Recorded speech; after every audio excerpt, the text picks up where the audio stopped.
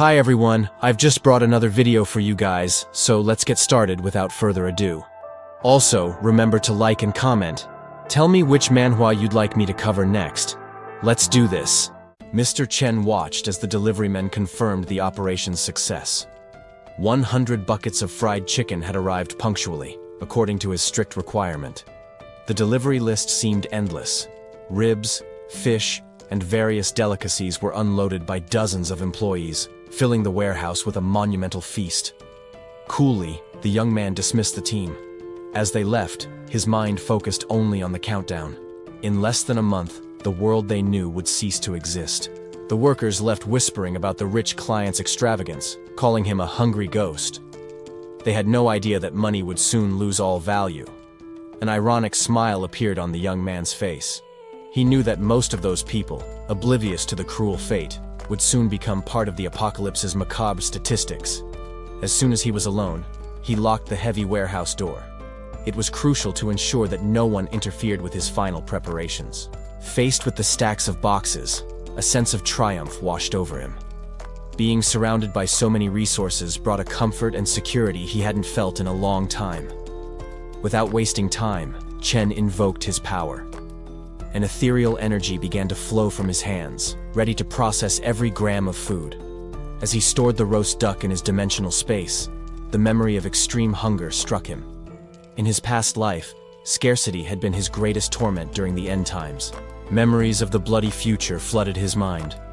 He recalled the exact moment when humanity collapsed and the zombie plague took over 80% of the population. In that hellish scenario, survival was a brutal lottery. Only a tiny fraction of the population would withstand the initial massacre to awaken supernatural powers. Among the few survivors, physical, elemental, and mental abilities emerged.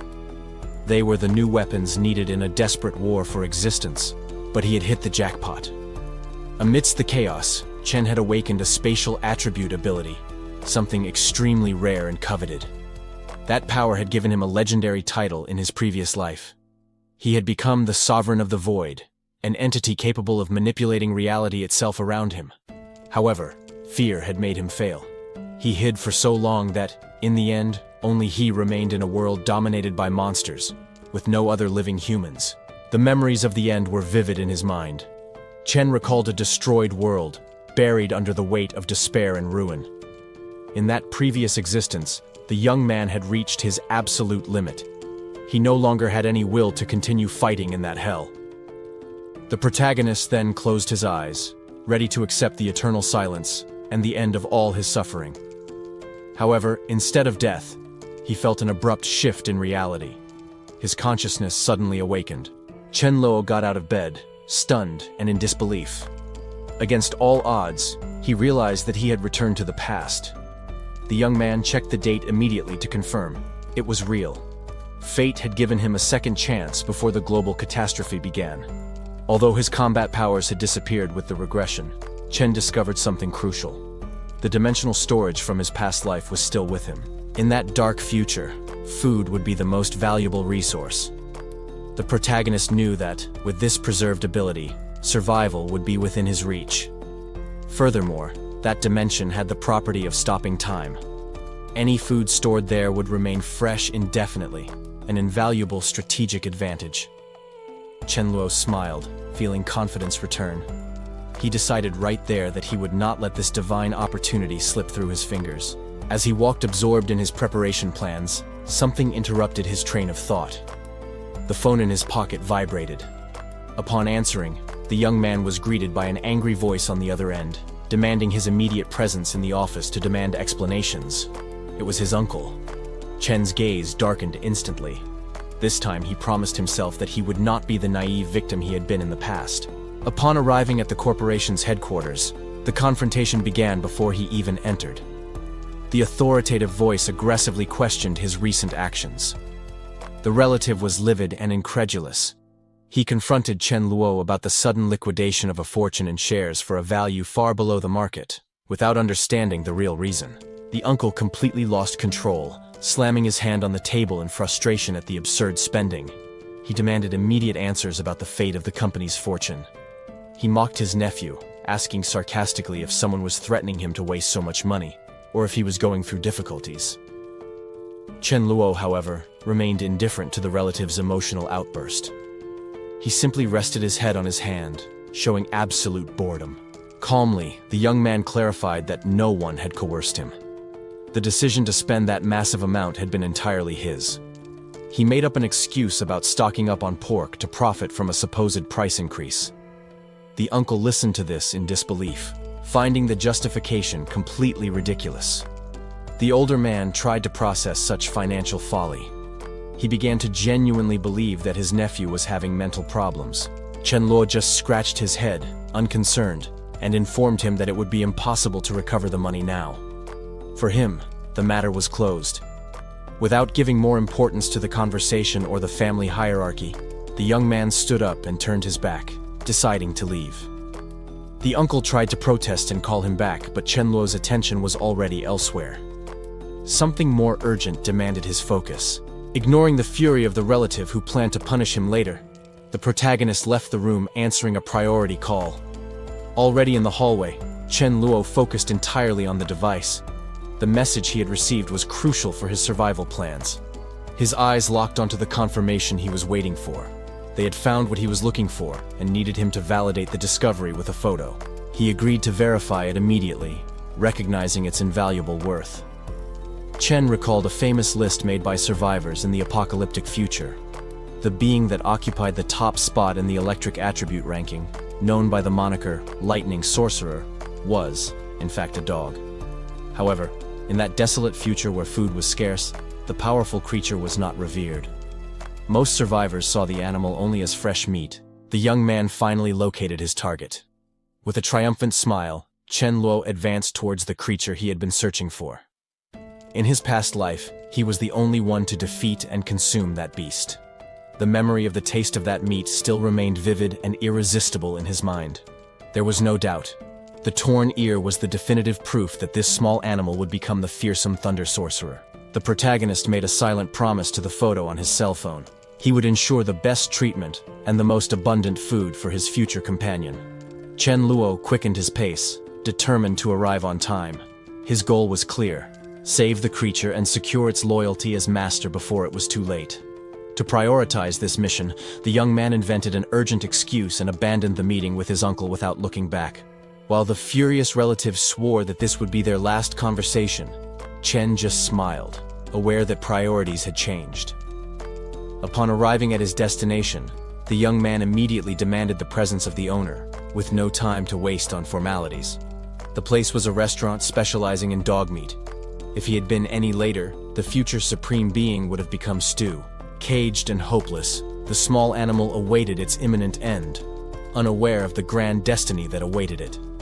Chen Luo crouched in front of the cage. Eye contact confirmed that he had arrived at the exact moment to intervene.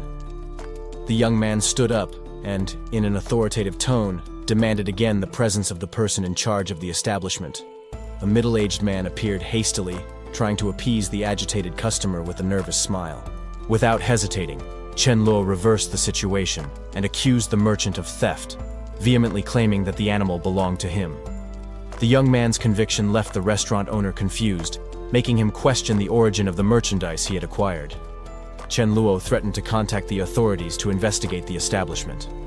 He knew that this pressure would be unbearable for the merchant. The restaurant owner panicked and tried to prevent the call. The young man, however, coldly questioned whether the man intended to use violence to silence him. When the owner tried to advance, Chen reacted instantly. He intercepted the aggressive movement, holding the opponent's wrist firmly. The man screamed in pain as his arm was twisted. Having survived a decade of apocalypse, the protagonist had no difficulty subduing a simple thug. With the opponent subdued, Chen Luo maintained his superior posture. He inquired if the merchant still wished to continue with this useless dispute. The man's attitude changed completely in the face of defeat. He clasped his hands and begged for mercy, claiming that it was all a misunderstanding. Desperate to get rid of the problem, the owner pointed to the cage. He insisted that the young man take the animal away immediately to end the conflict. The regressor decided to accept the offer of peace. He agreed to drop the matter, satisfied to have manipulated the situation in his favor. Chen smiled as he walked away. Although he was willing to pay a fortune, getting that valuable resource for free was an absolute victory. The merchant said goodbye, relieved, grateful for the departure of the problematic customer. The young man, however, was already focusing all his attention on the rescued animal. He analyzed the puppy's behavior. There was a lucidity in the creature's gaze that confirmed Chen's suspicions about its latent potential. The animal, in turn, stared at the human with curiosity. It seemed to ponder the sudden change in destiny and whether this stranger was really its savior. Chen Luo walked down the street satisfied. The dog's evident intelligence proved that he had secured the loyalty of the future and powerful Thunder Sorcerer. The young man headed to his luxury vehicle parked nearby. The little creature followed him without hesitation, naturally accepting the new leadership. Already safe, the protagonist caressed his new companion. He decided to baptize the animal right there, conferring upon it the grandiose title that would define it in the battles to come. Chen Luo drove down the road, making plans for the immediate future. He decided that he needed to strengthen the bond with the newly acquired creature, starting with some gifts. On the way, the young man spotted a familiar figure at a guard post and stopped the vehicle immediately to investigate. It was Su Daju. The protagonist instantly recognized the man who had been fundamental in his past life. Painful memories surfaced. Chen recalled how that guard used brute force to protect him before he mastered his own void travel powers. In that old timeline, Daju had sacrificed himself heroically, holding back a horde of monsters to ensure that Chen could escape with his life. Now, seeing the man alive and unharmed before him, the young man felt a mix of relief and determination. Chen Luo made a silent promise to himself. This time, he would change the fate of that loyal soldier and ensure he had a prosperous life. The protagonist invited the guard out after his shift. His real intention was to recruit him to his team before the apocalypse began. Daju, however, seemed confused and embarrassed by the sudden approach. Misunderstanding the rich young man's interest, Chen ignored the other's embarrassment, focused on strategy. He needed frontline fighters to compensate for the defensive weaknesses of his spatial ability. The little dog watched the interaction, still unaware of the grand role it would play in its new owner's plans. Later, back in his residence, Chen Luo began caring for his new companion. The priority was ensuring hygiene before the global crisis broke out. While bathing the animal, the young man reflected on how clean water would become a rare resource, remembering the loneliness of being the last survivor. His mind wandered, trying to recall the identities of other individuals who would become powerful in the future. But the memories were vague. Regardless of the uncertainties, Chen dried the animal firmly. He was determined to form his own private army, starting right there. Aware that his spatial ability was not suited for direct combat, Chen Luo decided he needed an alternative strategy. The solution would be to build a fortified base to compensate for this tactical weakness. This required a massive stock of materials. The young man began planning the acquisition of generators and varied supplies, ensuring nothing was lacking in his future refuge. He remembered that, in the apocalyptic future, natural sources would be contaminated by incurable plagues. Survivors would have to rely exclusively on purified rainwater to avoid dying from poisoning. Suddenly, a lapse in memory hit him hard. Amid so many logistical preparations, he had completely forgotten to order a batch of high-voltage electric batons. The puppy was startled by the sudden jolt, but Chen Luo quickly reassured it. Those brutal weapons would only be used against the zombies to come, never against his new companion. The protagonist knew, from experience in his past life, that those shock batons were the most effective tools for self-defense during the initial phase of the cataclysm. Without wasting time, he picked up his cell phone to resolve the issue immediately. He needed to select the models carefully and define the exact location for the delivery of the armaments. Later, Chen served a meal to the animal. He watched the little companion's voracious appetite and gently advised it to eat slowly, so it wouldn't choke on the meat. The young man made a solemn promise to his new friend.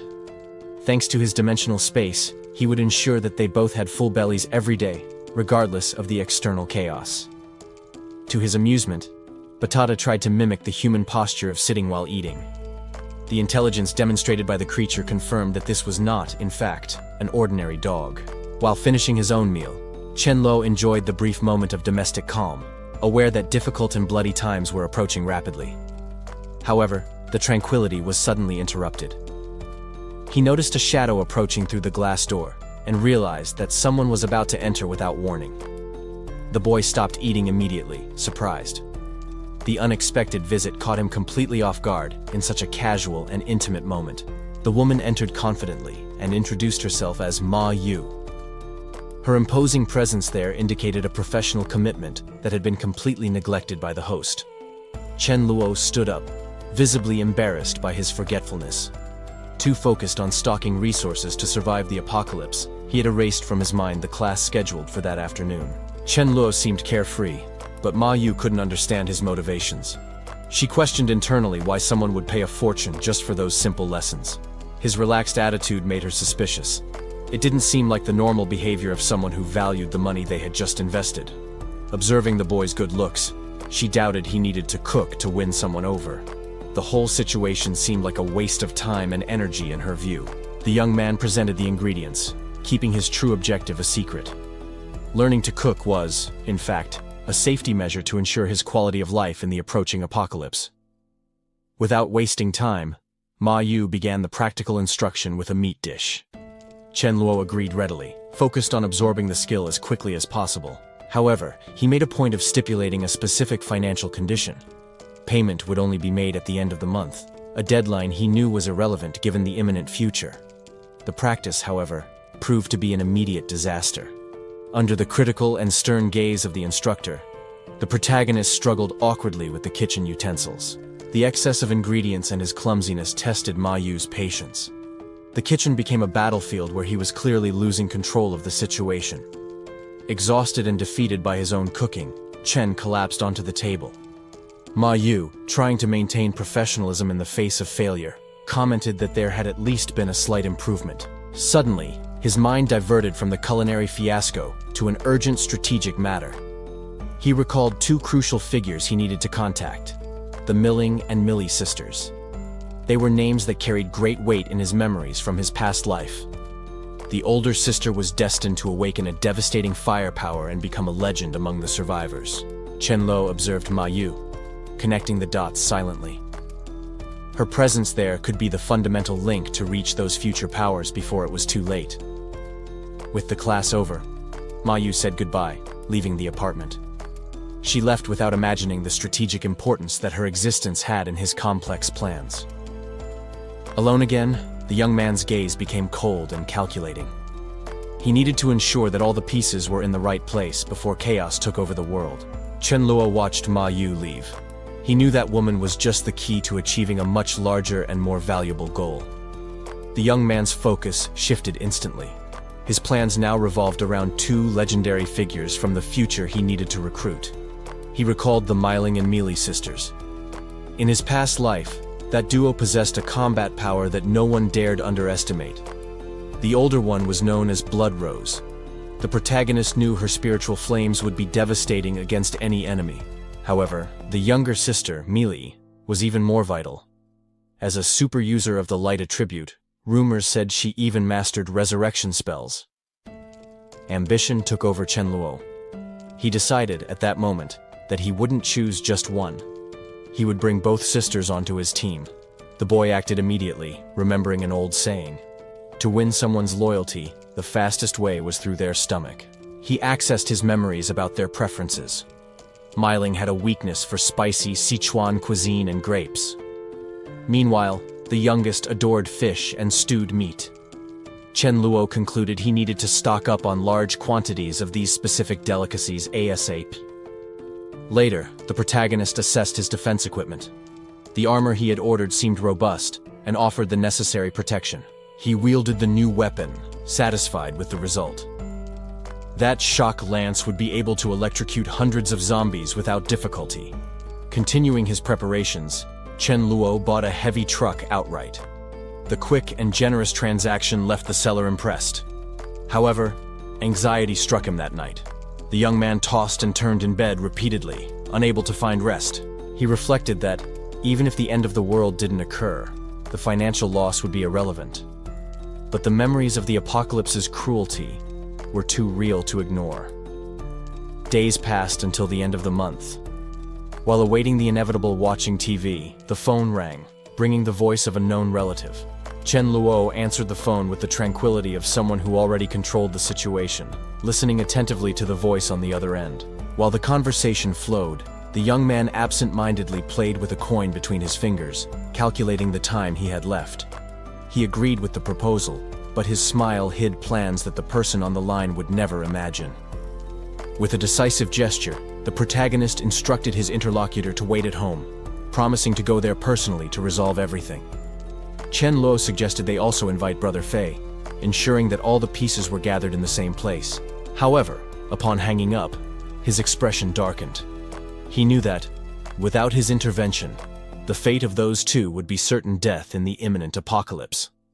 Already inside the prepared vehicle, the young man warned his canine companion not to run away, prioritizing the animal's safety. Suddenly, Chen Luo's gaze fixed on something familiar outside the window. It was Su Dazhu, standing guard on the street with his usual rigid and disciplined posture. The protagonist recalled that his friend had survived alone in his past life. But, as sworn brothers, he felt he should offer advice this time. Chen Luo stopped the car next to the security guard and made up an excuse about a bad feeling to justify his sudden approach. With urgency in his voice, he made Su Dazhu promise to stay in a safe and alert location at exactly 9 o'clock. Meanwhile, in a luxurious residence on the other side of the city, Chen Luo's financial movements were the main topic. The son questioned his father about the refusal of the investment, not understanding why they would reject what seemed like easy money. However, the patriarch suspected a trap, believing that Chen Luo was desperate for quick money and acting like an addicted gambler. Two men spoke in low voices, agreeing that caution was still necessary given the family's recent financial circumstances. The host greeted Chen Luo with a wide smile, joking about his own cowardice, while, greedy, he reminded the young man to share the profits from the cryptocurrency investments. Time was running out. Chen Luo returned the hug coldly. He promised extravagant gifts if he became rich, knowing perfectly well that those promises would never need to be fulfilled in the new world to come. Ignoring social etiquette, the protagonist focused entirely on the food, devouring the meal urgently, as if it were the last of his life. The relatives watched in awkward and confused silence, unable to understand the reason for that desperate hunger in the middle of a formal dinner. The strangeness was interrupted when they noticed the absence of an employee. The father, worried, ordered his son, little Fei, to check if she was sick.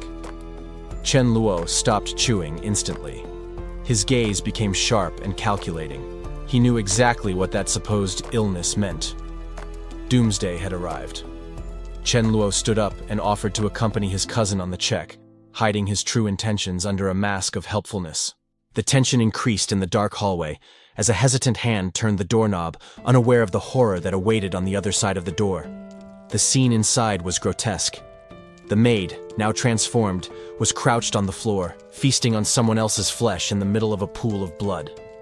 Sensing new intruders, the creature turned abruptly, revealing its monstrous face before lunging at the door with murderous fury. Panic overwhelmed the cousin instantly. He slammed the door shut to block the monster, screaming in terror at the amount of blood he had just witnessed. While the other trembled with fear holding the handle, Chen Luo watched the scene with a disturbing calm, showing no surprise at the chaos. With cruel logic, the young man questioned why they were blocking the view. He reminded his terrified cousin that their mission was precisely to check the situation, urging him to open the door. Before his cousin could react to that insanity, Chen Luo acted. A quick and brutal electric shock to the back of the neck knocked the man down, sealing his fate. Chen Luo assured his fallen cousin that death would not come quickly. He planned to prolong the suffering far beyond a simple electric shock. Panic settled into the room. The only possible reaction for those near the door was to desperately try to hold on in the face of the unfolding horror. The protagonist decided it wasn't worth getting his hands dirty now. Watching his relative be devoured alive by the creature seemed like a much more fitting and interesting punishment. While the young man maintained a chilling coldness, his uncle finally understood the danger. The older man's initial shock quickly turned into furious indignation. The uncle tried to confront him with shouts, but Chen Luo was not intimidated.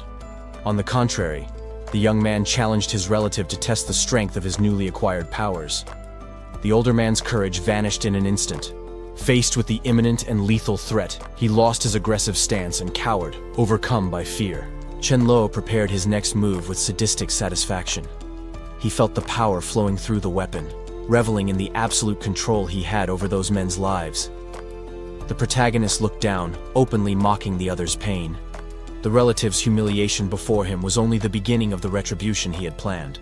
The uncle, now vulnerable on the floor, could hardly believe his nephew's transformation. Fear and physical pain prevented him from processing how the situation had reversed so drastically.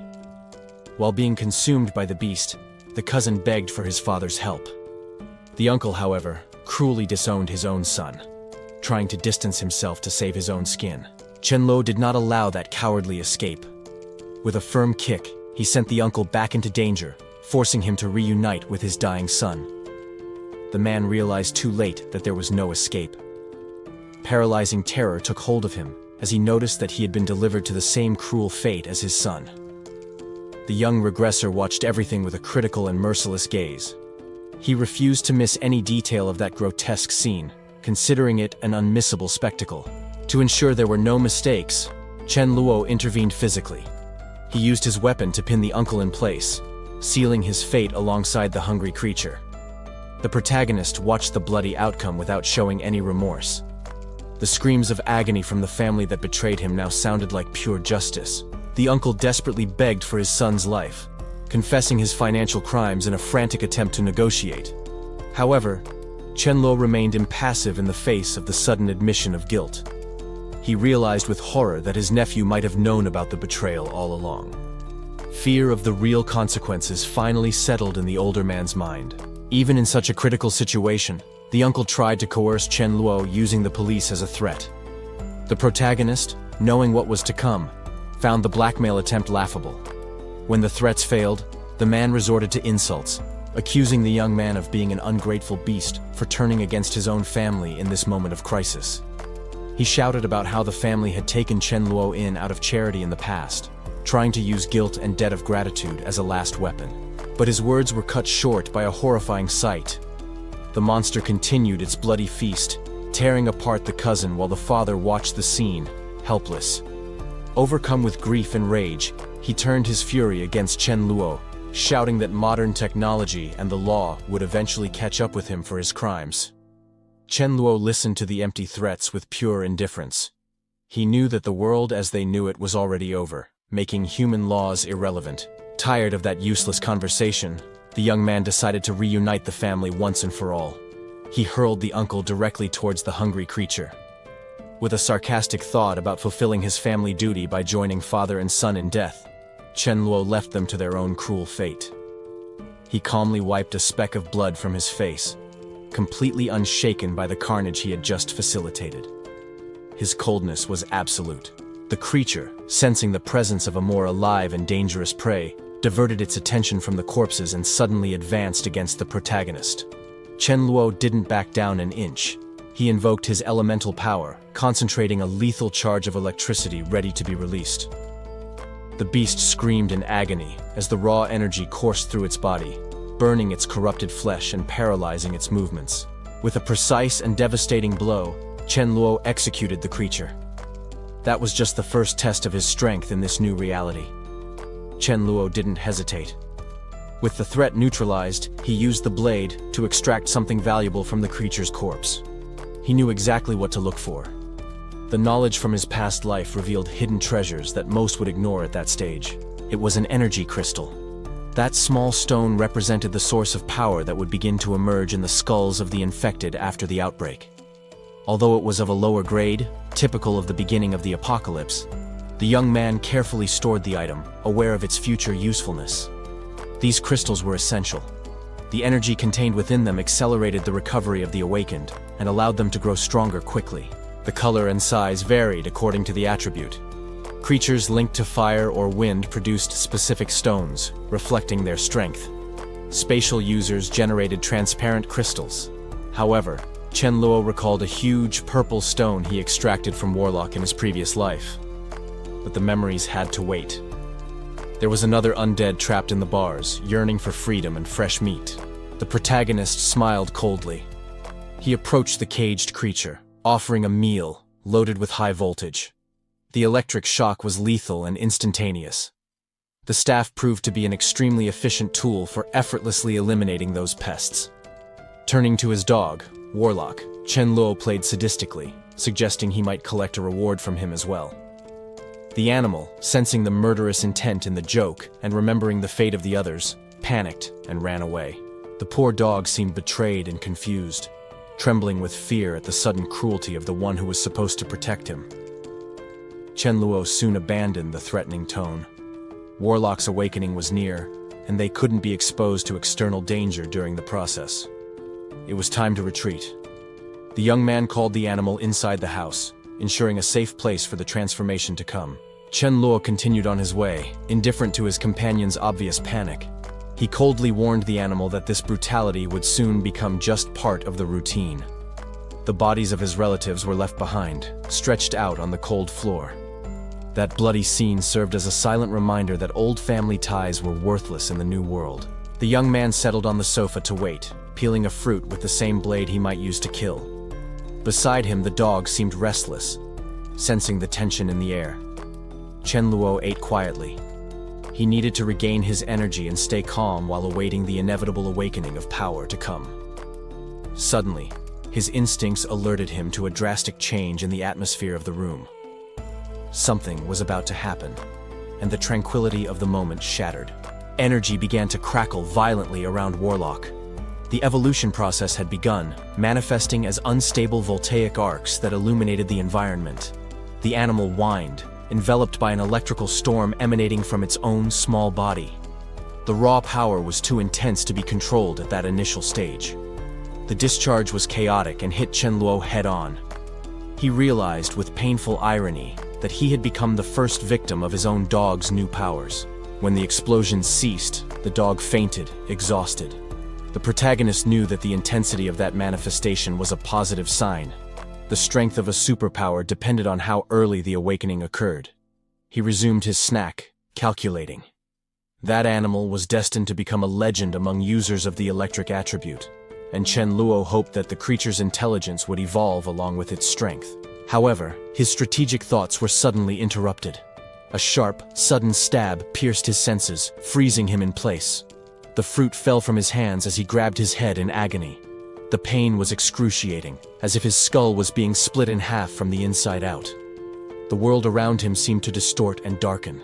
The intensity of the moment caused his consciousness to waver, plunging him into a brief abyss of suffering.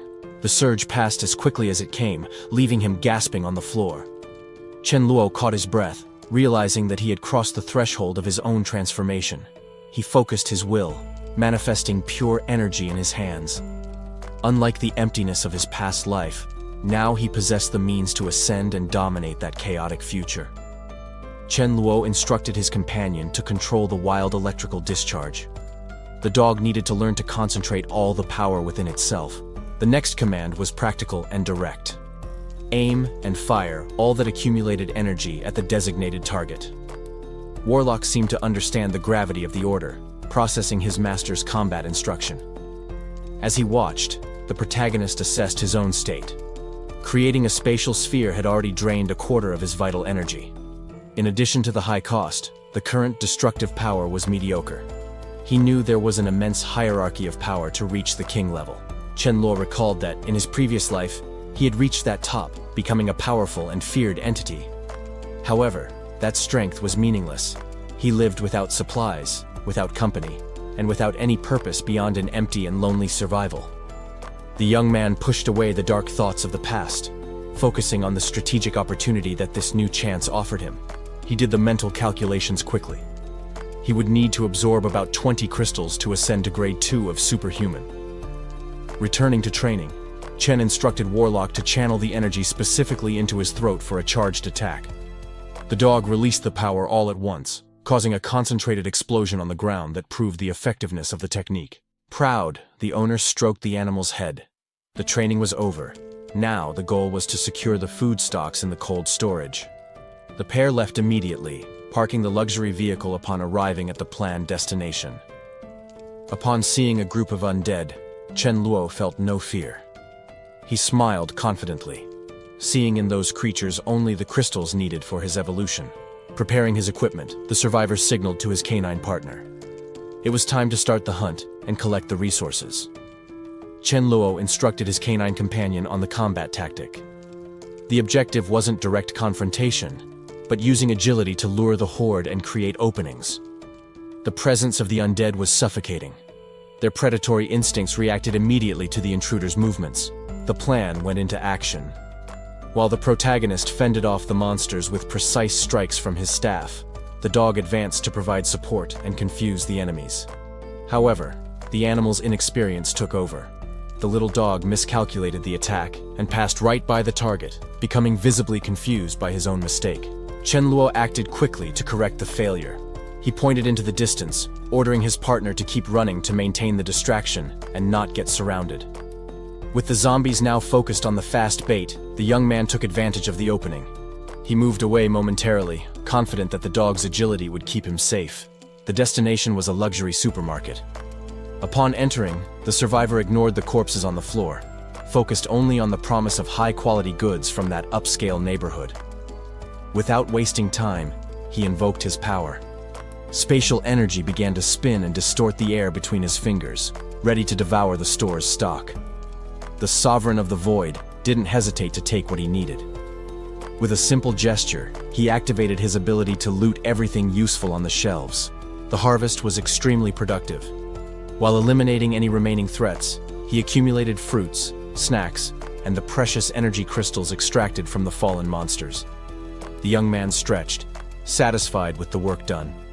The immense capacity of his dimensional subspace was an unfair advantage that made the logistics of the apocalypse almost trivial. His attention, however, turned to the outside. He realized that his little ally was returning from the bait mission, bringing with him the danger he had attracted. The little dog seemed frustrated and dejected. He internally questioned why his efforts were ineffective, while his master eliminated enemies with such ease. Chen Luo consoled the animal, explaining that strength would come with time and patience. While stroking his companion's head, he casually dispatched the remaining zombie with his powers. The words of encouragement had an immediate effect. With renewed spirits and a wagging tail, the loyal partner was ready to head towards the next objective. Chen Luo realized that the way back to the warehouse was blocked. He decided to deal with the obstacles alone, ordering Warlock to step aside to patrol and stay safe while he cleared the area. Before he could advance, a distraction arose. Through the rearview mirror, the protagonist noticed a vehicle approaching rapidly, with the driver shouting desperately to get his attention. The other driver pulled up alongside the car, his face pale with fear. He sought confirmation for the nightmare unfolding, asking if this was really the end of the world. Panic took over the stranger, as the reality of the situation settled in. The simple mention of the word apocalypse seemed too heavy for him to process at that moment. Trying to disguise his terror with a forced smile, the man proposed an alliance. He suggested they join forces, believing they would have a better chance of surviving if they watched each other's backs. Chen Luo, however, had no interest in carrying dead weight. With absolute coldness, he rejected the offer immediately, leaving no room for negotiation. The direct refusal shocked the driver. He shouted in protest, unable to understand how someone could refuse mutual aid in the face of an imminent catastrophe. Ignoring the stranger's indignation, the protagonist accelerated. He left the other car behind, prioritizing his own objectives and the precious time he couldn't waste. As he drove, Chen reflected on his criteria. Although he planned to recruit subordinates, he sought only the elite. His supplies were vast, but not infinite, requiring caution in choosing allies. His thoughts were interrupted as he approached his destination. A click of irritation escaped his lips as he noticed the problem ahead. The only access route to the warehouse was completely obstructed. A group of undead blocked the passage, making it impossible to proceed with the vehicle. Chen Luo got out of the car, preparing for combat. Since the road was closed, he decided he would force his way through, channeling his power for the battle. The attack was quick and lethal. With precise movements, the young man began to eliminate the creatures, tearing them apart before they could offer any real resistance. More monsters emerged, jumping from all directions. The protagonist maintained his firm position, wielding his weapon and awaiting the next wave of attacks with deadly calm. One of the creatures tried to surprise him from behind. Chen Luo blocked the blow effortlessly, mocking the monster's primitive attempt at an ambush. Chen noticed the imminent attack on his back. Even with danger approaching, the protagonist maintained a calm smile. aware of his superiority. The undead's jaws snapped shut violently, seeking human flesh, but encountered unexpected resistance. The young man blocked the attack effortlessly. He mocked the creature's futile attempt, confident in the protection that his metal alloy armor offered against bites. While holding the monster, Chen joked about the situation. He treated this deadly combat as a mere pastime, humiliating the enemy before the end. The joke ended abruptly. Reminding the zombie that its time had passed, the protagonist delivered a decisive blow to end the creature's existence. However, his weapon failed at the crucial moment. The electrical energy suddenly ceased, transforming the lethal staff into a useless piece of metal. Chen stared at the equipment with disbelief and irritation. It was frustrating that the battery had run out so quickly, leaving him unarmed in the face of the remaining horde. With utter disdain, he offered the inoperable staff to the confused zombie itself. If the tool was no longer useful, he would discard it without hesitation. He didn't need technology to kill. The young man concentrated his internal energy, activating the true spatial power that flowed in his veins. A dimensional cut tore through the air. The attack was clean and devastating, separating flesh and bone with an efficiency far superior to the previous weapon. The massacre was brutal and instant. As bodies fell, onlookers were terrified by the insane ease with which he decimated the monsters. The small dog watched uncomprehendingly, while the other survivors questioned the stranger's motives, judging him cold and calculating. Ignoring their distrust, Chen invited the animal inside. He was eager to demonstrate the true potential of his modified vehicle. The survivors, however, coveted the armored truck. Greed outweighed gratitude, and they began plotting to steal that valuable resource. However, hesitation arose when they noticed a crucial detail. That man wasn't just driving a mobile fortress. He himself wore impenetrable armor. Chen Luo wasted no time looking for keys. He floored the truck, determined to carve his own path through the reinforced gates. The impact was liberating. As the young man laughed at the destruction, his canine companion seemed to question the sanity of this reckless plan. Faced with the horde of undead blocking the route, the protagonist weighed his options. Hand-to-hand combat would waste time and energy. The solution was brutally simple. He kept his foot on the gas, turning the heavy vehicle into a weapon that crushed everything ahead. From atop a nearby structure, survivors watched the carnage. The violence of that arrival left the group stunned. Initial despair turned into opportunity. They considered asking the unknown driver for help to escape this infested location. However, hesitation soon surfaced. Blindly trusting someone capable of such brutality seemed risky to the trio. Observing the now cleared courtyard, the group's dynamic shifted. The idea of cooperation began to give way to more selfish thoughts. Fear was replaced by greed. They realized the newcomer wasn't just a ride, but a source of resources. One of them noticed Chen Luo's equipment. The sophisticated armor the young man wore indicated he possessed high-value items. The protagonist confidently stepped out of the vehicle. He seemed unconcerned about the hostile environment around him. Greed overcame prudence. The group decided that, instead of asking for help, they would try to ambush and rob the stranger who invaded their territory. Ignoring the threat above, Chen Luo used his skill. He calmly extracted energy crystals from the corpses he had just run over. The woman from the group came down to approach him, feigning gratitude. She tried to maintain a friendly facade, acting as if he had intentionally saved them. Chen Luo, however, remained cold. He ignored the thanks and demanded to know if there was anyone else alive besides the three he had detected. The group's gratitude was short-lived. As soon as they felt safe, the survivors shifted their stance and restrained the young man, believing they were in control. Chen Luo wasn't surprised by the betrayal. He knew very well that the apocalypse only removed social masks and exposed human rot. The woman turned her attention to the animal. They didn't see the dog as a companion, but just as another resource to be exploited. However, they underestimated their prey. The protagonist smiled, as this was the perfect excuse to test his newly acquired powers. The reaction was explosive. Chen Luo unleashed his energy and struck the traitors with a speed that ordinary eyes could barely follow. In moments, the men were on the ground, incapacitated. The woman was left alone, paralyzed by the shock of seeing the brutal reversal of the situation. The young man advanced without hesitation. He made it clear with his cold demeanor that there would be no mercy or special treatment for her. panic gripped the survivor. Realizing the fatal mistake they had made, she desperately tried to flee from that monster in human form. A cruel smile appeared on Chen Luo's face. He had already discarded the naive pity of his past life. The loyal guard dog understood his owner's intention. The black beast intercepted the fugitive with a precise leap before she could escape. With the nuisances eliminated, the real harvest began. The duo looted everything of value, stocking meat and supplies in the dimensional space. Satisfied with the spoils, they left in the vehicle. The dog seemed proud of the work done, enjoying the ride. As he drove through the night, Chen Luo's mind wandered. He found himself thinking about the fate of his former ally, Su Dazhu.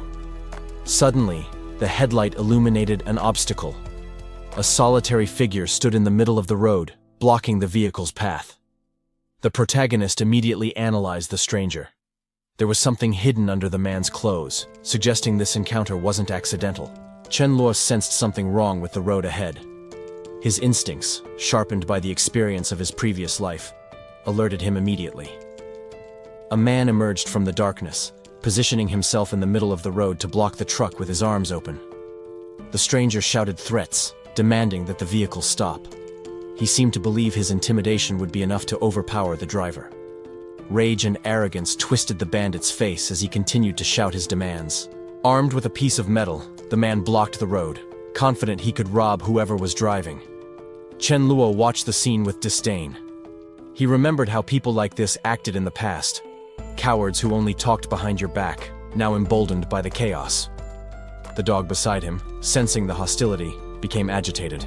The protagonist noticed that the animal had understood the aggressor's violent intentions. Taking advantage of the situation, Chen Luo instigated his companion. He whispered a strategic lie, convincing the animal that the bandit planned to devour it. The assailant lost his patience. He raised his makeshift weapon, ready to attack and teach the defiant driver a lesson. Before the man could strike the truck, the dog leaped out, driven by the fury of becoming the main course. The bandit tried to react, swinging his weapon at the animal while reaffirming his cruel intentions with shouts. However, he underestimated his opponent. The dog opened its mouth and unleashed a concentrated blast of elemental energy. Lightning struck the aggressor head-on. The electrical discharge coursed through his body, instantly paralyzing him amidst screams of pain.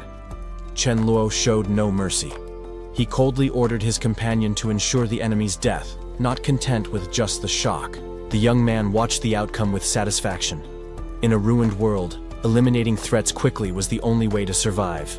The black dog attacked the enemy's throat without mercy.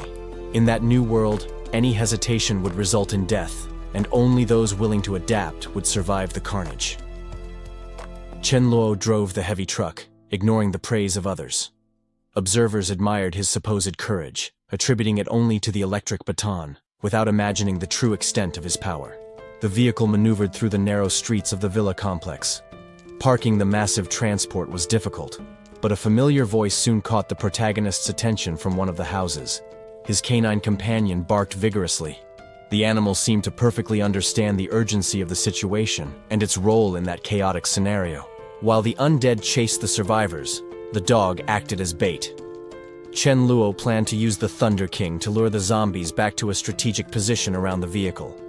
The young man got out of the truck calmly. He needed to ensure that his transport and the valuable cargo remained untouched by the other humans lurking around. A calculating smile appeared on his face as he watched the horde. He decided not to eliminate all the monsters, but rather to use them as free guards to prevent looters from approaching his supplies. The zombies surrounded the area as planned. Chen Luo felt relieved to see that his return to the past had not created a butterfly effect capable of altering the creature's basic behavior. Some undead fell to the ground, incapacitated by the static electricity.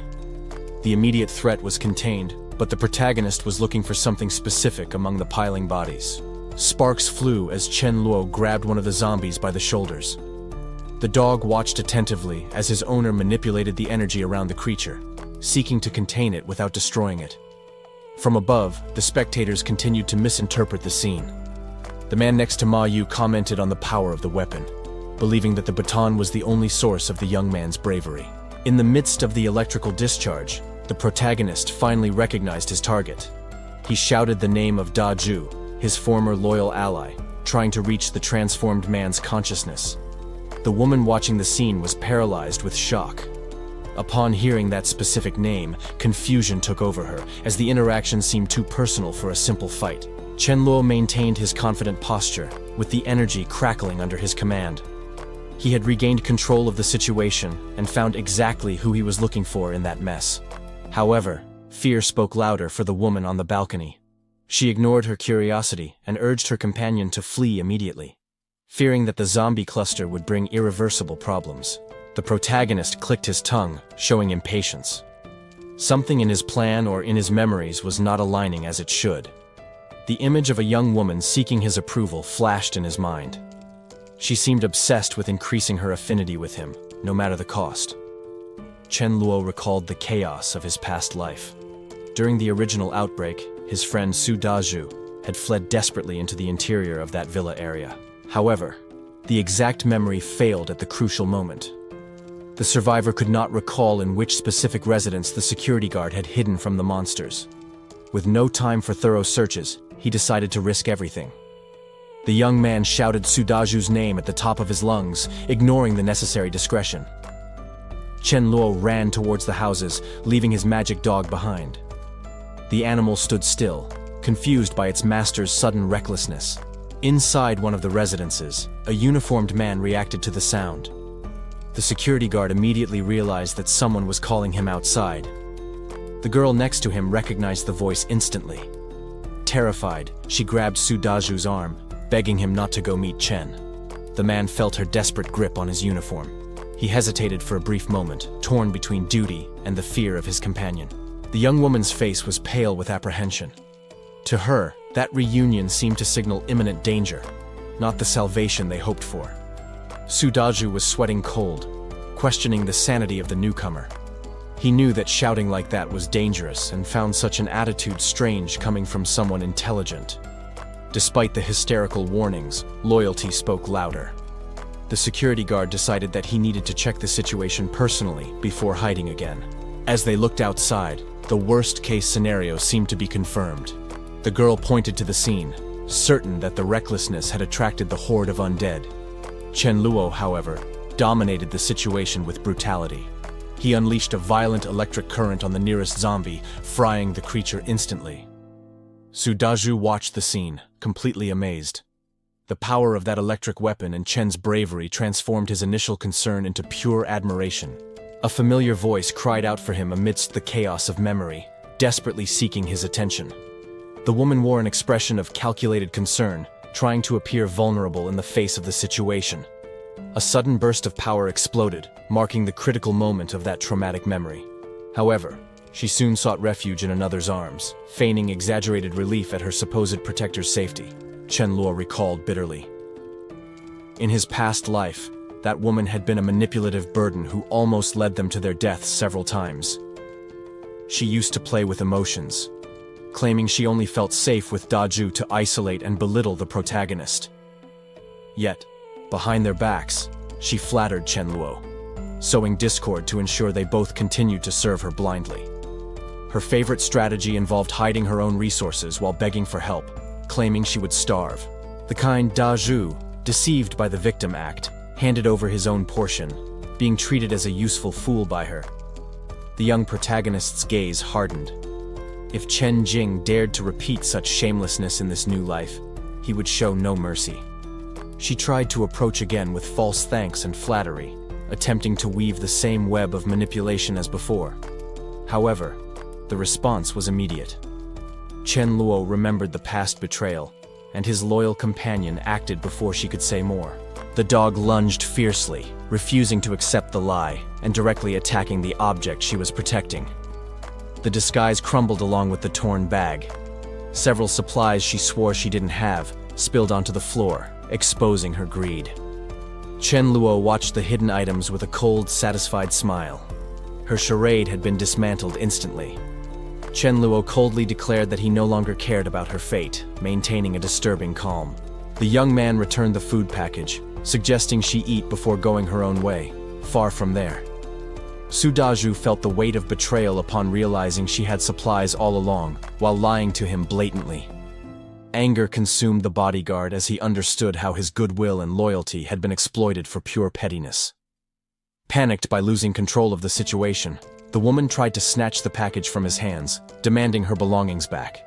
The physical dispute was brief and humiliating, resulting in an awkward stumble during the confusion. She collapsed to the ground, completely losing the composure and dignity she had been trying to maintain before the men. As she cried at their feet, the group's hierarchy brutally redefined itself, isolating the manipulator. Chen Luo watched everything with satisfaction, knowing that exposing that selfish side was essential to breaking his bodyguard's illusions. The protagonist seized the opportunity to whisper a harsh and necessary lesson about true human nature into his ally's ear. He then announced that she would not accompany them, using her own food as an ironic justification for the imminent abandonment. The realization that she would be left behind alone hit the woman like a devastating physical blow. Fear made her plead, begging Chen Luo and Sudaju for forgiveness in a futile attempt to reverse the situation. However, the fake crying and empty apologies did not move the young man, who remained completely indifferent to her theatrics. Ignoring the wailing, Chen Luo ordered Sudaju to begin the final preparations, and the now enlightened bodyguard obeyed without hesitation. Chen crouched down before the animal, holding a blade with a malicious smile. He needed to prepare the ground for what was to come. The dog, sensing its owner's intention, received the order to leave immediately. There was no time for hesitations or sentimental farewells. With the animal out of the way, the protagonist turned his attention to the ingredients in his hand. The real spectacle was about to begin. He presented the strong-smelling mixture to Sudaju and the woman.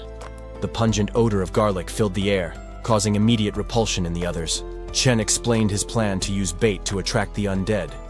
He had meticulously prepared the scene to manipulate the approaching horde.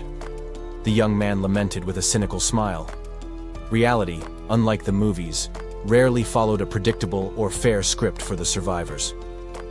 Then, he dropped the crucial information. The garlic mixture, capable of masking human scent, would only be enough for 2 people. Someone would be left out. The tension in the room increased instantly. Sudaju and the woman realized the weight of that sentence as the danger drew ever closer. Chen Jing, the woman, paled when the protagonist announced the horde's imminent arrival. Fear began to erode her composure quickly. A metallic crash echoed, confirming their worst nightmare. The iron door was under attack. The time for discussions was over. Without waiting for debate, Chen acted. He poured the contents of the bowl directly onto Sudaju, ensuring his ally's protection against the zombies. The big guy stood still, processing what had just happened. His leader was teaching him a brutal lesson about priorities in the apocalypse. Sudaju looked at the woman, feeling the weight of guilt. He knew that without that olfactory camouflage, her chances of survival were practically nil. But Chen showed no remorse whatsoever. To him, humanity was a privilege that some had already forfeited the right to flaunt. The woman realized the fatal trap she had fallen into, leaving only despair.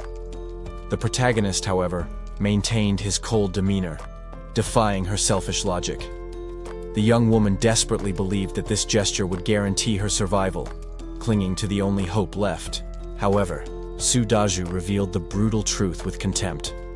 The original plan never included sharing the protection with her. Chen Luo watched the scene coldly.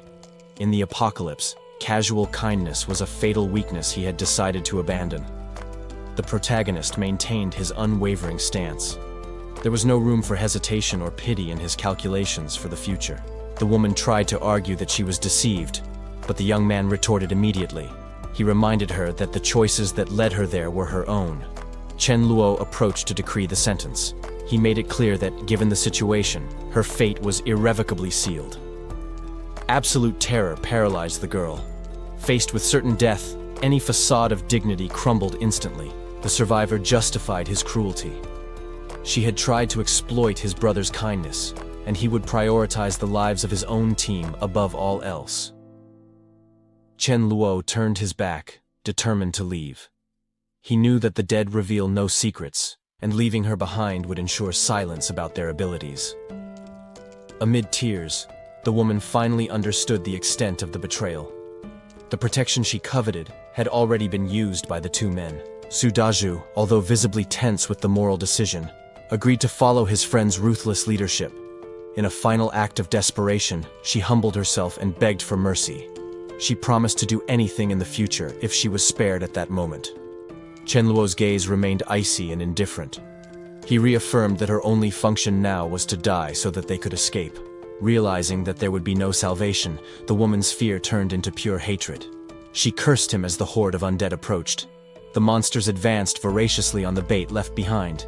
As she was torn apart, her last screams were eternal curses directed at Chen Luo. Chen watched the chaos around him with frustration. He lamented the miscalculation and the bad luck of seeing his home of a decade transformed into that bloody mess.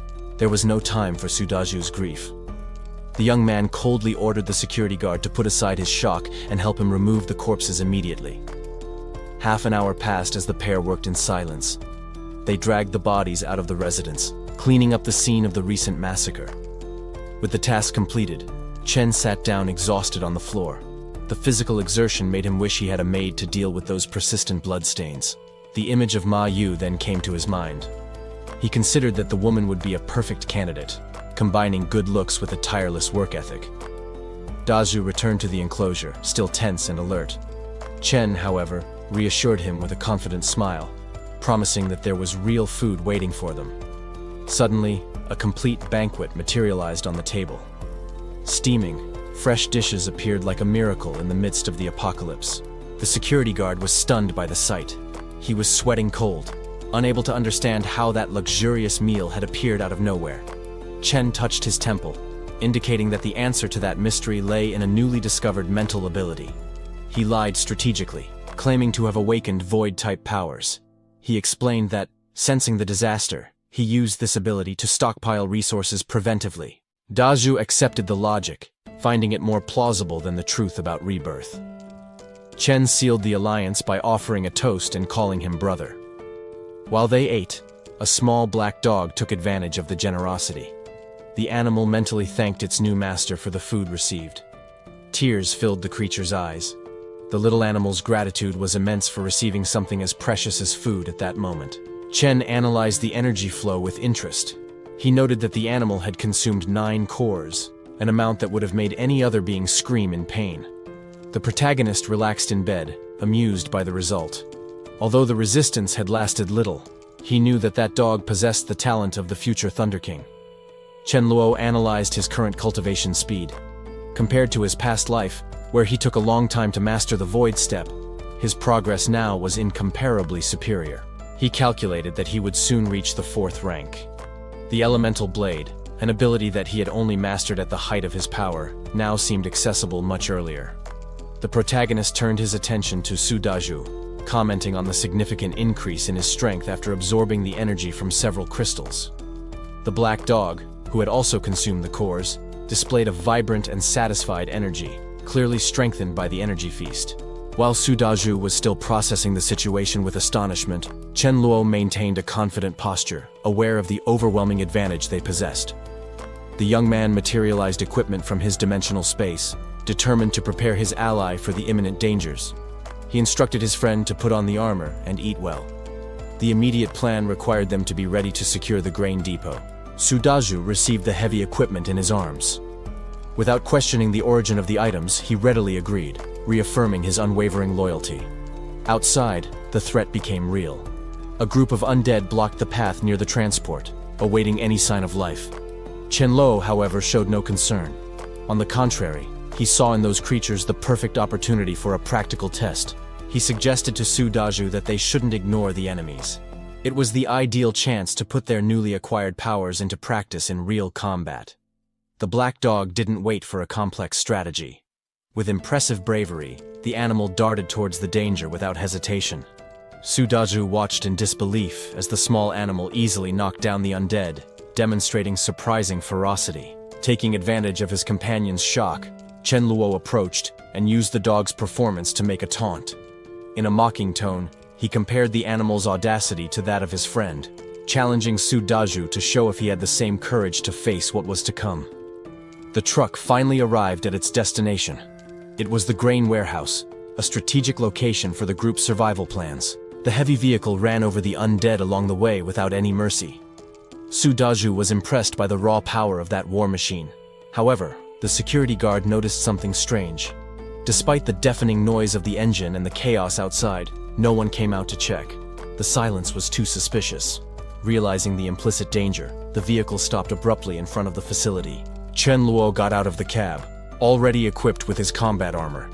He knew that this unnatural calm preceded something much worse. The pair stopped at the dark entrance, illuminating the path with flashlights. The atmosphere inside was heavy, oppressive, and laden with death.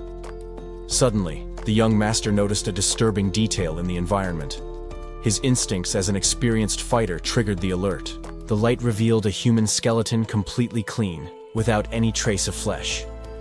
This was definitely not the work of ordinary zombies. Chen Luo immediately understood the gravity of the situation. Only a specific type of voracious creature would leave a carcass in that perfect state. Sudaju tried to move forward but was stopped abruptly. The protagonist decided that it was not worth risking their lives against the unknown at that moment. That's when the sound started. A sharp, repetitive squeal echoed through the walls, confirming Chen Luo's worst fears. There was no time to lose. The young man shouted for them to retreat immediately, identifying the threat as a lethal swarm of mutant rats. The darkness came to life behind them. Hundreds of creatures emerged from the shadows, advancing like a voracious tide ready to devour everything. They ran outside, seeking the safety of daylight. The warlock dog remained alert, sensing that battle was inevitable. However, the escape would not be so simple. The horde's leader, a gigantic and grotesque rodent, emerged to block the way. Chen Luo and Sudaju found themselves surrounded. What was most frightening was not just the quantity, but the intelligence in the eyes of that creature, which commanded the swarm like a general. Realizing the immediate danger, the protagonist grabbed the security guard and ran. There was no time to fight. Survival was the only priority as jaws snapped at their heels. The escape would not be easy. One of the beasts managed to sink its teeth into Sudaju's back, tearing his protection and eliciting a cry of pain from his ally. The pain was sharp, but the fear was worse. The security guard knew that, in this new world, a single wound could mean a death sentence. The young man watched the scene with urgency. He needed to act fast before they were completely subdued by the relentless tide of rodents. Drawing his electrified weapon, Chen Luo counterattacked. He struck with precision, knocking down the rats that were jumping towards his companion. However, there were too many. Sudaju was being overwhelmed by the creatures that were climbing his body, with teeth seeking flesh despite the armor. The protagonist unleashed more power, his blows becoming a blur of motion. He needed to clear the way and prevent the security guard from being devoured alive. Fortunately, the electric rod was effective against the smaller ones.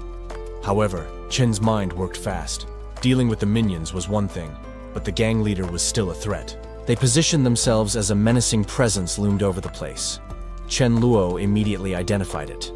This wasn't just a big rat, it was clearly a mutant. Generally, evolution took time and most creatures mutated slowly. However, there were always anomalous exceptions that gained power very early. It was pure bad luck to find one of these anomalies right at the beginning. Chen Luo cursed his luck, but channeled his energy into a decisive blow. With a powerful kick, the young man pushed away the beast that threatened the security guard, sending it flying away with the violent impact. Recovering quickly, Sudaju didn't waste the opening. He brandished his weapon with all his strength, shouting as he tried to crush the creature. But the mutant was too fast. The creature ignored the attack and lunged directly at the man's face, proving that brute force would not be enough. The creature lunged violently, its enormous fangs seeking living flesh to tear apart. Luckily, the protective gear withstood the initial impact, although the teeth had sunk dangerously into the fabric. Sudaju panicked, realizing that the armor wouldn't withstand a second attack from that monster and his life hung by a thread. Chen Luo quickly intervened, calculating that the enemy possessed a level of power far above the ordinary, requiring caution. To create a tactical opening, the protagonist threw a piece of fresh meat into the middle of the chaos. The smell of blood worked immediately, attracting the horde of smaller rats and drawing them away from the fallen security guard. With the path clear of interference, the young master focused all his murderous intent on the leader of the pack.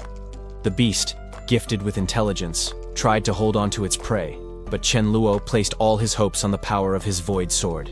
A precise strike cut through the air. hitting the monster with lethal force before it could react to the new threat. The Rat King tried to flee upon realizing the disadvantage, but the protagonist pursued the target, refusing to let the prey escape. Upon defeating the creature, a valuable energy crystal materialized and fell directly into Chen Luo's hands. The young man explained to his friend, now safe, that the carcasses of that monster would be perfect for forging weapons in the future. Su Dazhu was stunned and confused to see the giant corpse disappear instantly before his eyes. The protagonist had already collected the useful materials, efficiently adding the Rat King's fangs to his inventory.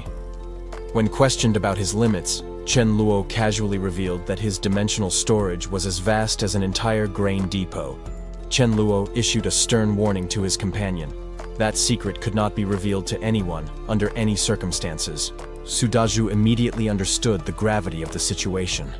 The security guard swore absolute loyalty, guaranteeing that he would take that information to the grave if necessary. Suddenly, the lighting in the place failed. The group interrupted the conversation, alerted by the sudden darkness that took over the warehouse. The protagonist decided to act fast in the face of the unforeseen. He used his spatial ability to collect the remaining supplies and ordered an immediate retreat. Later, in safety, Su Dazhu suggested that they stay home training to avoid risks. Chen Luo, however, insisted that he needed to go out to test his dog's new electrical abilities against zombies. The young man instructed his friend to rest and enjoy his free time with games and movies. Dazhu readily agreed, relieved not to have to face monsters for now. With the agreement made, the pair decided to have dinner. Chen Luo, however, began to list the household responsibilities he expected to see fulfilled in the house. Later, facing a sink full of dishes, the boy teased his animal. He suggested that the Thunder King should learn to wash bowls now that he was evolving. While hydrating, Chen Luo reminded the dog that he had reached the second rank of power the day before, hinting that he expected more usefulness from him. The small animal only barked in response, staring at his owner with an innocent expression. Shortly after, the protagonist sat down at the entrance to put on his shoes. The dog watched attentively as his master prepared to leave. The animal quickly raised its paw, signaling for the human to wait before crossing the door. In his thoughts, the dog felt touched. He concluded that his owner was trying to protect him from the danger outside, showing genuine concern. The reality, however, was cruel. Chen Luo smiled and handed 2 bags of trash to the animal, ordering him to take them outside, to the animal's total outrage. The young man sighed as he left, disappointed. He lamented that, despite the power, his companion still didn't have the initiative to perform household chores without being ordered. Chen Luo felt the weight of daily tasks and realized that he needed logistical support. The memory of Ma Yu emerged as the ideal solution to manage his daily life. The protagonist accessed his memories and recalled her exact location. The young woman resided in the employee dormitory of a luxury hotel in the vicinity. With a confident smile, he set a clear goal for himself. As soon as he reached the 3rd level of power, his absolute priority would be to go get her. Later, while resting, an aura of energy enveloped his body. The process of cultivation and strengthening continued intensely, even during rest. Suddenly, his mind underwent a violent expansion. The psychic barriers were broken, signaling a significant and instant advance in his mental capacities. Upon waking up, the young man was incredulous at his own efficiency. The progress that had cost half a month of effort in his previous life was achieved in just 3 days now. He felt the power coursing through his veins and went to his canine companion. The Thunder King was lucky to follow him, as the benefits of evolution were shared. Chen Luo checked his attributes and noticed that the duration of his offensive ability had quadrupled. With this new level of strength, isolation was no longer necessary. He stretched, setting the itinerary for the following morning. The mission would consist of locating Ma Yu and simultaneously collecting vital crystals for his growth. The next day, the pair arrived in the vicinity of the hotel. The calm was broken immediately by the start of a violent confrontation at the entrance to the complex.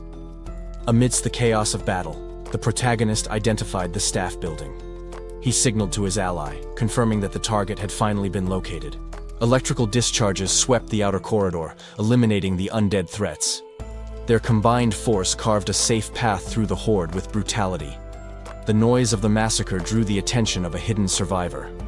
a hotel employee, trembling with fear, cried out for help upon glimpsing a chance of rescue. Chen Luo observed the fallen bodies with pragmatic satisfaction.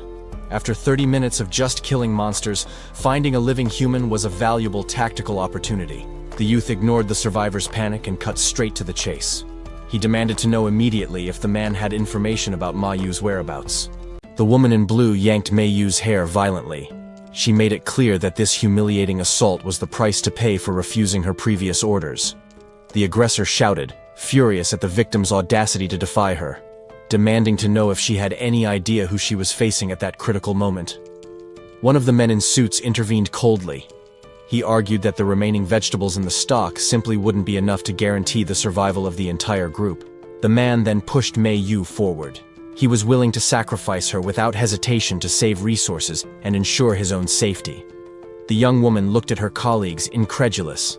The betrayal of those she worked with hit her harder than any physical blow, realizing her life was worthless to them. She begged the manager, shouting that being expelled meant certain death. However, the group ignored her desperate pleas and ordered them to get rid of her immediately. As the door closed, the woman in blue sneered one last time. That cruel sentence was the final fate imposed on those who did not obey the established hierarchy. Outside, death awaited. Pale and hungry creatures, no longer human, roamed in the darkness in search of fresh meat. Mei Yu fought back tears and panic. She decided she wouldn't give her tormentors the final satisfaction of hearing her cry or beg as she died. Fear gave way to intense fury. In her heart, she made a silent oath. She would pay any price to anyone who helped her kill that group of traitors. The creatures sensed her presence and advanced with supernatural speed, ready to tear apart the defenseless prey that had just been served to them. Suddenly, a red slash tore through the air. Before the monsters could touch her, they were struck by a brutal and precise attack that interrupted the massacre. The young woman looked up, trembling and surprised to still be alive. She recognized her savior immediately and began to thank Chen Luo for the miraculous rescue. The protagonist acted quickly, covering her mouth with his gloved hand. He made a stiff gesture for silence. Any noise at that moment could be fatal. With the firm posture of an experienced fighter, Chen Luo warned that the conversation would have to wait. The priority now was to eliminate the remaining threats around them. Chen Luo eliminated the last threats with lethal blows. However, upon realizing who the people sheltered there were, he felt a bitter taste of regret for intervening. Inside the shelter, the group of survivors celebrated loudly. They believed that the 5-day nightmare had finally ended thanks to the arrival of that unknown warrior. The last corpse fell to the ground with a dull thud, silencing the roars that had tormented them for so long. An elegant woman quickly stepped forward. She tried to use her usual charm to introduce herself and secure the newcomer's sympathy. Lin Yi kept the smile on her face, confident that her beauty and social status would be enough to manipulate the situation in her favor. The protagonist, however, completely ignored the warm reception. He walked straight past the flatterers to check on the only person who really mattered there. Mei Yu was still in shock. Tears flowed freely, mixing relief at the rescue and the deep pain of the betrayal she had just suffered. Upon seeing the young woman's deplorable state, Chen Luo understood the weight of the situation. He realized that being kind in this new world was too heavy a burden. The group's leader, an arrogant man, interrupted the moment. He offered money and corporate positions in exchange for protection, ignoring that those coins were worthless now. Chen Luo's response was physical and immediate. A violent slap cracked in the air, silencing the absurd proposal and knocking down the executive's arrogance. The other members of the group recoiled, paralyzed by shock. The sudden violence against someone of high status left them without reaction. Even stunned and with his face throbbing, the man insisted. He tried to negotiate again, treating his own survival as a business transaction. Chen Luo turned his back, emanating a threatening aura. He made it clear that he would have no mercy if he considered that group his enemies. The young man smiled coldly, amused by their audacity. He decided he wouldn't make things easy. Their survival now depended only on luck. Before finishing, Chen Luo grabbed the leader by the collar. He confronted the man directly about the cruelty of having thrown Mei Yu to her death moments before. Lin Yi realized that her charm wouldn't work. Desperate to survive, she fell to her knees and begged, abandoning any trace of dignity before the young man. The woman offered her own body as a bargaining chip, promising total submission. Chen Luo, however, observed the plea with coldness and utter contempt. The protagonist rejected the offer immediately. With a stern look, he declared that her treacherous nature was too dirty to interest him. The punishment was physical and swift.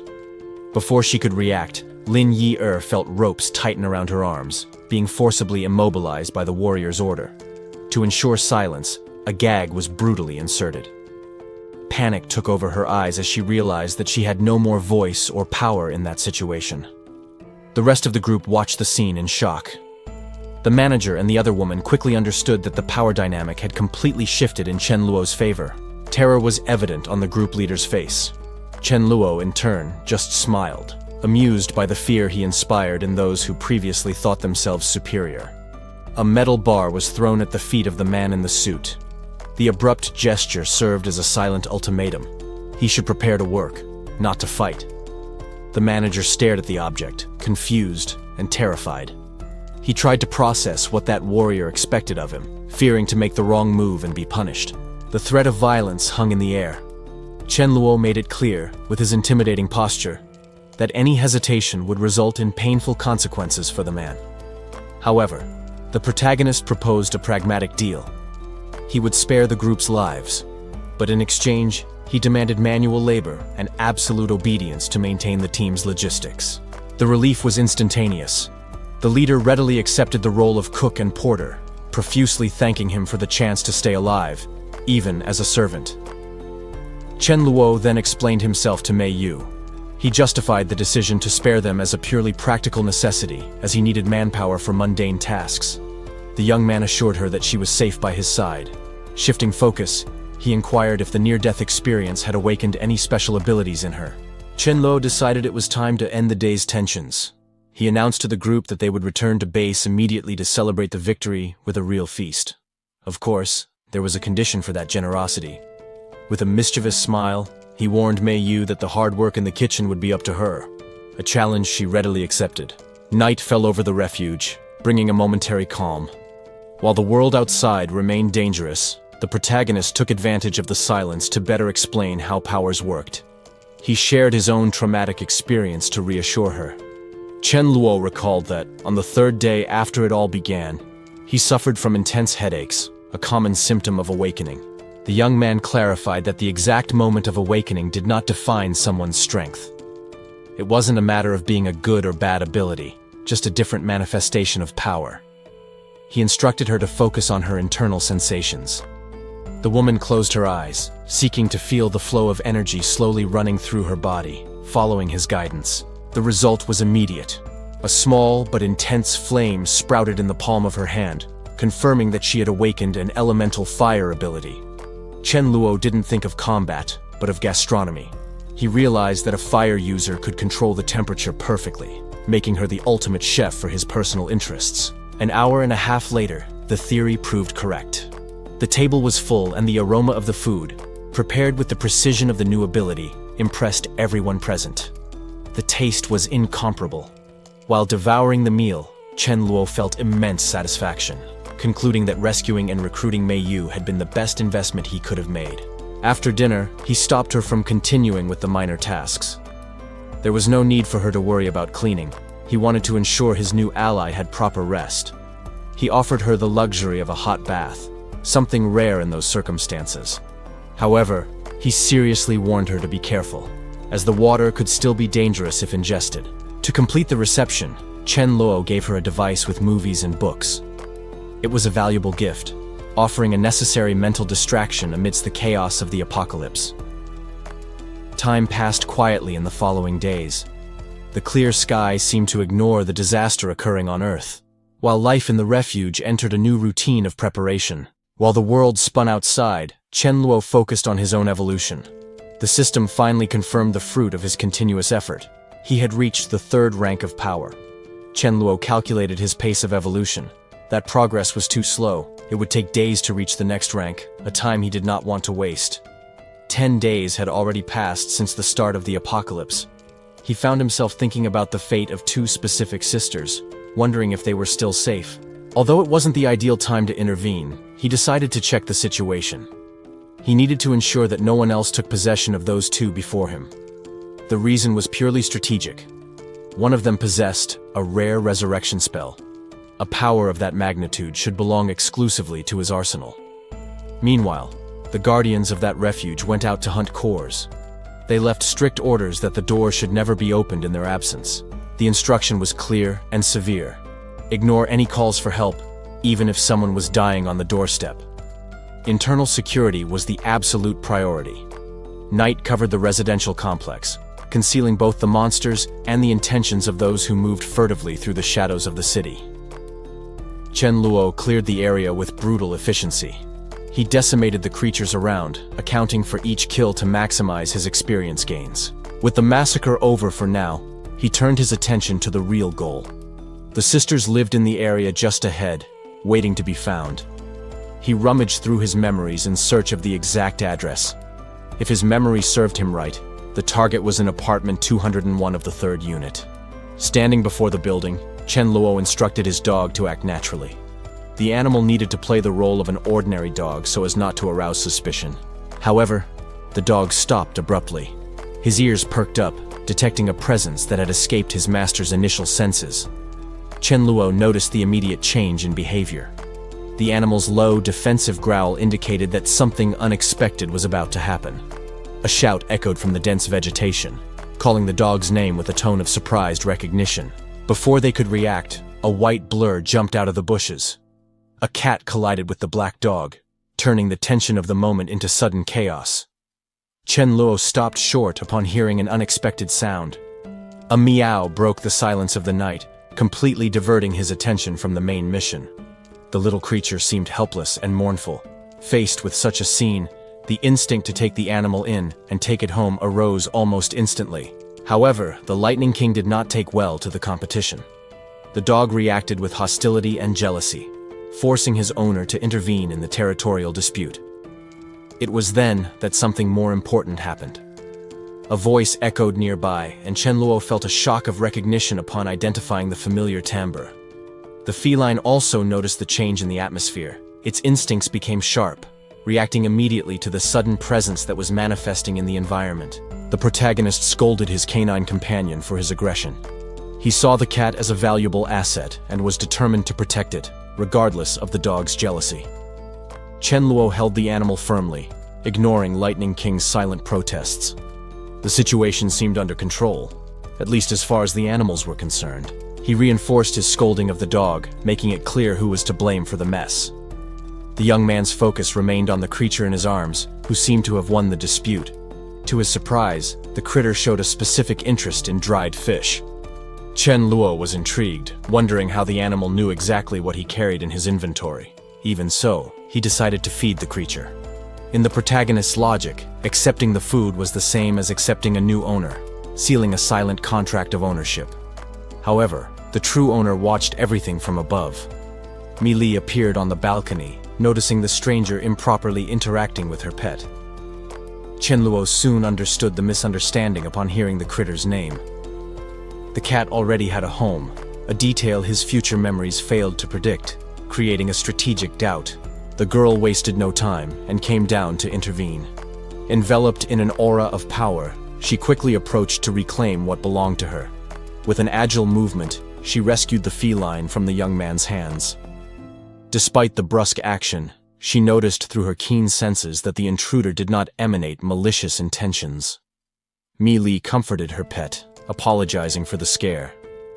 Although relieved, she remained on guard, instructing the cat to stay away from that unknown man. Chen Luo quickly analyzed the situation. He concluded that if the older sister were present, she would never allow the young woman to expose herself alone to that danger. The protagonist decided to test the girl and turned his back to leave. The young woman, desperate at the prospect of being left alone, shouted for him to wait a moment.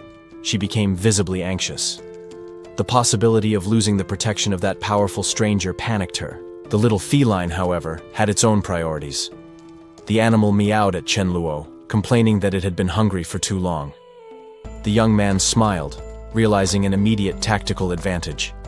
He promised the cat that he would take it to a nearby supermarket where they would certainly find dried fish. Using the animal as a bargaining chip, Chen Luo made a proposal to the owner. He suggested that they cooperate to seek supplies together, combining business with pleasure. The cat immediately agreed with the plan. The prospect of food spoke louder than any cautious loyalty to its owner. The kitty made its position very clear. If the girl refused the offer, it was willing to abandon her to follow the one who offered food. Chen Luo held the animal firmly, amused by the situation. He teased the young woman, suggesting that she wait at home while he fed the trader. The girl panicked immediately. The idea of being abandoned by her own pet and losing the chance to obtain resources was unacceptable. The protagonist maintained a neutral expression, awaiting her capitulation. He knew he had emotionally cornered the young woman. She hesitated for a brief moment, processing the manipulation. In the end, she realized that she had no choice but to give in to the duo's demands. Meanwhile, Chen Luo's canine companion was not happy at all. The dog reacted aggressively, showing jealousy of the attention given to the new ally. Determined not to be left behind, the young woman quickly equipped herself with what she had on hand.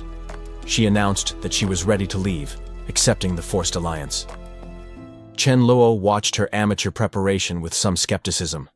Despite the fragile appearance, the makeshift team was formed to face the outside world. Chen Luo decided it was time to formalize introductions and explain the group's dynamics to the newcomer. He pointed to the robust man beside him, introducing Su Daju as the brute strength and warrior of the team. Next, he indicated the dog at his feet, making it clear that Lighting was a battle companion, not just an animal.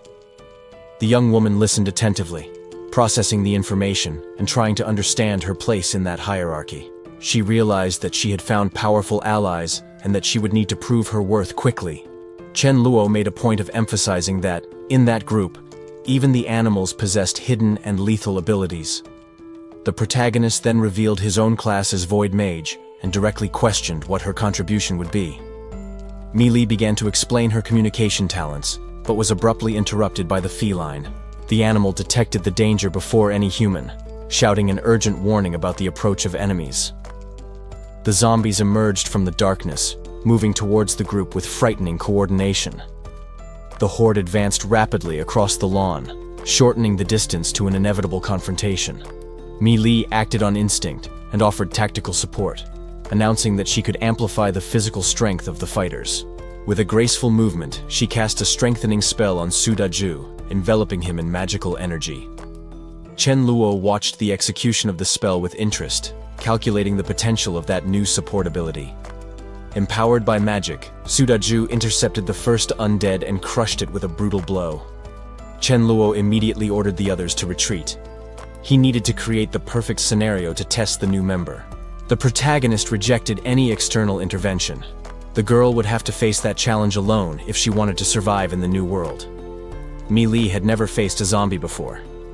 Despite the evident fear, she decided to use the creature as a training dummy for her combat skills. The danger became physical in an instant. The creature's rotten claw reached for her flesh, demanding an immediate reaction. Chen Luo analyzed her posture. He realized that, although she seemed fragile on the outside, the young woman possessed a surprising inner resilience that had kept her alive until then.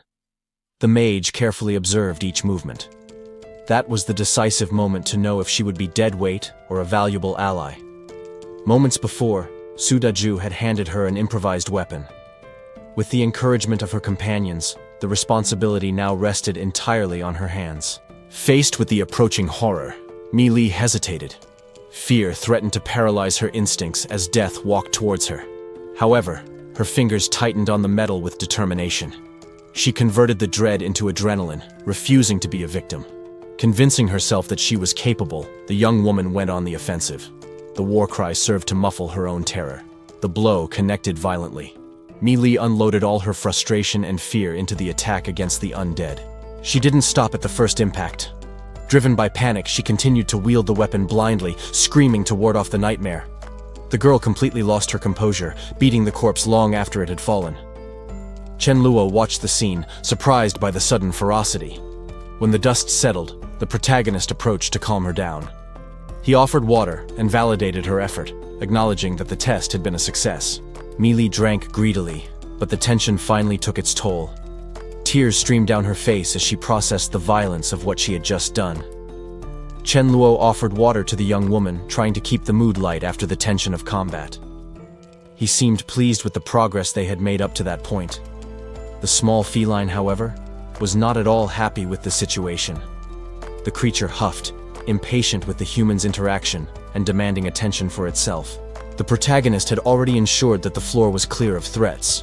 With a surge of power, he swept the immediate dangers from the area, ensuring a safe perimeter. The young fighter confirmed that everything was quiet for now. Mei Yu agreed, still getting used to the lethal efficiency and protection of her savior. Suddenly, the animal's behavior changed drastically. Chen Luo observed the cat's reaction, feeling that there was something peculiar and valuable in that little creature's sensory abilities. The fighter narrowed his eyes, analyzing the strategic possibilities. He realized that this was no ordinary animal and decided it was worth investing in that alliance. Determined to win the feline's loyalty, Chen Luo offered a treat. He suggested that the animal save its appetite, promising a much superior culinary reward later. The promise of fresh fish worked instantly. The cat, driven by gluttony, celebrated the agreement with enthusiasm, forgetting any previous hostility in exchange for the future meal. Meanwhile, Mei Yu found some supplies and smiled, relieved. However, she was too distracted to notice the gigantic and menacing shadow that was silently emerging behind her. The animal's instinct triggered an immediate alert. The feline sensed the deadly danger approaching even before the humans could react to the new threat. The young woman felt a disturbing presence and turned around. The expression of joy disappeared instantly, replaced by a sudden confusion upon realizing that she was not alone. A pale and immense monstrosity stood before her. The creature blocked any escape route, staring at its helpless prey with a hungry malice. Terror paralyzed Mei Yu, causing her to collapse to the ground.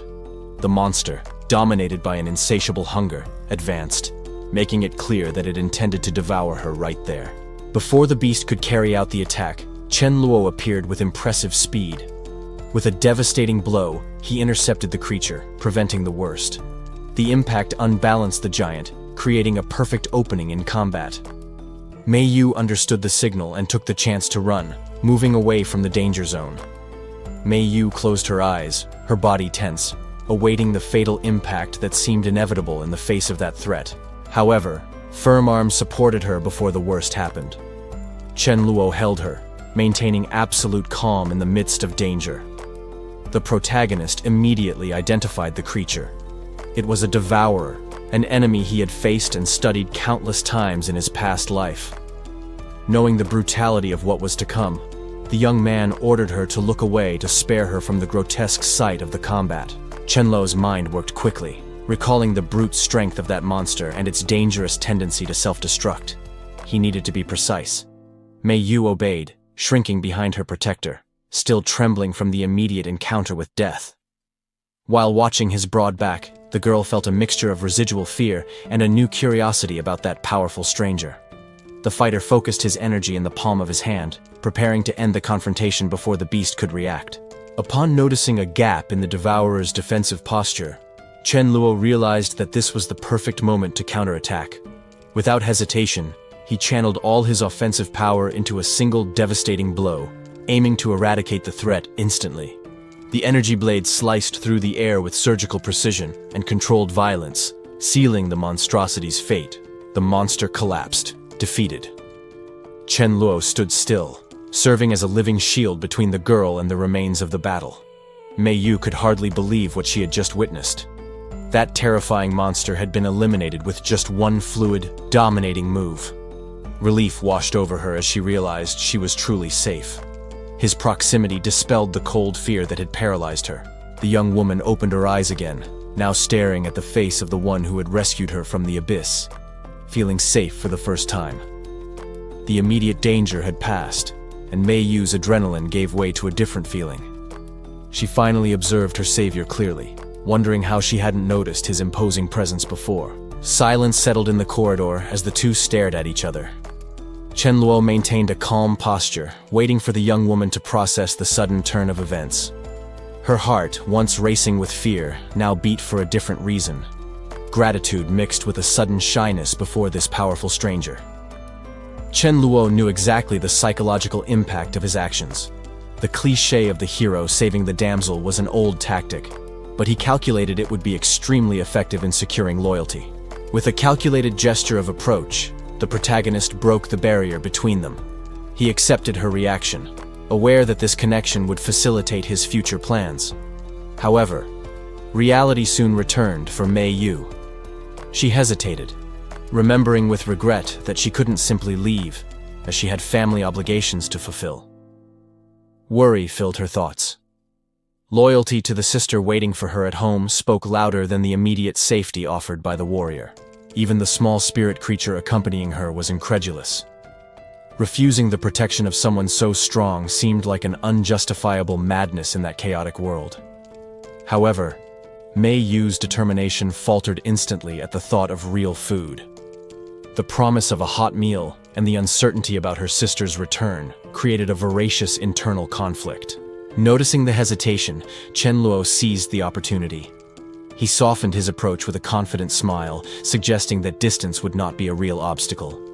The young woman's resistance crumbled completely before the concrete offer. In times of absolute scarcity, the vision of a lavish table was an impossible argument to refute. The simple sight of that abundance seemed like a distant dream. Both Mei Yu and her companion were mesmerized, momentarily forgetting the dangers lurking outside. Chen Luo smiled, pleased with the result. Everything was going exactly as he had planned, and winning her trust through her stomach was a simple move. The meal was devoured with an enthusiasm that betrayed the old hunger. The taste of fresh food was a comforting luxury that Mei Yu hadn't experienced in a long time. Satiated, guilt immediately returned to the girl's mind. She insisted that she needed to go back to avoid her sister's panic. But Chen Luo, pragmatic, proposed a solution to unite everyone in one place.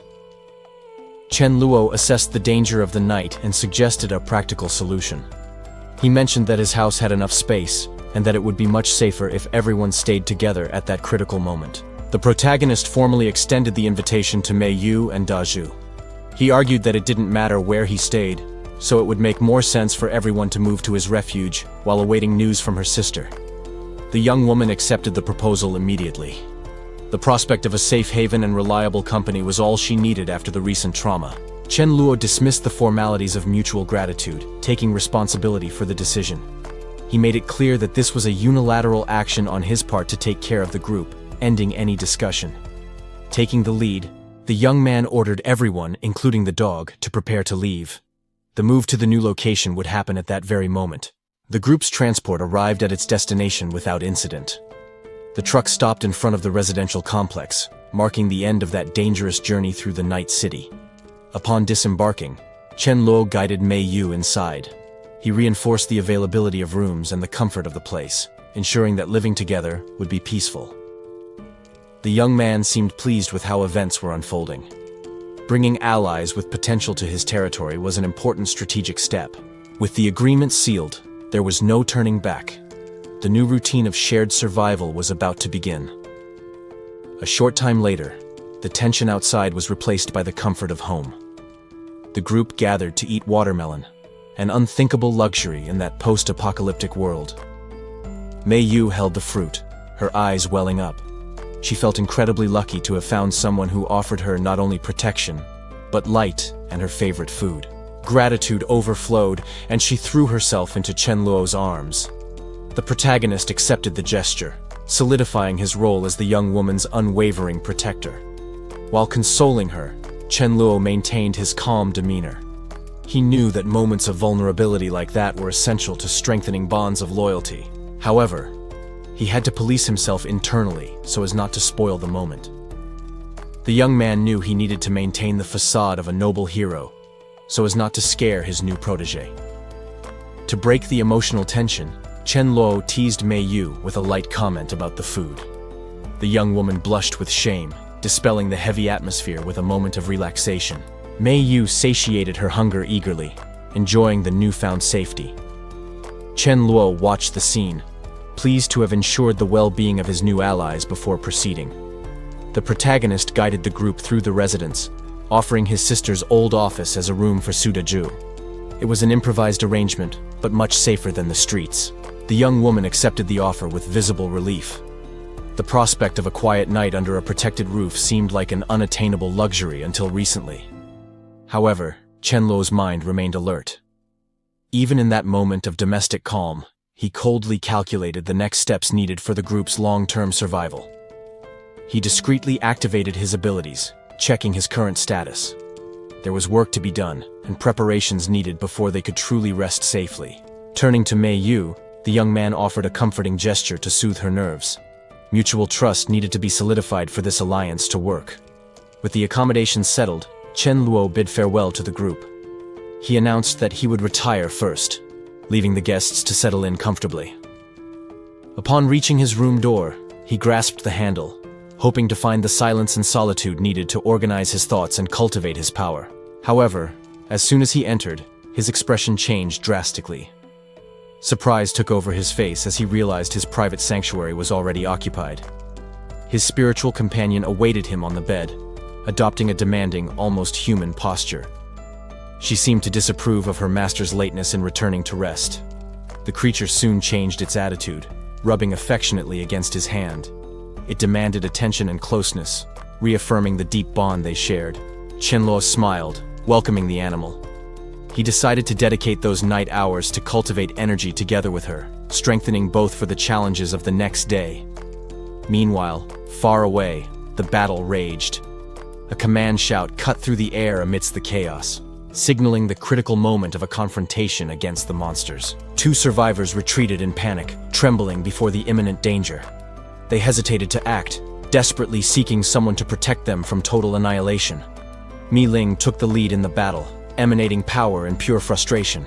She was fed up with carrying the weight of useless companions who cowardly hid behind her strength. Two men surrounded the woman, creating an unsustainable situation. She realized she would have no peace without reacting. Her patience ran out. Concentrating her inner energy, the fighter decided to retaliate against the provocation. Flames erupted violently, pushing back the immediate threat with overwhelming destructive power. The effort, however, took its toll. She became visibly exhausted, trying to catch her breath after the blast. The tension dissipated when the younger sister spotted Chen Luo. Joy took over her as she saw her savior return.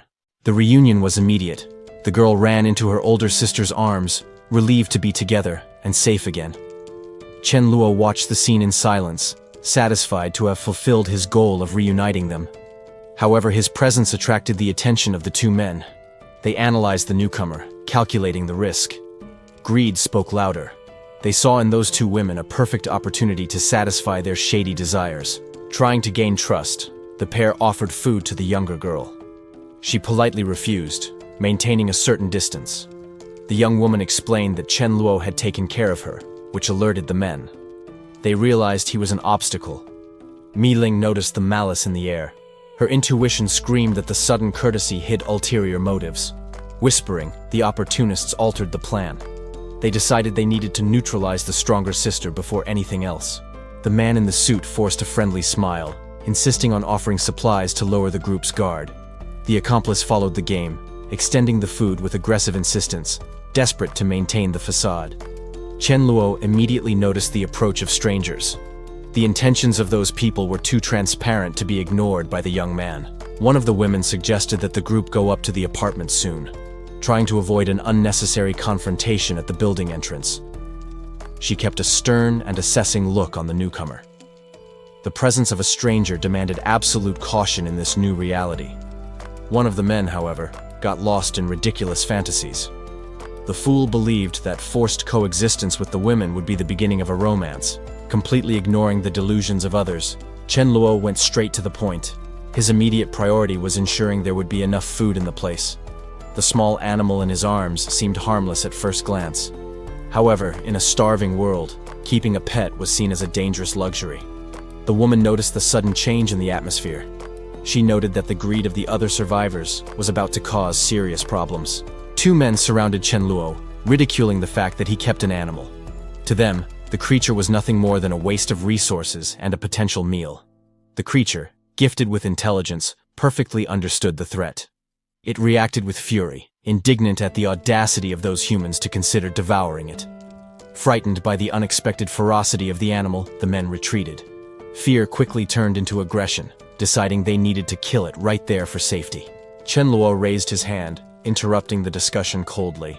He asked for calm, suggesting that he would resolve the issue of personal food personally. The aggressors smiled, mistakenly believing that the young man had given in to pressure. They arrogantly reaffirmed that they would not share their supplies. The protagonist's tone changed drastically. He clarified that the only unwanted animals there were the two men in front of him, and ordered them to disappear. The pair reacted with indignation to that direct affront. They tried to intimidate Chen Luo, boasting about their supposed combat experience against zombies. The young man just smiled mockingly at the empty threat. Their attempt to use fear against a fighter of his level was pathetic. The men began to complain, using the hardships of the road as justification for their greed. They felt the world owed them something for what they had suffered. Their indignation soon found a specific target. It seemed an unforgivable offense that an animal received food while humans went hungry. The logic of brutal survival spoke louder. To them, there was no reason to hesitate. The creature was just meat available to satiate the group's hunger. One of them tried to rationalize the barbarity, suggesting that the animal's sacrifice would be an act of collective charity for the good of all. However, the woman accompanying them lost her patience. She interrupted the hypocrisy, revealing that she knew they had been stalking the group for some time. The direct accusation caught the two off guard. The attempt to justify their selfish actions was cut short by her reprimand. Chen Luo, in turn, wasted no time with moral discussions. With a cold smile, he whispered a lethal order to the creature in his arms. The animal understood the command immediately.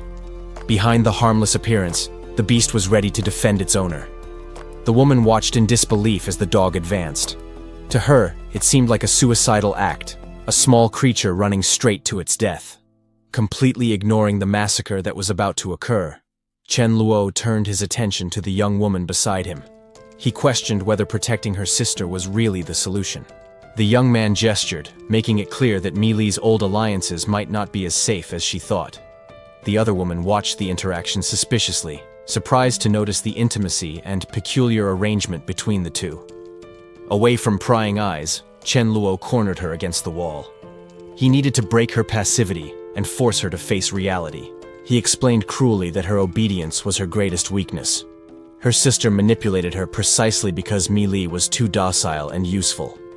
With the girl now vulnerable and attentive, Chen Luo prepared to ask the decisive question that would test her loyalty. Chen Luo approached the young Mili with a calculated smile. He decided to use charm to plant an idea in her mind. The protagonist whispered the final instruction. It was imperative that the girl talk to her sister exactly as he planned. He knew that demanding absolute obedience seemed cruel. However, Chen Luo reasoned that indiscipline would be fatal for the group in the future. The young man held the girl's shoulders to emphasize his point. He convinced her that this manipulation was, in fact, an act of protection. Later, in the kitchen, the focus shifted to the supplies. The leader warned the women about wasting fresh ingredients on the wrong dishes. The red-haired woman questioned his culinary logic. Beside her, the elegant lady just watched the growing tension. The space became too small for so many egos. The women continued to prepare the meal under the implicit surveillance of the newcomer. Chen Luo tried to end the discussion abruptly. He reminded the older sister that this should be a moment of celebration for the reunion. The redhead tried to claim ownership of the items. The boy, however, dismissed the concern with arrogance, assuming total control of the resources. She fell silent, visibly displeased. The woman realized that arguing with that man was useless at that moment. While setting the table, a mathematical oddity arose. The count of available water bottles did not match the number of people present. The elegant lady ignored the numerical detail.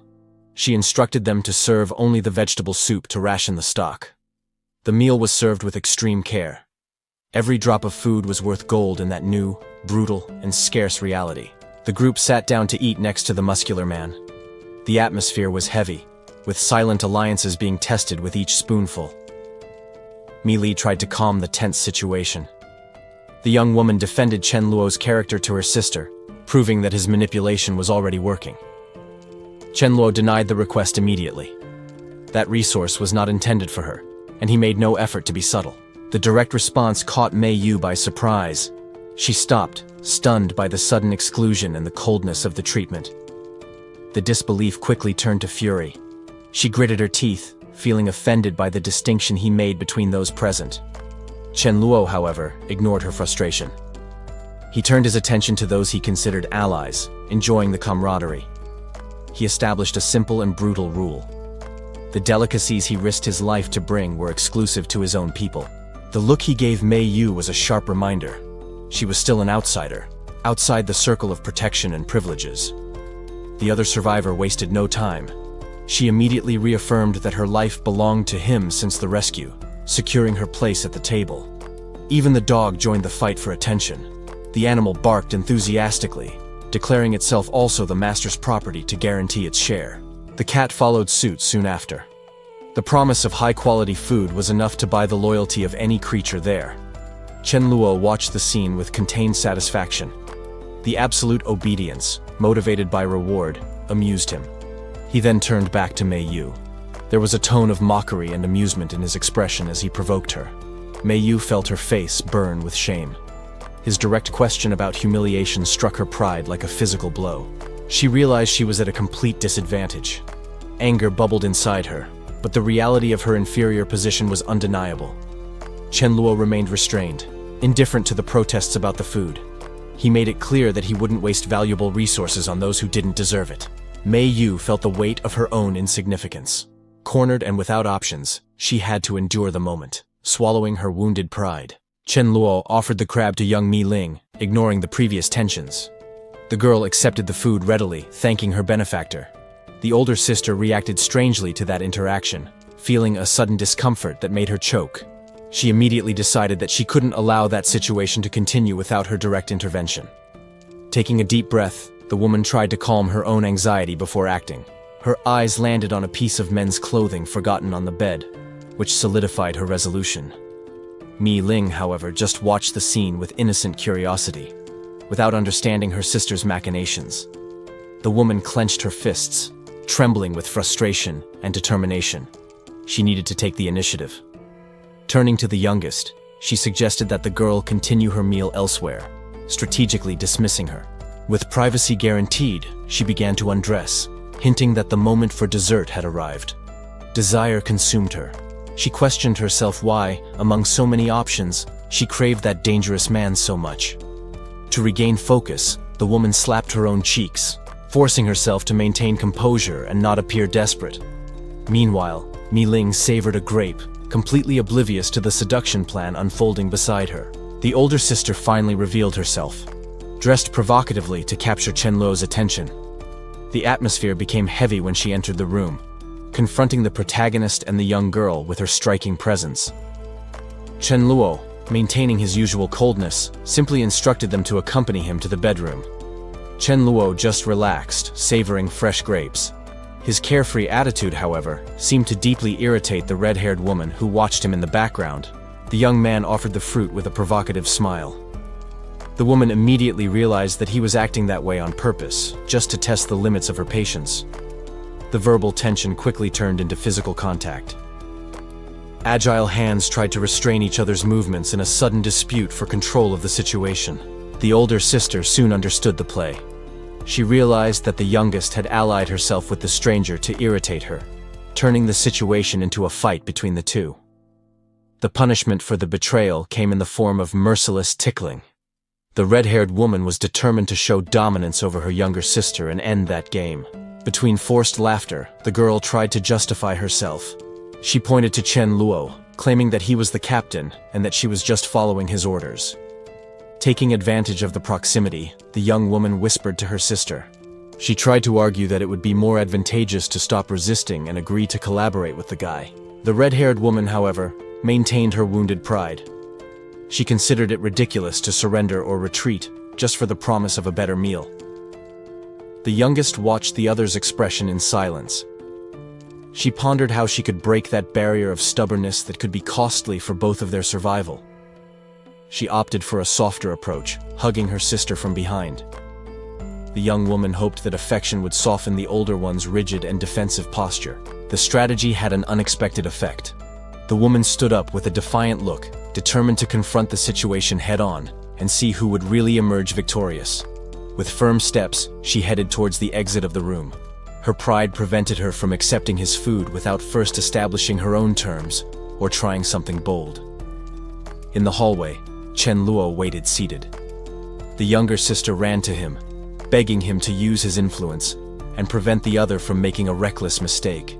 The protagonist listened to the appeal with absolute tranquility. While stroking his cat, he seemed to coldly calculate whether it was worth intervening in the sister's drama. The small animal, however, showed less patience. The cat's expression seemed to reflect its owner's cynical thoughts about the complicated and willful behavior of those women. The small animal grumbled to itself, annoyed at having to go out in that unbearable heat. To him, it all seemed like a big waste of time. The young woman, worried about Chen Luo's safety, insisted that he take the electric baton. She knew that the dangers out there did not allow for carelessness. Observing the girl walking away, the protagonist reflected on his recent actions. He realized that dealing with Mi Ling in such a playful way had been a tactical error. The memory of the previous confrontation came to the surface, when she furiously accused him of stealing supplies. At that moment, the woman did not hesitate to physically attack him to defend what was hers. Chen Luo decided that ignoring the provocations was the best strategy to save time.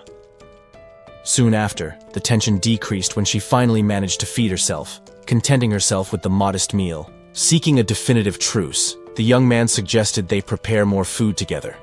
He tried to act naturally, ignoring the recent conflict to create an atmosphere of cooperation. Maintaining a calm smile, Chen Luo directly asked her to put aside her hostility. There was no benefit in continuing to act like enemies within the shelter. He then proposed a change in the dynamic between them. It was time to test her capabilities, but in a controlled manner. The red-haired woman, realizing the seriousness of the proposal, agreed to lower her guard. She agreed that a civil conversation would be the best path at that moment. Sitting face to face, Chen Luo took control of the negotiation. He needed to make his position clear before making any kind of agreement. Although he apologized for the previous mistake, he was firm in his condition. As long as she didn't recognize his leadership as captain, the supplies would remain blocked. The young man's gaze hardened as he emphasized his priority. The group's hierarchy and strategy were crucial for survival, and he would not give up his authority. Mi Ling was taken aback by his words. The revelation made her question whether the determination and power he claimed to have were actually true. Chen Luo confirmed with a radiant and disarming smile.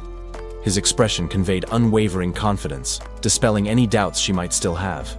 Excited, she demanded an immediate duel to test this strength, but he strategically refused. The young man claimed his powers were unstable, buying time to evolve before the real confrontation. Mi Ling exploded with indignation. 2 days of accumulated hunger had exhausted her patience, and his attitude only worsened her unstable mood. Chen Luo, however, chose to feign innocence. He knew that deflecting the subject with a harmless posture was the best strategy to avoid escalating the discussion. The atmosphere immediately became heavy. Even the guard dog sensed the hostility in the air, remaining on high alert in the face of the tension between the humans. A sudden knock on the door interrupted the fight. Someone outside demanded to know if there were residents present at the location. The woman ignored the call, turning her back. Her mind was focused only on her own hunger and the irritation of having her desires denied. But Chen Luo realized the danger. While she walked away carelessly, the young man noticed that this inopportune visit carried hidden intentions. The younger sister appeared in the entrance, interrupting the moment. Her hesitant posture revealed that she brought worrying news about who was outside. A bitter memory surfaced. There was a limit to charity in this new world, and they were about to cross it. The young woman warned that their generosity was being exploited. Continuing to give in to that person's whims would end up draining everyone's vital resources. The protagonist observed the dynamic between the two. He quickly understood that the sisters were hostages to a social leech who abused the kindness of others. Chen Luo decided to take control of the situation. Confidently, he offered to accompany the sisters and deal with the problem personally. As he stood up, he felt the malice emanating from the recent visit. While he calculated his movements, a small feline sought refuge at his legs. The young man gently welcomed the animal into his arms. The fragility of that life contrasted with the coldness needed to face the external threat. A plan formed in his mind. His gaze suggested that benevolence was over. He knew exactly how to treat malicious intruders. The source of the trouble was finally revealed. An elderly woman stared at the resident sternly, ready to demand what did not belong to her. The neighbors gathered on the staircase, conspiring in hushed voices. They discussed their plans with an air of superiority, certain that they were in control of the situation. The older woman boasted about her new physical condition. She felt that her strength had miraculously returned, dispensing with the remedies and seeing the capture of Mi Ling as a mere opportunity for profit. Driven by greed, the group armed themselves with improvised tools. They marched with aggressive determination, ready to use brute force to get what they wanted. From his position, Chen Luo observed an object left in the courtyard. That small detail indicated that the confrontation was about to begin. The burly man, known as Da Zhu, displayed a fierce expression. He was eager for violence, fully confident in his physical strength to intimidate any opponent. Meanwhile, the protagonist maintained absolute calm. He stroked his cat, demonstrating total indifference to the threat that was forming outside. The young woman from the enemy group activated her support powers. She channeled energy to strengthen Da Zhu, believing that this supernatural bonus would guarantee their victory in the impending confrontation. Strengthened, the invader advanced towards the door. However, Chen Luo's shadow dog sensed the hostile approach and issued an immediate warning. The red-haired woman reacted to the sound of the commotion. Realizing the invasion, she tried to organize a quick defense, instructing the others not to panic. She then looked at Chen Luo with curiosity. Instead of fear, the young woman seemed interested in seeing if the invaders possessed real strength or if they were just arrogant. Beside the protagonist, she observed the dynamics of the battle. The woman noted with surprise that even the dog seemed to possess special abilities, questioning the nature of that power.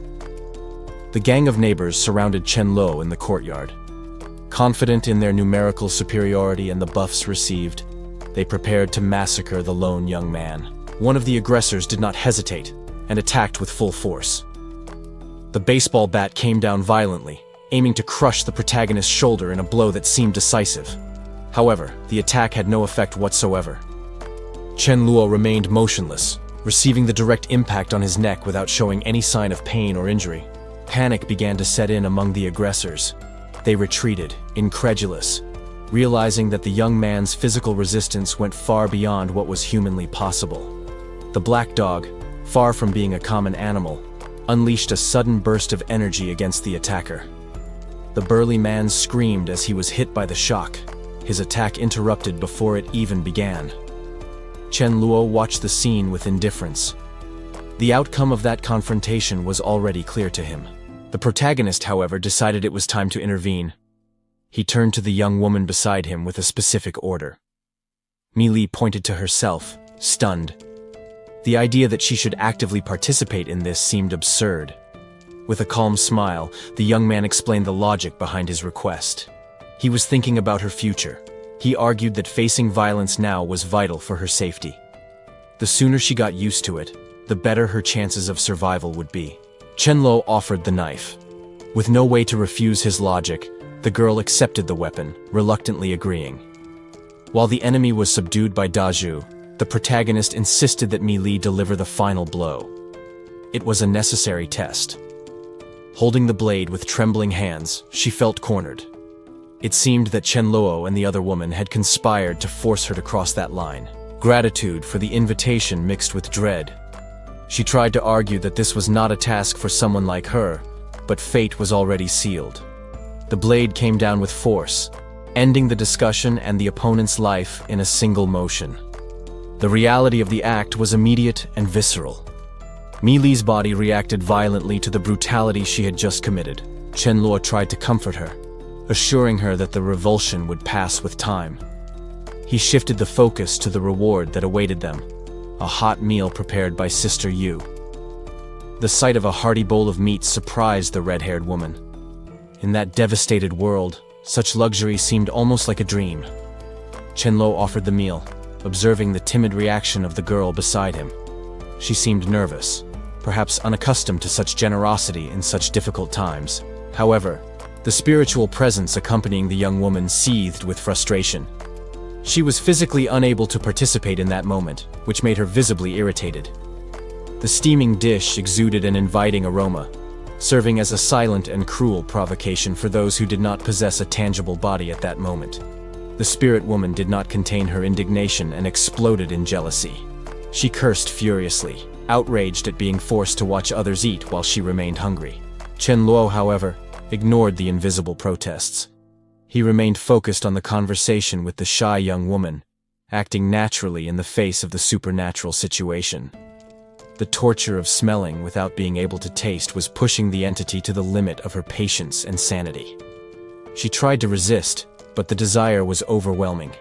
Each note of the food's aroma tested her self-control, making her oscillate between olfactory pleasure and pure rage. The temporal restriction was her greatest enemy.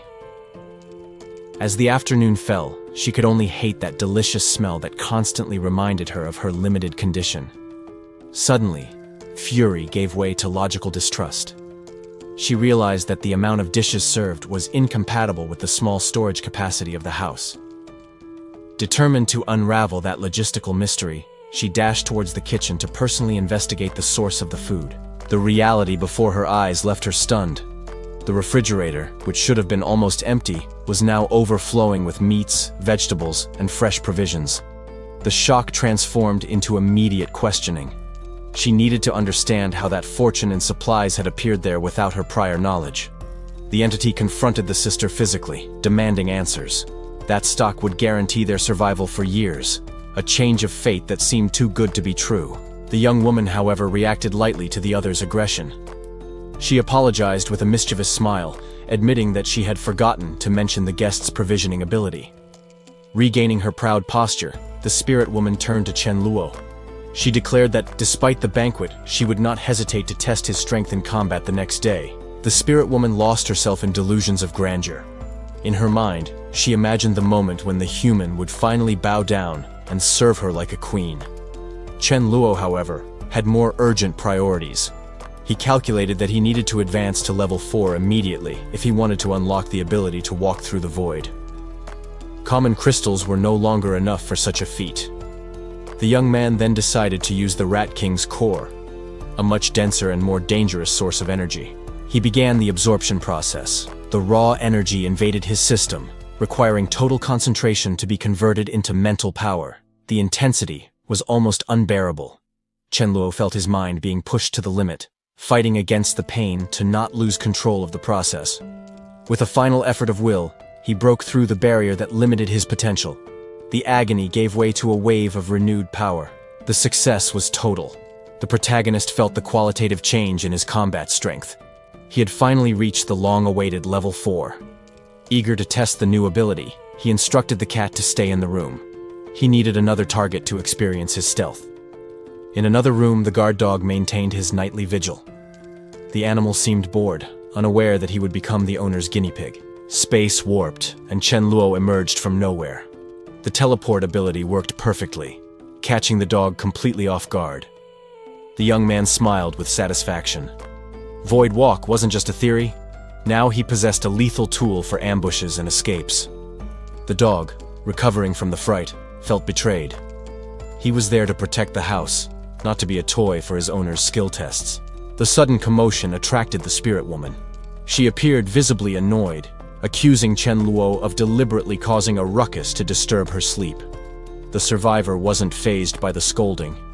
With a wry smile, he countered her arrogance, making it clear he wasn't there to please her. The direct response left her momentarily speechless. She realized that this human wasn't someone who would be easily intimidated or controlled. Chen Luo noticed the opponent's excessive self-confidence and decided to test her.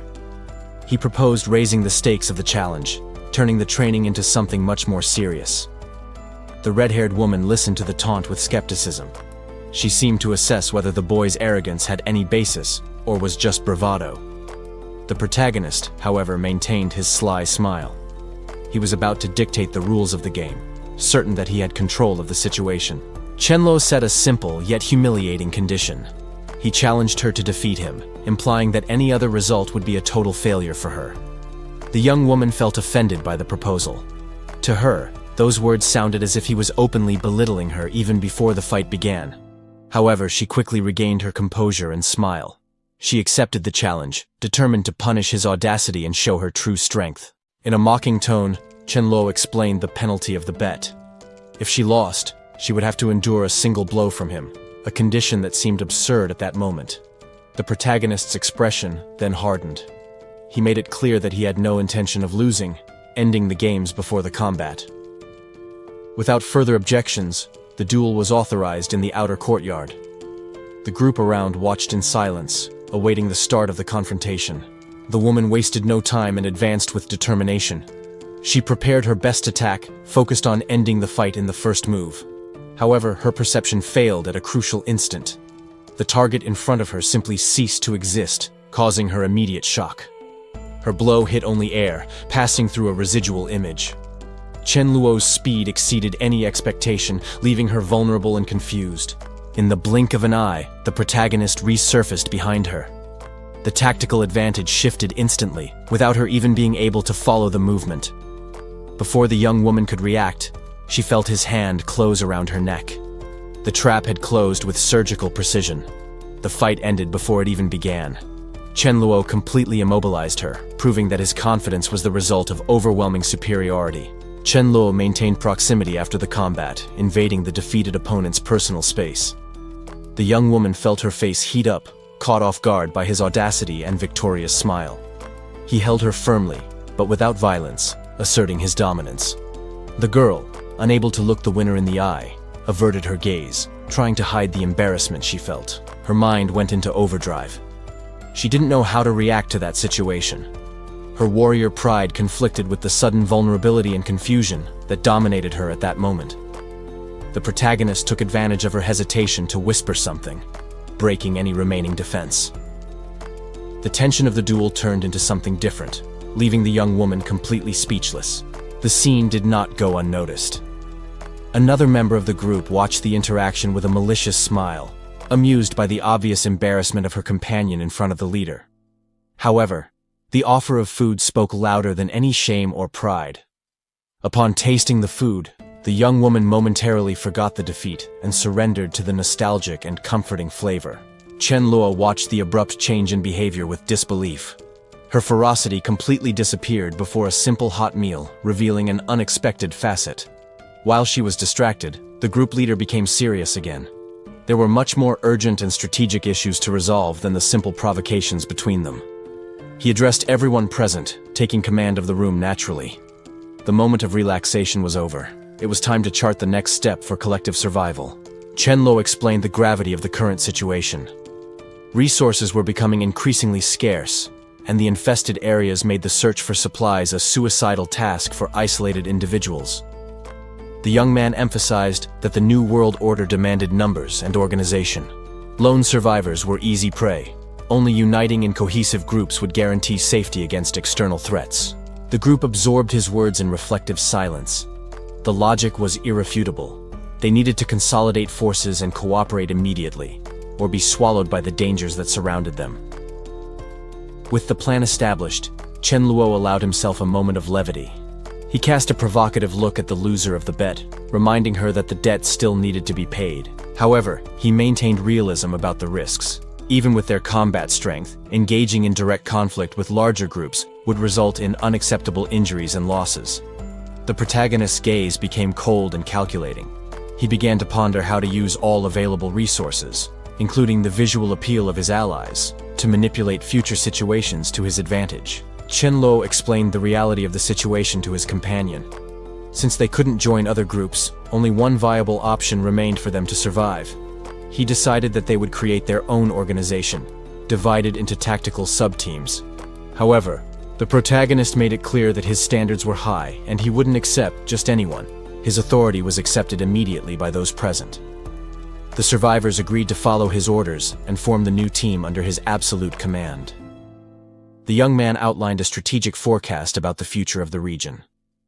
He knew that, inevitably, the remaining humans would form a large refuge in the suburbs. Upon realizing that Mi Ling was convinced of the plan, Chen Luo changed focus. He recalled an outstanding bet between them that needed to be collected. He taunted the young woman about the defeat she had suffered. Chen Luo warned that trying to escape the promise would only result in worse consequences than the original agreement. The leader ordered Mi Ling to accompany him to his chambers. It was a private matter that needed to be resolved away from the eyes of the other members. Mi Ling followed him down the hallway, visibly nervous. The secretive atmosphere made her anxious about the exact nature of the repayment he would demand. The girl tried to mentally prepare herself, rationalizing her fear. She repeated to herself that it would only be a physical blow and that she would quickly survive the humiliation. Trembling and with her face burning, she finally positioned herself.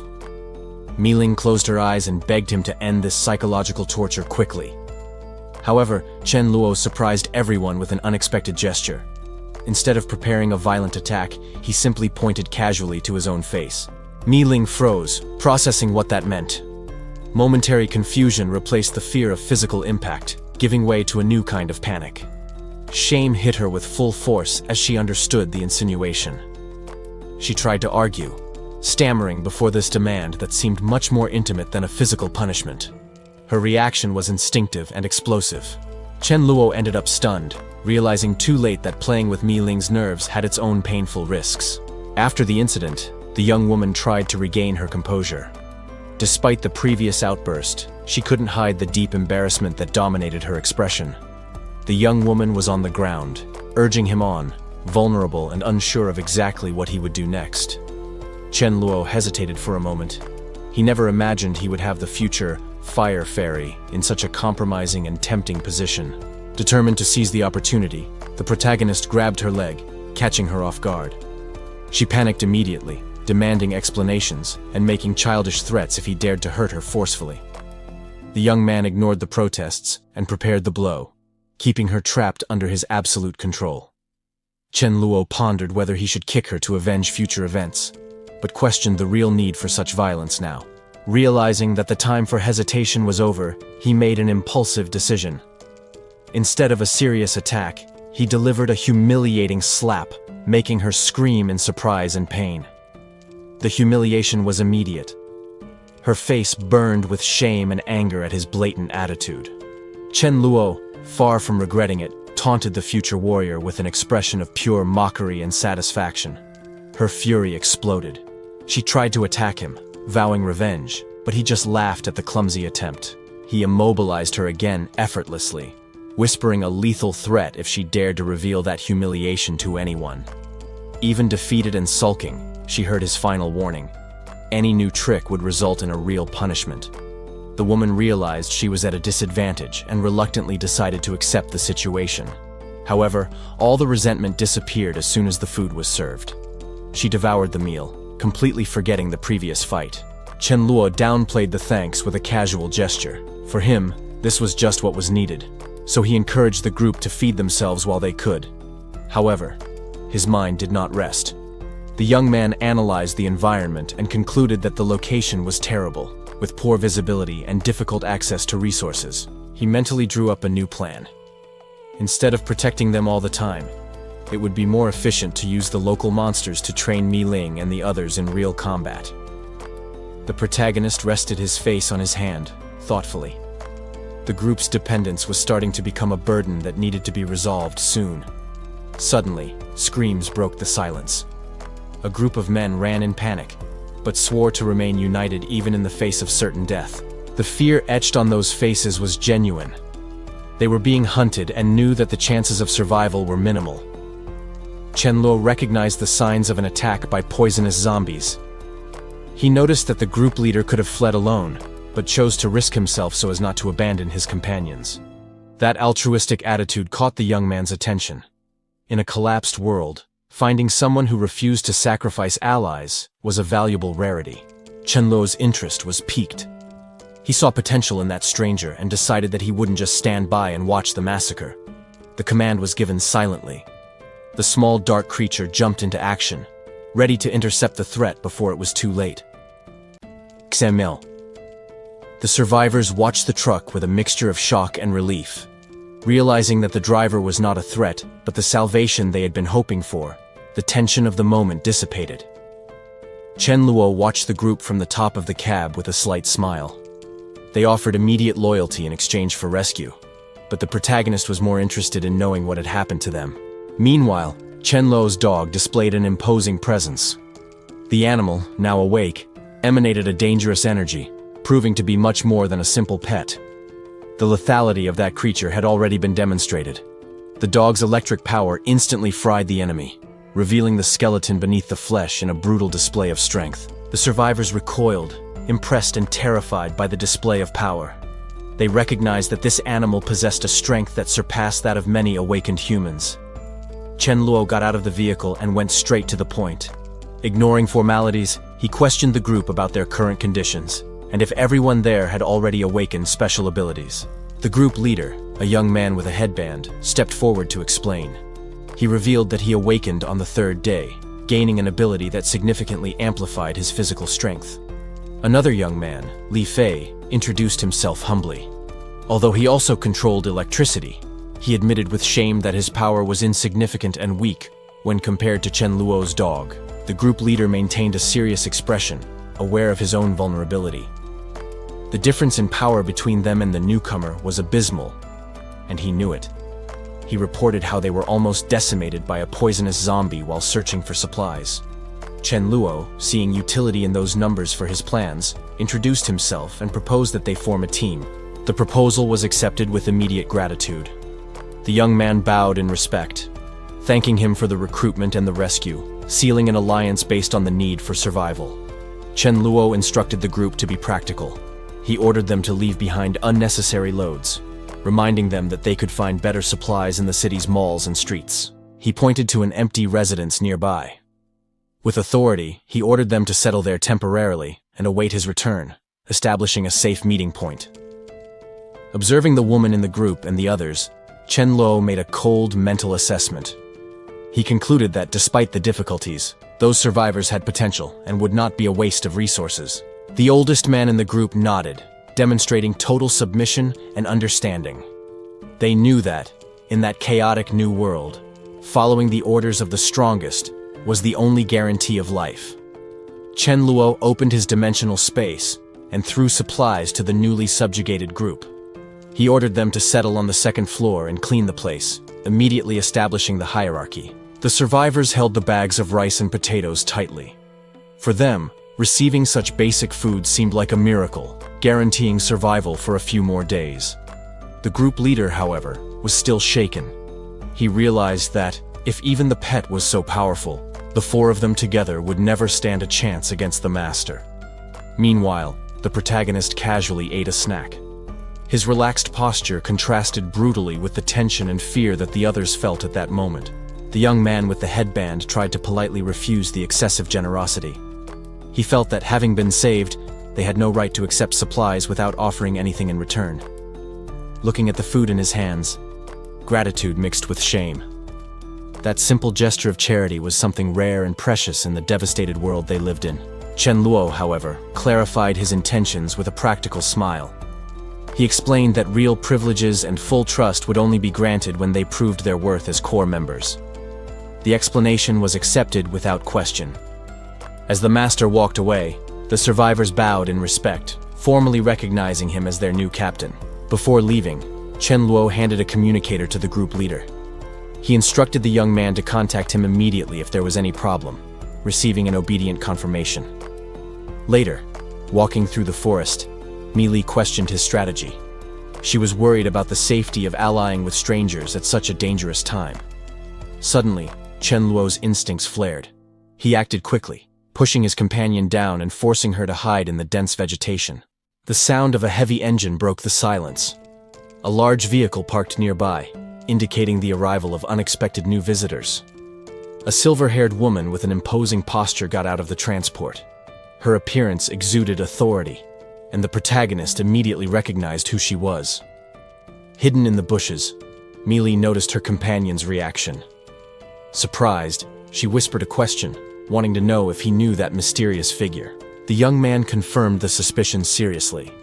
He explained that the newcomer was a famous CEO and elite designer, someone he didn't expect to find there. However, his tone changed to a dark warning. He revealed that, behind the facade of success, she was a complete psychopath who, after the apocalypse, founded an exclusive refuge for women, treating everyone else with relentless cruelty. The protagonist's mental image showed the fate of those who dared to defy the leader's rules. Men and women were forced to kneel before her boots, facing severe and humiliating punishments under her icy gaze. The young man continued explaining that woman's twisted desires.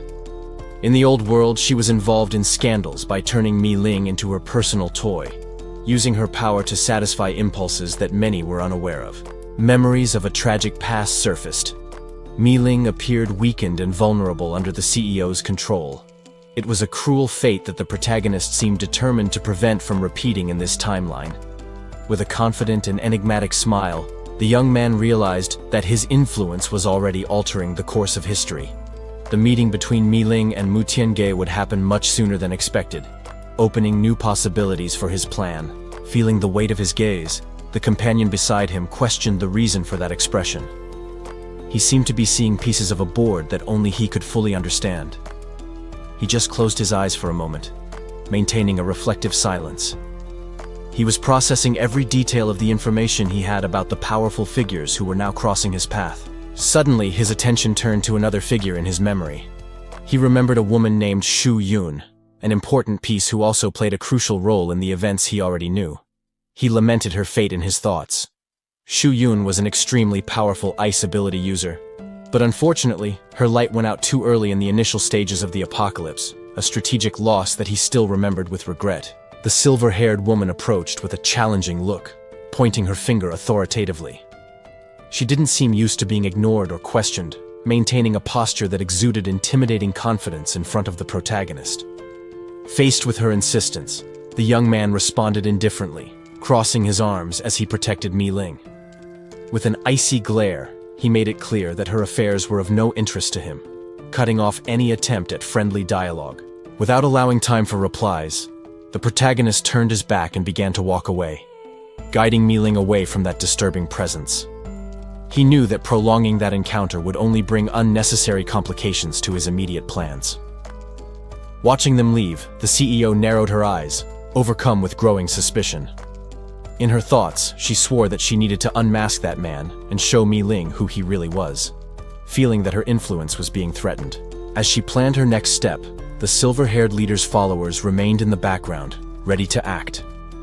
The determination on the CEO's face indicated that she would not easily give up regaining control of the situation, even if she had to act from the shadows.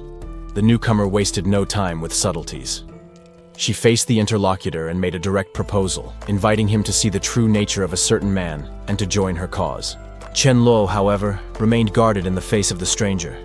He refused the forced intimacy, reminding her that they didn't know each other well enough for casual conversations under the moonlight in the middle of the night. Ignoring his distrust, the woman offered valuable information as a bargaining chip. She revealed the location of a large shopping center to the east, full of essential supplies. The young man felt a moment of internal embarrassment. He knew that information was useless, as he himself had already looted all the supplies from that location previously. The woman continued, explaining that her motivation was purely vengeful. She was determined to punish the trash responsible for her problems, seeking justice at any cost. With a fervent look, she declared that she considered it an honor to help CEO Mu. Her expression made it clear that she harbored a deep contempt for that kind of dishonest people. Chen Luo had no interest in getting involved in her personal crusade. He simply nodded and said goodbye abruptly, trying to end the encounter and go his own way.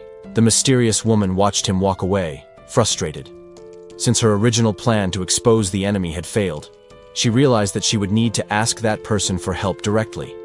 As he walked, Chen Luo accessed his past life memories. He didn't know that the Mu Tiange faction acted so relentlessly, which made him reassess the situation.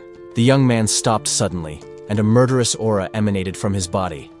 If she harbored hostile intentions, he decided right there that he would not hesitate to eliminate the threat before it grew. However, Chen Luo dissipated his bloodlust in an instant. He turned around with a friendly smile and a relaxed posture, choosing to maintain the disguise instead of attacking. The woman, unaware of the mortal danger she had just run, called out for Brother Feng, trying to locate her contact in the darkness of the entrance. Chen Luo emerged from the shadows, readily introducing himself with his alter ego. He offered several nicknames, assuming the identity of Jiang Feng to hide who he really was. Relieved to finally find him, the woman got straight to the point. She admitted that she was looking for him specifically because she needed to ask for an urgent favor to execute her plan. She then detailed the strategy she had in mind. The idea was to use elemental wind abilities to attract and manipulate a horde of zombies to the desired location. The silver-haired woman imposed her authority with a rigid posture. She made it clear that there was no room for failure or uselessness on her team. The young man tried to appease the situation quickly. He assured her that his only intention was to assist CEO Mu, seeking to prove his worth to avoid being discarded. A sly smile appeared on his face. He seemed pleased with himself, believing he had successfully navigated the tense moment. Her gaze remained analytical and cold. After evaluating the proposal, she finally consented to him joining the group, but under her conditions. The tension between the two eased momentarily. The boy felt victorious, believing that he would now have the opportunity to show his performance. However, his mind was already plotting the next step far from there. He needed to act fast to ensure Xiaoling's safety before proceeding. The goal was clear: locate Dazhu. He knew the bodyguard would be at the mansion, and this time he was determined not to fail in the search. Putting the plan into action, he ran swiftly across the open field. Provoking the horde of zombies, he lured them away, using himself as live bait. As he approached his destination, he slowed down sharply. The familiar structure of the complex appeared before his eyes, indicating that he had arrived. To his surprise, he found exactly who he was looking for. Dazhu was there, next to Chen Luo and his dog, watching the arrival of the intruder. The boy recognized the Lightning King immediately. Ignoring the imminent danger, he tried to establish contact in a friendly and enthusiastic manner. But reality hit him hard. He realized, horrified, that by attracting the monsters to that location, he had put his supposed friends in mortal danger. Chen Luo watched the chaotic approach with disdain. The man was running towards him, bringing with him a trail of destruction that could not be ignored. Memories of a past life surfaced for Chen Luo. That man used to be a useful ally, often serving as bait to secure resources for the group. However, his fate had been cruel in that other life. Chen Luo coldly recalled how that friend ended up surrounded and devoured, a miserable sacrifice that he knew all too well. The newcomer waved vigorously as he approached the group. He quickly apologized for the sudden arrival and for attracting so much unwanted attention with him. The boy tried to explain himself to the muscular man, mentioning the name Mu Tiange. He seemed eager to justify the confusion he had caused. Chen Luo watched the young man's face with suspicion. The protagonist searched his memories, questioning whether this was the same useless subject he had known in his past life. Ignoring the reunion momentarily, Chen Luo consulted the system interface. He analyzed the available data on Earth-type users and the existence of a light system. The young man fixed his attention on the name Wang Ling, circled on the screen. He recalled the events of the third day and decided that he would need to monitor Shu Yun's situation more carefully in the future. Chen Luo then passed clear instructions to the group. He ordered that, if there were few enemies, they should only alert or fight. But if there were many, the strategy would be to hide and await his return. With the plan set, the convoy started moving. The cargo truck and bus continued on their way, leaving the meeting place behind. The vehicles advanced towards a fortified structure in the distance. Defensive barriers surrounded the complex, indicating a stopping point or safe base. From inside the car, Chen Luo maintained active communication via radio. The protagonist monitored the perimeter with a serious expression, alert to any sign of danger. He transmitted specific tactical orders over the communicator. He established a strict security protocol if the number of zombies in the area exceeded 30. The newly arrived survivor went on the offensive. While shouting for them not to worry, he released blades of cutting energy against the approaching horde. The rest of the group maintained a defensive formation. Led by the robust man, they encouraged each other to keep up the pace and hold their position against the monsters. The confrontation exploded into total chaos. The survivors used their combined abilities to repel the mass of undead trying to surround them. Bolts of energy tore through the air, dismembering the creatures. The group's coordinated offensive reaped the zombies that dared to get too close. One of the undead was hit squarely by a beam of light. The creature was obliterated instantly, unable to react to the speed of the devastating attack. The combat continued with intensity. One of the survivors channeled her energy, firing a beam of light to repel the advancing creature. However, the group's inexperience was evident. Another monster charged against the rear, forcing the silver-haired woman to retreat in defensive panic. Chen Luo put his hand to his face, disappointed.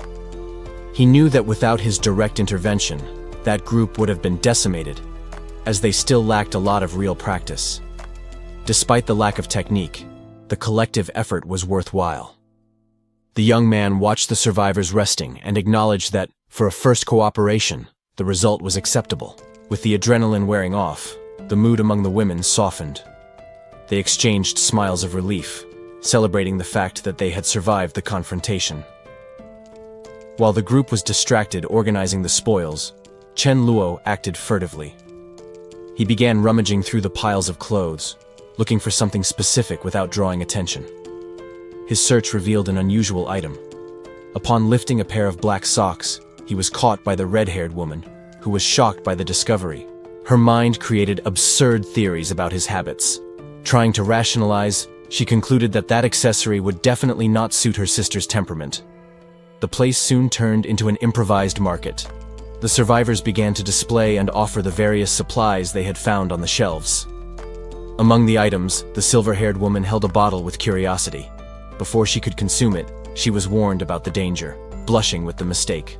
Chen Luo watched the scene with an amused smile. The woman, realizing his gaze on her ineptitude, felt exposed and embarrassed. That moment made her reflect deeply. She remembered how she had always been protected and pampered, never having faced real hunger or thirst until this apocalypse. This realization hurt her pride, but also motivated her. Clenching her hands, she swore to herself that she would have a decisive confrontation with him to prove her worth. Later, in the solitude of his room, Chen Luo enjoyed a moment of leisure. He relaxed in front of the computer screen, playing games to pass the time. Suddenly, his expression changed to surprise and interest. He wondered about Mi Li's intentions in knocking on his door at this time of night. Mi Li, impacted by the suffering of others she witnessed that afternoon, felt the need to express her gratitude. She confessed how fortunate she felt to have Chen Luo's protection in that chaotic world. The young man, however, found the sudden sentimentality strange. He didn't understand why that deep conversation came up so suddenly, not immediately realizing what she was getting at. Gathering all her courage, the girl finally revealed her intentions. With her face flushed and her heart racing, she asked to be his girlfriend, anxiously awaiting his answer. Chen Luo's reaction was immediate and intense. He held her firmly, declaring that he had also been waiting for that moment for a long time, accepting the request with surprising enthusiasm. However, the sudden happiness left Mi Li stunned. The physical approach was too fast for her, who felt unprepared for that level of instant intimacy. The girl hesitated, feeling a growing discomfort. Something in his attitude seemed out of sync with the patient person she knew, creating a twinge of doubt in her heart. Chen Luo, noticing the hesitation, used the cruel reality of the apocalypse as an argument. He reminded her that death could come at any moment, justifying the rush to consummate that romance. With this fatalistic logic, he leaned in to kiss her, insisting that there was no time to lose. For him, enjoying the present seemed like the only rational choice in the face of the uncertainty of tomorrow. Mi Li remained motionless, her eyes wide with distress. The pressure of the moment and her companion's aggressive behavior left her paralyzed and confused. Suddenly, Chen Luo's advance was interrupted. He stopped abruptly, freezing in place as if something external had broken the spell of the moment. A drop of cold sweat ran down the protagonist's face. The romantic atmosphere dissipated instantly, replaced by an alert tension as he averted his gaze to the side. The source of the interruption was right there. The white cat stared at him with big, bright, innocent eyes, witnessing the whole embarrassing scene. Without thinking twice, Chen Luo grabbed the meddling animal. With a quick and impatient movement, he threw the feline out of the room, getting rid of the unwanted audience. The cat, indignant at the rude treatment, landed outside. The animal seemed shocked, noting that this aggressive and libidinous behavior did not match the Chen Luo he knew. Upon recovering from the throw, the feline came across another presence in the hallway. The silver-haired woman was there, watching the scene curiously with an amused smile on her face. The little white cat seemed to be judging the situation, while the pink-haired woman was processing what she had just heard. She wondered about what kind of bullying method Chen Luo was using, feeling confused by his justification for having expelled the animal. XML. The atmosphere shifted as the woman stood up, walking across the room under the watchful gaze of a small, shadowy being on the floor and the white cat. Outside, the sounds of barking echoed, indicating that no one could enter without permission. Suddenly, a firm knock resounded on the door. The clenched fist indicated an urgency that broke the silence of the room, signaling that the private conversation between the two would inevitably be interrupted by someone from outside. The pink-haired woman froze, her face slightly flushed, and an expression of uncertainty. The interruption seemed to have come at the exact moment when the tension between her and Chen Luo was at its peak. She turned, letting out a sigh of resignation as she commented to herself that her plan had been ruined. With an ironic tone, she compared the situation to having her cabbage eaten by a pig, deciding it was best to forget about it for now. Chen Luo appeared right behind her, with his hands in his pockets and a satisfied smile. On the other side, a short-haired woman held a container, questioning why he hadn't come down yet to eat the special pork dish that had been prepared. In a teasing way, Chen Luo approached the pink-haired woman, whispering that she was very aware of everything. He seemed amused by her keen perception of the group dynamics and recent events. The short-haired woman watched the interaction with a worried and thoughtful expression. She wondered what Chen Luo intended to do next, and how his actions would affect the balance among the survivors. On the floor, the contrast was evident. While the small, shadowy being devoured its food eagerly in the dog bowl, the white cat remained motionless on the sofa, observing the human chaos with its usual feline superiority. Chen Luo, maintaining his relaxed tone amidst the apocalypse, tried to negotiate with the feline, holding out his hand for a high five. However, the white cat, with an expression of pure demand, made it clear that the previous agreement was not enough and that it would need 20 portions to be satisfied. Giving in to the animal's whims, Chen Luo stroked the cat's head with a knowing smile. He commented lightly that, in addition to the extra portions of food, the cat seemed to have decided that it needed a feline companion to sleep with during the night, sealing the unusual friendship for good. The scene then changes to a large outdoor banquet, where all the team members are gathered around laden tables. The captain, from the head of the table, asks for silence and interrupts any small talk, preparing to make an important announcement to the group. In response to the leader's gesture, everyone present raises their glasses in a collective and enthusiastic toast. A chorus of voices echoes through the place, thanking the captain for the generosity and leadership that keeps the group united and fed in these conditions. In the distance, the aroma of the prepared food spreads through the air, drawing the attention of even those far from the mansion. Someone comments to their brother about the wonderful smell coming from the base, highlighting how this banquet is a rare and remarkable event in today's world.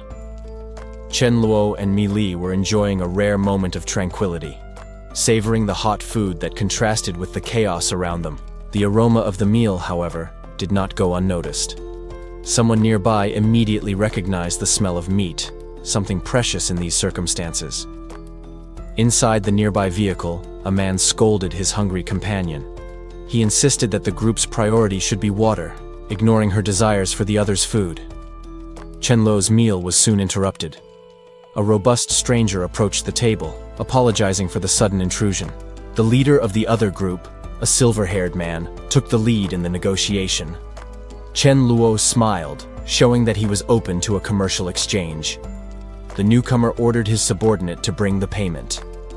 The woman, named Shu Yun, obeyed promptly, carrying bottles of mineral water to the table. The transaction was completed quickly. The water, vital for survival, was exchanged for the food package that the other group coveted so much. Impressed with Chen Luo's abundance of resources, the young woman from the other group asked hopefully if he was recruiting new members. The direct question caused immediate discomfort. Her companion cast a stern look, feeling belittled, while Chen Luo was amused by the situation. Chen Luo, however, set his conditions firmly. He explained that he would only accept survivors capable of obtaining the crystals found in the creatures. Feeling humiliated, the silver-haired man decided to end the conversation. He pulled the girl by the arm, forcing an abrupt retreat. Seeing them leave, Chen Luo reflected on human nature. He concluded that people with emotional bonds were easier to trust than lone wolves. Far away, the man admitted to the girl that he had underestimated the stranger. He recognized that Chen Luo possessed the knowledge and means to support an entire team. The understanding of reality changed the pair's posture. They realized that pride would not fill their bellies and agreed to try again. The couple returned to face Chen Luo once more. The protagonist, holding his crystals, began the interrogation about the powers and awakening of his potential allies. The survivor argued in favor of his usefulness, stating that his physical strength had increased. He assured that he could now act as a true warrior for the group. Chen Luo, however, had a different proposal. He displayed the concentrated energy in his hands, asking what his guests thought of that power. The man was visibly impressed with the demonstration. He immediately recognized that this would be a great boost for both him and the entire team. Satisfied with the agreement, Captain Yu ordered more food to be served. She decided to celebrate the occasion by offering stir-fried meat to everyone present, sealing the alliance. Later, in his quarters, Chen Luo focused on his cultivation.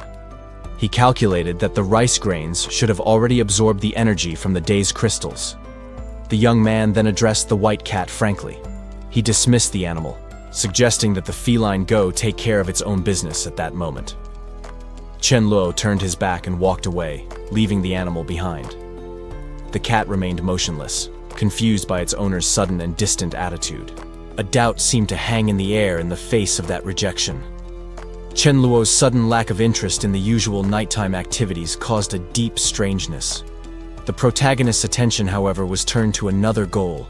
The focus of his concentration remained fixed on the special rice grains. But the pause was brief. Chen Luo soon turned his attention to Mi Li, pinning her against the surface with a mischievous smile while she blushed. The girl tried to back away, visibly embarrassed under the sheets. She protested against the advance, claiming that she was still in pain and not ready. XML. Despite her initial reluctance and discomfort, Mi Li reconsidered. Thinking about the future they would have together, she decided she would do her best to endure the situation. Chen Luo didn't hesitate and wrapped her in a tight, affectionate hug. Her resistance gave way to the inevitable intimacy between them. Meanwhile, the outside world remained dangerous. The daylight revealed a city where caution was vital due to the constant presence of zombies and other humans. The urban landscape was desolate and chaotic. Destroyed and abandoned cars blocked the streets, silent witnesses to the apocalypse that had devastated civilization. The protagonist remained calm, using a communicator to coordinate the next steps.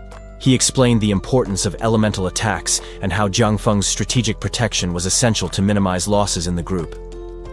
Amid the dangerous streets, a deformed survivor roared in pain and fury. His exposed wounds and bulging veins showed the advanced stage of the mutation consuming him, making him an unpredictable threat. The emotional impact of the scene was visible on the observer's face. Wide eyes and an expression of pure shock revealed that, even after so long in the apocalypse, the horror of the mutations was still capable of paralyzing the most experienced. Suddenly, a burst of sharp energy cut through the air, hitting multiple targets at once. The attack was precise and devastating, clearing the path in a trail of light and destruction. The mutation gave no respite, and the infected survivor advanced erratically.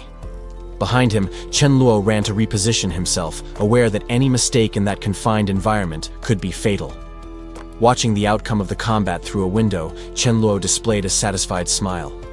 He seemed to appreciate the efficiency of the strategy he had planned, seeing each piece fall into place as expected. The captain gave the final order, instructing the group to follow the opposite road without haste.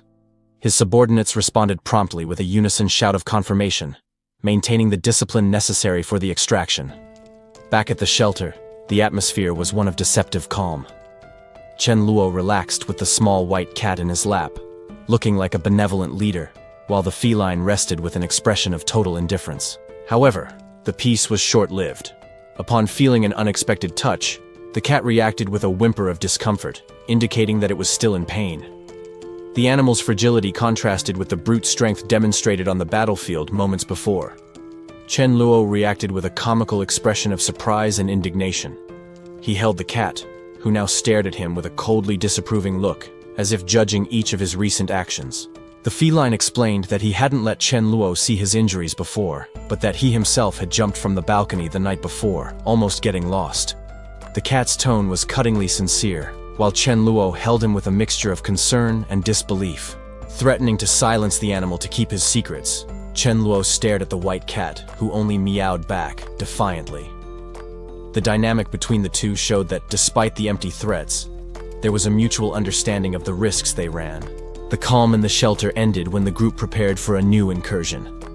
Each survivor grabbed their weapon, ready to get out of the truck and face the hordes of zombies that infested the surroundings, under the watchful and coordinating eye of Chen Luo. Upon arriving at a commercial area, one of the companions suggested that the local restaurants might contain good supplies.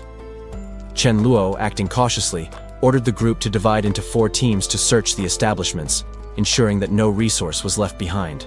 The operation was an absolute success.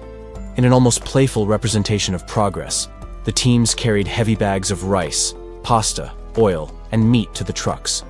The numbers rose rapidly, guaranteeing the group's survival for much longer. The search party located a promising target. One of the survivors urgently called the leader's attention, pointing to a supermarket that could contain the resources they so desperately needed. The red-haired woman stopped, calculating. She assessed the size of the establishment, hoping that a place of that size still had in stock the specific items she was looking for. Chen Luo's companion watched the scene with strangeness. The other woman's sudden agitation seemed disproportionate for a simple search for supplies, arousing her curiosity. She approached, intrigued. Upon noticing what exactly the woman in red was staring at with so much interest on the shelf, her expression changed from curiosity to disbelief. The object of desire was revealed. It wasn't food or water, but a box of ultra-thin condoms, an unusual priority in the face of the apocalypse. The young woman's face burned with instant shame. The understanding of what that meant, and the other's audacity in seeking such an item at that moment, left her completely disconcerted. Trying to disguise her embarrassment, she pointed away and made up a quick excuse. She needed to get out of there immediately before the situation became even more embarrassing. The red-haired woman remained there, cursing mentally. She blamed Chen Luo for that ridiculous need, feeling frustrated and ashamed by her own thoughts. Meanwhile, Chen Luo noticed a change in the atmosphere. His keen instincts noticed that he was being watched, although his expression remained calm and indecipherable. He turned his gaze to the residential building above. Confirming his suspicions, he saw several silhouettes in the windows and balconies. There were many survivors hiding there. Voices began to echo from the building. Someone lamented the hunger of days and the discomfort caused by the intense heat, trying to sensitize the newcomer with stories of suffering. However, the requests soon became demanding and superficial. Chen Luo heard requests for duck meat and cigarettes, noticing with disdain the arrogance of those who still acted like spoiled children. An ironic smile curved the protagonist's lips. The audacity of those people in making luxurious demands, even being on the verge of death, was almost comical.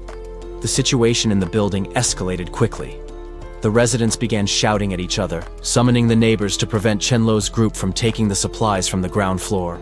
Ignoring the protests, the group's focus returned to escape. Someone questioned, hopefully, whether the heavy truck would be able to crush the zombies blocking the way. A hostile crowd gathered, urging each other to act quickly so their targets wouldn't escape. They seemed determined to capture those they considered disrespectful young people and little beasts. The elders of the group demanded that everything be dropped immediately. Accusing the newcomers of theft, they tried to use their age as authority to force the surrender of the supplies. Chen Luo, however, remained still with his arms crossed. He watched the shouting and accusations with a coldness that contrasted with the agitation of the locals. The young man's gaze sharpened. He analyzed the situation, realizing that diplomacy would not work with that group that demanded submission based only on social hierarchy. A bald man stepped forward, declaring that the truck had been confiscated by them. Arrogantly, he ordered Chen Luo's group to go back where they came from empty-handed. The other elders exchanged smug smiles in the background. They seemed confident that, by imposing their arbitrary rules, the young people would simply obey without question. Gemel. The bald man moved even closer, invading Chen Luo's personal space. In a tone of defiance, he provoked the boy, sarcastically asking if he would dare to assault an elder. Pointing to his own face, the man continued to taunt. He was certain that the social norms of the old world would still protect him from any physical retaliation. The response came in a split second. A swift movement cut through the air, completely ignoring the social conventions the man was trying to use as a shield. Chen Luo decided to grant the provoker's request. With a brutal slap, he struck the man's face, making it clear that he would not tolerate disrespect or empty threats. The impact was violent enough to lift the man off his feet. He was thrown backward, the force of the blow instantly dismantling his arrogant posture. As the man fell, his companions tried to rationalize the scene. Some muttered that he was just faking the severity of the injury, an old trick he used to extort compensation. The protagonist watched the result of his action with indifference. There was no remorse in his expression, only the calm of someone who had solved an annoying problem. Chen Luo then turned to the rest of the crowd. He sarcastically questioned their morality, using the sudden violence as a clear warning not to test his patience. Despite the shock, the others did not immediately back down. One of the men assumed a fighting stance, claiming to know martial arts and warning the young man not to try anything else. The warning was useless. In the blink of an eye, an explosion of flames consumed the aggressors, turning the place into a chaotic scene of screams. While some fell under the fire, others ran desperately crying for help before Chen Luo's overwhelming power. Amidst the smoke, a new figure emerged. A man with a serene look and a scarf around his neck approached, analyzing the trail of destruction. His presence was imposing, and he seemed to recognize the situation in a way that the others could not. Chen Luo narrowed his eyes as he noticed the newcomer. A subtle smile appeared on his face as he realized that the leader of this new wave of people was not a stranger. There was something very familiar about that confident expression. The pieces fell into place in the protagonist's mind. He recalled his previous life, when he was still weak, and how he had crossed paths with that man. His name surfaced like a snap: Chen Guang. Chen Guang approached with open arms, demonstrating a surprisingly friendly attitude. He commented ironically that he did not expect to meet Chen Luo like this, much less see his own men dying at his hands, and questioned whether the young man was seeking revenge for something from the past. Changing the focus of the conversation, Chen Guang revealed the reason for his approach. He described the abundance of resources in a nearby community, but warned of a deadly danger: a mutant husky dog, endowed with intelligence and lightning speed, that had been terrorizing the area. He explained the difficulties of facing the beast, reporting how the animal attacked when they were few and hid when they were at an advantage. Chen Guang lamented the loss of a companion and admitted that, although they knew where the monster lived, they did not have enough elite force to eliminate it. Concluding his proposal, Chen Guang made it clear that he held no grudge for the recent deaths. He emphasized that he was there to ask for a strategic favor, formally introducing himself to seal what he hoped would be a profitable collaboration. With a calculating look, Chen Luo considered the offer. He responded with an enigmatic smile, directly questioning what the man expected him to do in that situation, and what the terms of this unexpected alliance would be. Before accepting any risk, Chen Luo got straight to the point. He looked into Chen Guang's eyes and coldly asked about the reward, making it clear that his help would have a price commensurate with the danger that the mutant beast represented. Chen Guang gave a wide and confident smile, feeling that the negotiation was progressing. He seemed pleased that Chen Luo was someone practical and focused on results, which would facilitate the agreement for the hunt for the mutant dog. As the terms were sealed, the small white cat snuggled against Chen Luo's cheek with an affectionate meow. The gesture brought a brief moment of lightness to the tension of the conversation, showing the strong bond between the young man and his feline companion. With the decision made, Chen Luo accepted the challenge with a serene look. He instructed Chen Guang to lead the way, demonstrating that he was ready to face the intelligent beast that had been terrorizing the neighboring community. Chen Luo announced to his group that he and Dara King, his white cat, would accompany Chen Guang on the mission.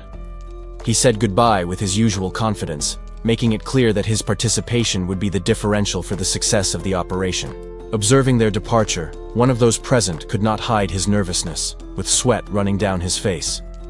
The apprehension was palpable, as everyone knew that this alliance with figures from the past brought risks as great as the beast itself that they intended to hunt. The survivor questioned Chen Luo's sanity upon noticing the animals. Keeping pets in that chaos seemed impossible to his eyes. To him, it was madness in times of disaster. However, the puppy followed the group cheerfully, completely oblivious to the shock it caused in the stranger. Still confused by the situation, the man offered to accompany the group. Chen Luo, holding his cat calmly, did not object to his presence. The protagonist turned his attention to Mi Li with a slight smile. Amidst the constant tension, they maintained a calm that the others could not understand. The survivor did the math mentally and despaired. The idea of feeding so many mouths, including animals and companions, seemed an unbearable burden to him. As they walked down the deserted street, the man explained the local threat. There was a zombie dog in the yard that his group could not stop in any way. He then asked Chen Luo, seeking a solution. The survivor hoped that the newcomer had some means of dealing with the beast that terrorized them. Chen Luo just smiled, demonstrating absolute confidence. He looked down at his own canine companion, knowing exactly who would solve the problem. The guide tried to intervene, thinking that the young man was sending the animal to certain death. He warned that the danger was too real to risk the pet. Cold sweat ran down the survivor's face as he stared at the puppy. He was unable to perceive the hidden power in that harmless and cute appearance. Ignoring the warnings, the group climbed the stairs towards the darkness of the building. The black dog led the way, advancing without showing any sign of fear. They arrived at the place indicated by the smell. The door was marked by violence, and a strong odor of blood emanated from the cracks, signaling the danger. The survivor stopped in front of the entrance, visibly tense. The heavy atmosphere confirmed that the threat they feared so much was just ahead. When the door opened, the little dog bravely placed himself in front of everyone. Chen Luo watched calmly as his pet faced the monstrous shadow. Without hesitating, the animal unleashed its true power. Bursts of electricity illuminated the corridor, hitting the monstrous enemy with lethal precision. Daju moved with supernatural agility, mocking his opponent's inability to hit him. The dog seemed to be playing with danger, dodging attacks with ease. The survivors watched the scene, stunned. The animal's performance completely defied their expectations, leaving the guide and his companion speechless at such skill. It wasn't just dodging. Daju counterattacked fiercely. The dog unleashed a powerful electrical discharge, striking the threatening beast with lethal precision. The impact was devastating. Electricity coursed through the enemy's body, illuminating the darkness and sealing the creature's fate in an instant. With a final bang, the threat was neutralized and the opponent fell defeated. Chen Luo's dog announced its victory, ending the fight as quickly as it had begun. For Chen Luo, it was just another obstacle overcome. With the problem solved, he casually signaled the end of that brief and forced cooperation. The guide swallowed hard as he watched the electric creature approach. Fear was evident on his face, now aware of the destructive power that seemingly harmless animal possessed. Recognizing the value of such a powerful ally, the survivors' leader tried a new approach. He formally proposed that they join forces, appealing to the advantage of safety in numbers. The offer of an alliance hung in the air. It was a strategic attempt to bring that overwhelming power to their group's side. The young man maintained a diplomatic smile, trying to appear friendly and persuasive. He believed he was offering a beneficial and sensible agreement for both parties. However, Chen Luo adjusted his gloves indifferently and rejected the proposal. He made it clear that he wasn't looking for equal partners, but rather the total submission of the other group. The statement caught the leader off guard, erasing his smile. Chen Luo's posture exuded an arrogance justified by his superior strength, completely changing the tone of the conversation. The protagonist questioned the logic of that offer. In his view, the strong had no reason to ally with the weak.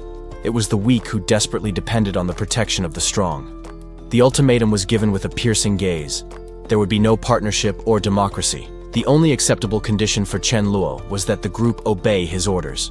Before the guide could process the demand for submission, a subordinate came running, breathless. The tension of the moment was suddenly interrupted by a new urgent alert brought by the newcomer. Chen Luo and Mi Li awaited the definitive answer. The group's leader approached, signaling that he would accept the protagonist's authority. There were serious injuries among the survivors. One of the young men was in critical condition, supported by his companions, while Chen Luo observed the situation with cold analysis. Mi Li readily offered to intervene in the situation. With a smile of approval, Chen Luo allowed her to demonstrate her special abilities. A soft light enveloped the wounded man as the young woman channeled her powers. The recovery was immediate, leaving the young man amazed by the miracle of healing. The group of survivors was speechless at what they had just witnessed.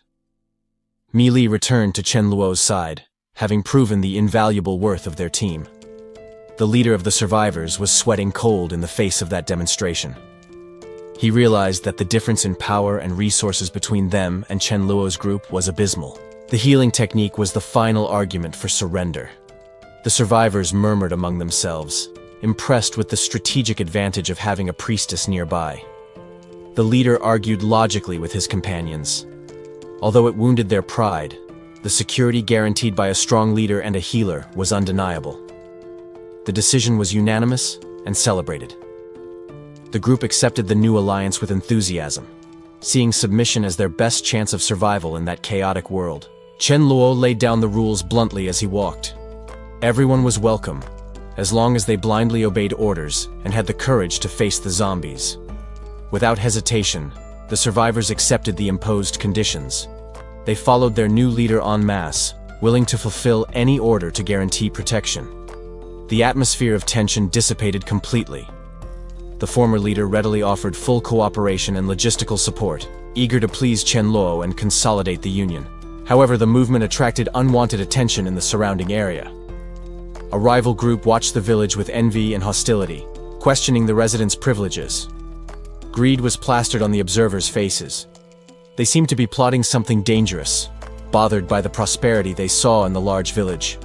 Hidden in the shadows, the spies noticed the numerical increase in Chen Luo's group. They hesitated, realizing that a direct conflict would now be much riskier. The young survivor refused to accept passivity. He decided that they couldn't simply stand by watching while their resources were taken. His companion agreed with the firm stance. However, he pointed out that the success of any action depended entirely on everything going well with Brother Chen. Suddenly, the young man's expression changed. Something caught his attention, sharpening his gaze with a new and intense determination. The convoy set off down the road. Fear was left behind, replaced by the will to advance towards the unknown. Chen Luo drove the vehicle towards a village complex. The large number of parked cars indicated that the location was already occupied. Upon arrival, the survivors from Chen Luo's group disembarked. The tension was visible on their faces as they assessed the foreign territory. Hands tightened firmly on the handles of their improvised weapons. They were prepared for any confrontation that might arise in that negotiation. Meanwhile, Chen Luo was fighting a different battle. He was trying to negotiate with his feline companion, who was proving demanding and dissatisfied with the initial offer. After a brief bargain, an agreement was finally reached. The pact was sealed between the human and the creature with a gesture of agreement. Chen Luo tried to set limits for nighttime rest, but was interrupted. A delicious aroma invaded the vehicle, distracting everyone instantly.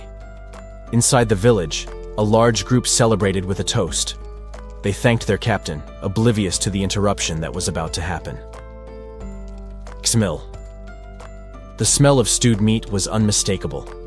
Seizing the opportunity, Chen Luo's group proposed an immediate trade of clean water for the food. The scene revealed an organized banquet. Dozens of people shared a long table, a vision of order and abundance rare in that chaotic world. The offer was accepted, and the tense atmosphere dissipated. Chen Luo and Mi Li raised their glasses, ready to enjoy the meal they had earned. However, the local leader remained focused on business. He pulled young Hui Hui away from the food, insisting that the top priority was securing the water supply.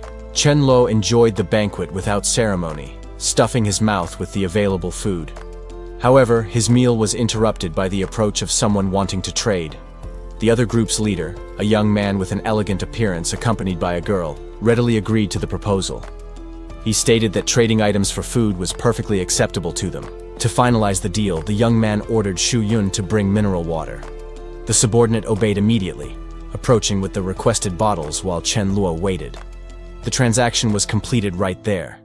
The water bottles were handed over in exchange for a package of sausages, ensuring the necessary sustenance for both parties. The pink-haired girl, curious about the group's dynamics, asked the leader if they were an official team and if they were still accepting new members. Chen Luo, still chewing his newly acquired food, butted into the conversation. He confirmed the team's existence with casual and carefree enthusiasm. Suddenly, a system notification appeared before the protagonist's eyes. An NPC had just given him a specific mission involving collecting zombie crystals and vehicle restrictions. The rival group's leader said goodbye, promising to return soon. He seemed to trust Chen Luo, reasoning that someone accompanied by a family would be more harmless and trustworthy. Watching them leave, Chen Luo made his own silent assessment. Despite that leader's reputation, the young man concluded that he was just a pretty face without much substance. The peace was short-lived, as a burly man approached with ulterior motives. He questioned Chen Luo's leadership, maliciously observing the apparent lack of supplies in the area. The stranger commented on the impossibility of getting outside support in that location. Chen Luo, maintaining his composure and a smile on his face, was not intimidated by the probing. The protagonist explained that his resources were indeed limited. He claimed to have agreed to the previous trade only reluctantly, playing on the other man's perception. Chen Luo's response, or perhaps what the man saw right behind him, caused an immediate reaction. The subject became visibly shaken and was sweating profusely. The reason for the disturbance became clear when the man's gaze shifted to the background. He noticed Chen Luo's travel companions, becoming impressed by their exceptional beauty. Greed became evident on the face of the man and his cronies who appeared behind him. The hostile group's interest quickly shifted from the scarcity of food to the women present. The group of survivors surrounded the protagonist, making their intentions clear. Having witnessed the previous exchange, they assumed that the young man possessed a stockpile of resources and demanded a share to maintain the peace. The crowd became agitated, with desperation quickly turning into greed. Voices joined in agreement, insisting that the newcomers hand over their food without resistance. Chen Luo watched the commotion with a cold and unwavering gaze. He wasn't surprised by their audacity, just annoyed by the stupid interruption.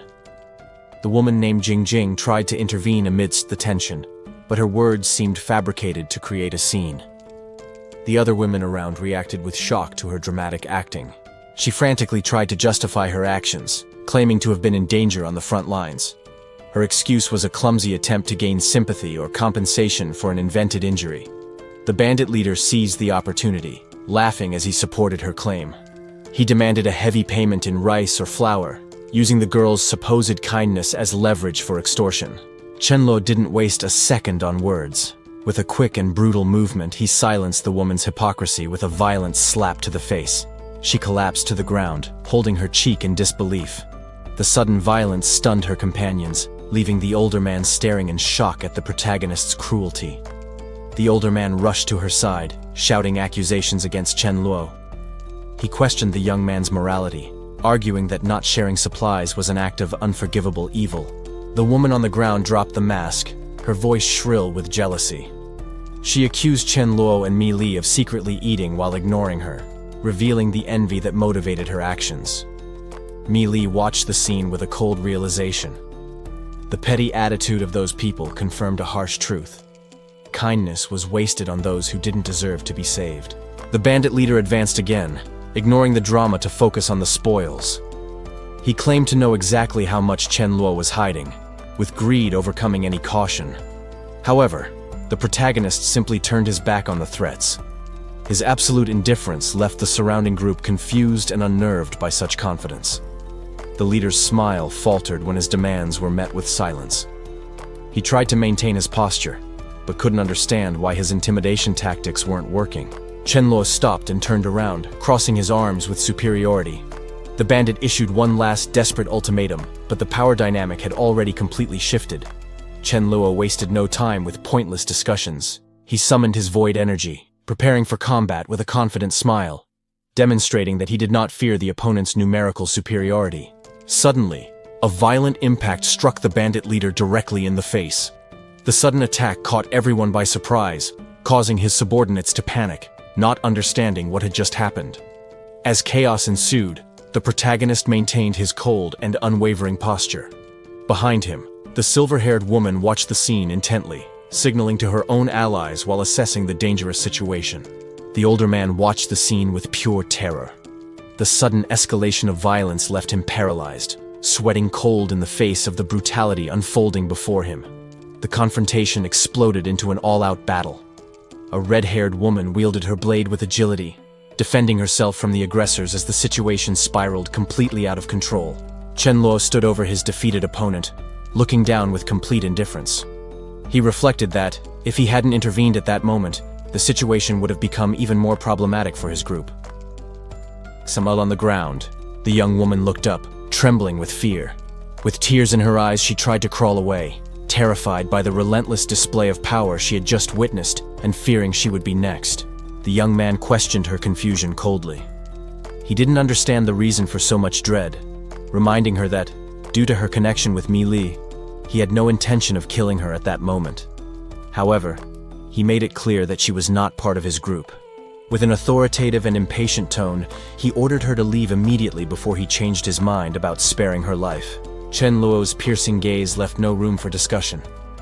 The girl, still in shock and with her face covered in tears, could barely process the cold mercy that had been offered to her. She retreated to the safety of her father's arms, seeking comfort. Despite her fear, she tried to calm him, realizing that Mi Li's friendship with that powerful man had been the only thing that guaranteed their survival. Meanwhile, the black dog watched everything with its big eyes. Despite its harmless appearance, the creature remained alert, picking up on the nuances of the tension in the air. The protagonist walked away, but his mind continued to coldly calculate the risks. He concluded that leaving loose ends or potential dangers behind could be a fatal mistake in the future. As Mi Li walked beside him, the dog seemed to pick up on the hidden murderous intent in Chen Luo's thoughts. The creature immediately understood its owner's silent command to eliminate the remaining threat. The father and daughter closed their eyes, sighing in relief because they believed they were safe. However, they failed to notice the black shadow silently approaching from behind them, ready to fulfill its master's will. One of the scouts noticed the strange movement and shouted, trying to understand what was happening with the newcomer. The young man reported immediately to his superior. He assured him that the stranger seemed calm and coherent, justifying the need for direct contact. Chen Luo made a quick decision. He ordered Mi Li and the others to take the supplies to the house, as he needed to check the situation personally. The leader of the other group, Leng Chen, approached with a proposal. Treating the protagonist with deference, he asked if there was still room for his team to join them. Chen Luo, however, showed no immediate interest. He kept walking, coldly questioning what the importance of that conversation would be. Desperate not to miss the chance, Leng Chen insisted. He blocked the way, indicating that he had something much more valuable to offer than just words. He revealed the trump card he was hiding, a level 6 crystal. The energy emanating from the object was undeniable and extremely rare. Chen Luo's posture changed when he saw the stone. He examined the artifact with genuine interest, demanding to know how they had obtained something so valuable. Leng Chen explained the origin of the loot. He described a hard-fought battle against a gigantic creature, proving his group's ability. The protagonist smiled, satisfied with the acquisition. That crystal completely changed the dynamics of the negotiation in favor of the newcomers. The new ally took the opportunity to finalize the agreement. He declared his team's rules of conduct, promising absolute obedience to Chen Luo's orders. Chen Luo assessed the strategic gain. With that crystal in hand, he calculated that his evolution to the next level would be drastically accelerated. Taking command, the young man instructed Chen Guang to protect the entrance. He ordered total focus on recruiting users with light or support abilities. The speed at which events unfolded caused surprise. Without hesitation, Chen Luo entered the shelter followed by his dark dog, ready to use the new resource immediately. The small pet displayed a satisfied expression, oblivious to the dangers of the world. However, that harmless appearance hid a nature capable of protecting its owner at any cost. Meanwhile, at the base, Leng Chen mobilized the survivors. The leader ordered everyone, including the newly formed teams, to go out and hunt zombies and raise their combat levels immediately. Xu Yun was given the responsibility of commanding one of the groups. Despite being a newcomer, the young woman accepted the leadership without hesitation, demonstrating unwavering confidence in the face of the mission. However, as the truck drove away, skepticism spread among the men. They questioned whether a woman with such a delicate appearance would have the power necessary to lead them on the battlefield. The whispers continued among the team members. Disbelief was evident in their eyes, underestimating the new leader's ability simply because of her fragile appearance. But the doubt soon turned into absolute shock. The bespectacled boy widened his eyes in disbelief as he realized that her strength far exceeded the level of power everyone expected. A horde of undead emerged, hungry and relentless. The sudden attack served as the perfect stage to test the true combat capability of the new formation. Shu Yun dominated the confrontation, securing an abundant collection of crystals. The leader's lethal efficiency silenced the critics, who now worked as a team to collect the spoils quickly. Her authority was now consolidated. One of the subordinates confirmed the orders with renewed respect, recognizing that the hierarchy there was defined by raw power. Suddenly, the expression of one of the scouts changed drastically. Something out of the ordinary caught his attention, interrupting the team's collection routine. He spotted a fleet of yellow vehicles approaching the complex. The unexpected arrival of an unknown group triggered maximum alert among the survivors. Shu Yun perceived the change in the atmosphere instantly. The leader and her companion turned to the source of the disturbance, tense with the possibility of an imminent conflict. Without wasting time, she activated her communicator. The situation required an immediate report to the base, as the presence of strangers could mean a dangerous dispute. The alert was given to Yan Li and the other carriers. Faced with uncertainty about the intentions of the large approaching group, the priority became regrouping and protecting the cargo. The fear of being looted took over the team. They quickly debated the best strategy, deciding that retreating with the supplies was the only safe option before they were intercepted. The survivors found themselves cornered by the vehicles blocking the passage. The group realized that the situation was critical, and panic began to set in. XML-2 men approached with malicious grins, clearly enjoying the fear they instilled in their prey. The woman in red, however, showed courage. She stepped in front of the group, trying to protect her more vulnerable companions. She attempted to deliver a defensive blow, but her hand was intercepted in the air before it could reach its target. The aggressor held her wrist firmly. He mocked her resistance, reminding her that, at the end of the world, the old rules no longer applied. Refusing to be a passive victim, the young woman reacted with a violent kick to break free. The resistance, however, only enraged the other criminal. He ruthlessly ordered them to kill the men and capture the women slowly. The gang obeyed immediately, surrounding the survivors with weapons in hand, ready for the massacre. Suddenly, the woman's expression changed from fear to surprise as she noticed something beyond the aggressors. One of the bandits also stopped, distracted by an unexpected disturbance in the environment. The imminent violence was suspended for a moment, as the victim shouted amidst the sudden confusion. A caravan of vehicles invaded the area, interrupting the confrontation and shifting the balance of power. Observing the scene from inside the car, Chen Luo recognized a familiar face. That was Liu Wei, a mortal enemy from his past life and a supporter of his rivals. The protagonist immediately recalled the danger that man represented. Liu Wei was a poison ability user, capable of releasing lethal toxins. Chen Luo and his group disembarked from the vehicles, facing the local gang and preparing to intervene. Chen Luo immediately recognized the man in front of him. It was Liu Wei, a mortal enemy from his past life and the former supporter of that traitor. One of Liu Wei's henchmen tried to advance, brandishing his weapon arrogantly at the newcomers. However, the aggression was abruptly interrupted by a direct physical blow that stopped the subordinate. Liu Wei held his man back, preventing the disorderly attack. Coldly, he questioned why they should divide the resources they obtained at such risk, challenging the authority of the rival group. The spokesperson for the survivors decided to retreat strategically. He apologized, falsely claiming he didn't know the place already belonged to the gang. Accepting the apparent submission, Liu Wei's group turned their backs and began to withdraw, believing they had won the dispute without a fight. Chen Luo, however, coldly analyzed the situation. He perceived a poisonous and repugnant aura coming from them, a stench capable of causing serious illness. Even his white cat sensed the malice in the air. The animal warned of hostile intentions, something the young master had already confirmed. As they walked away, the henchman questioned Liu Wei indignantly. He didn't understand why they were retreating when they could simply attack head-on. The bandit's arrogance, however, turned to shock. He realized too late that the real conflict was just beginning. A sudden burst of energy hit him squarely, silencing his complaints instantly. Chen Luo revealed his arcane powers, ready for combat. His allies watched as he took the offensive. The protagonist declared his cold sentence. Since their hostility was evident, there was no reason to let them leave there alive. His strategic mind was already calculating the next step. He decided he needed to ensure his allies collected all the supplies before the enemies evolved. With a simple snap of his fingers, the young man sealed the fate of his opponents. Chen Luo was stunned in the hallway. He didn't expect her to take that kind of initiative so suddenly. Upon opening the door, the young man found her waiting for him. Her presence there, standing in the dark, left him confused about her intentions. Without many words, Mi Li pushed a black bag against his chest. The delivery was abrupt, forcing him to hold the mysterious object. Chen Luo looked inside the package. Upon identifying the contents of the boxes and their suggestive icons, shock was evident on his face. She seemed defensive and flushed. The young woman quickly explained that this was a practical necessity, making it clear that she wasn't doing it out of personal desire.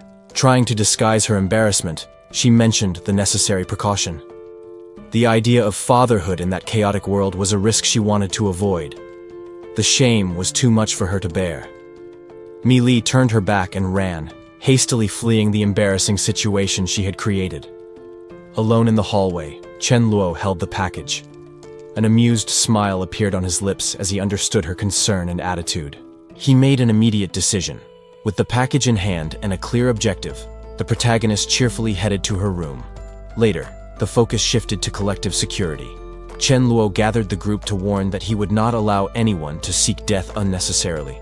He shared his recent discoveries. The young man explained that high-level zombies possessed wisdom and magical abilities similar to those of humans. XML. To ensure survival, he proposed a specific tactic. The ideal formation would require a balance between combat types and magic users. The crowd listened attentively, recognizing the truth in his words.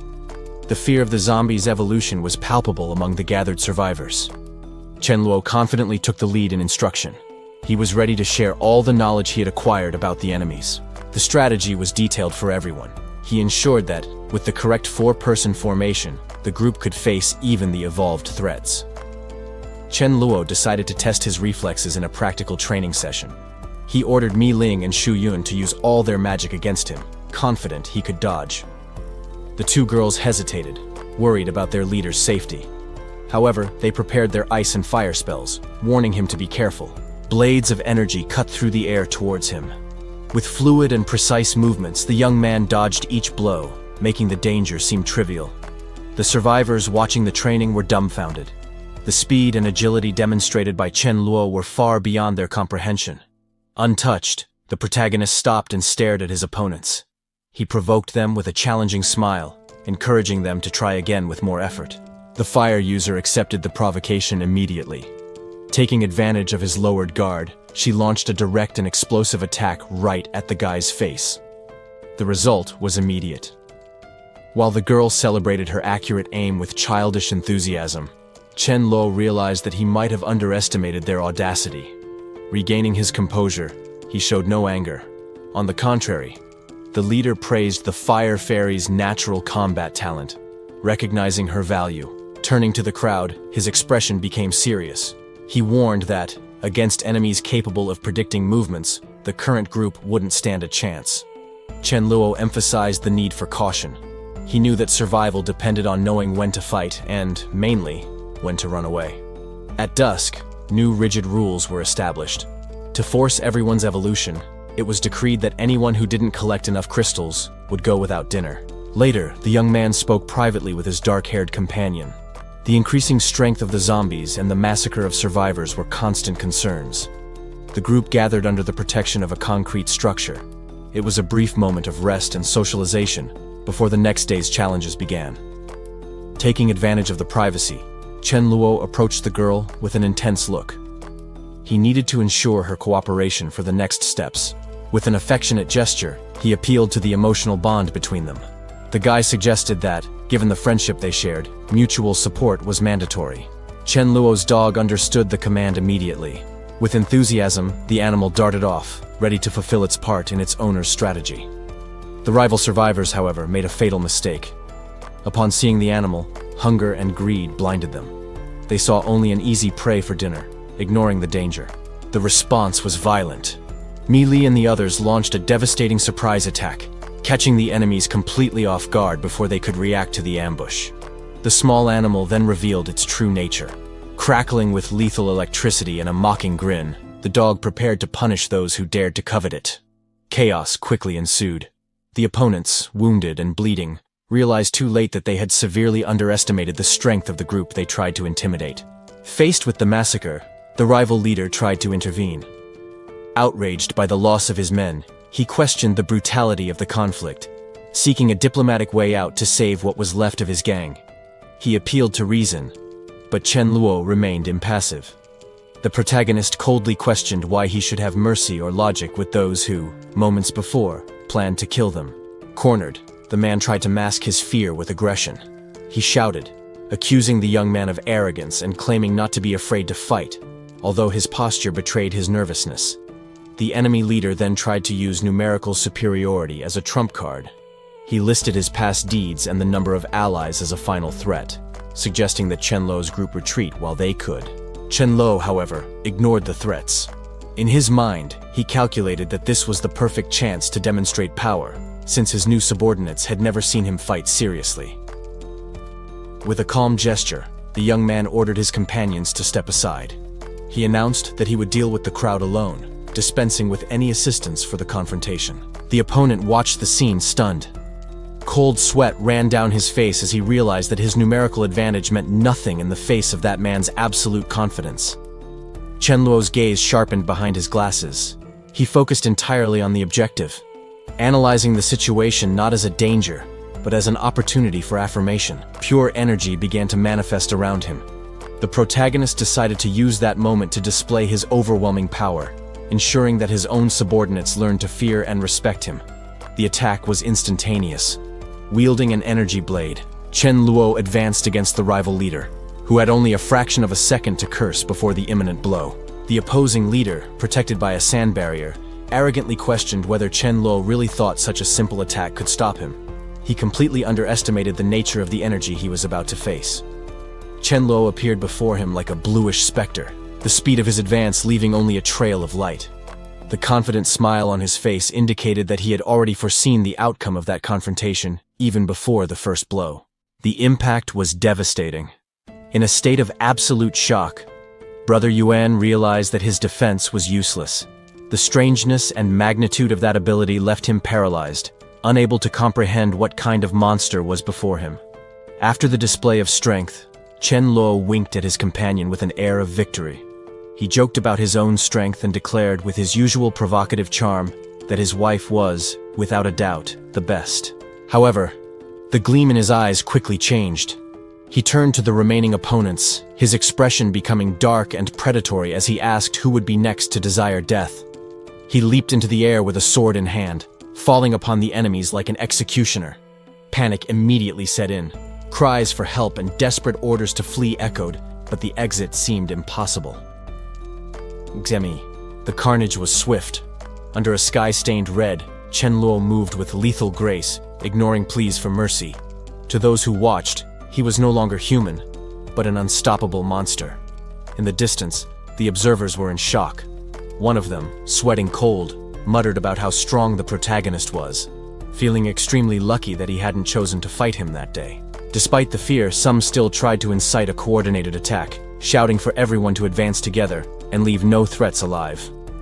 However, the crying and despair on the faces of those on the front lines told a very different story. In the end, Chen Luo just smiled, maintaining his unwavering calm as he received praise from his allies. The recognition that this was the best decision of their lives sealed the absolute respect that the group now had for their leader.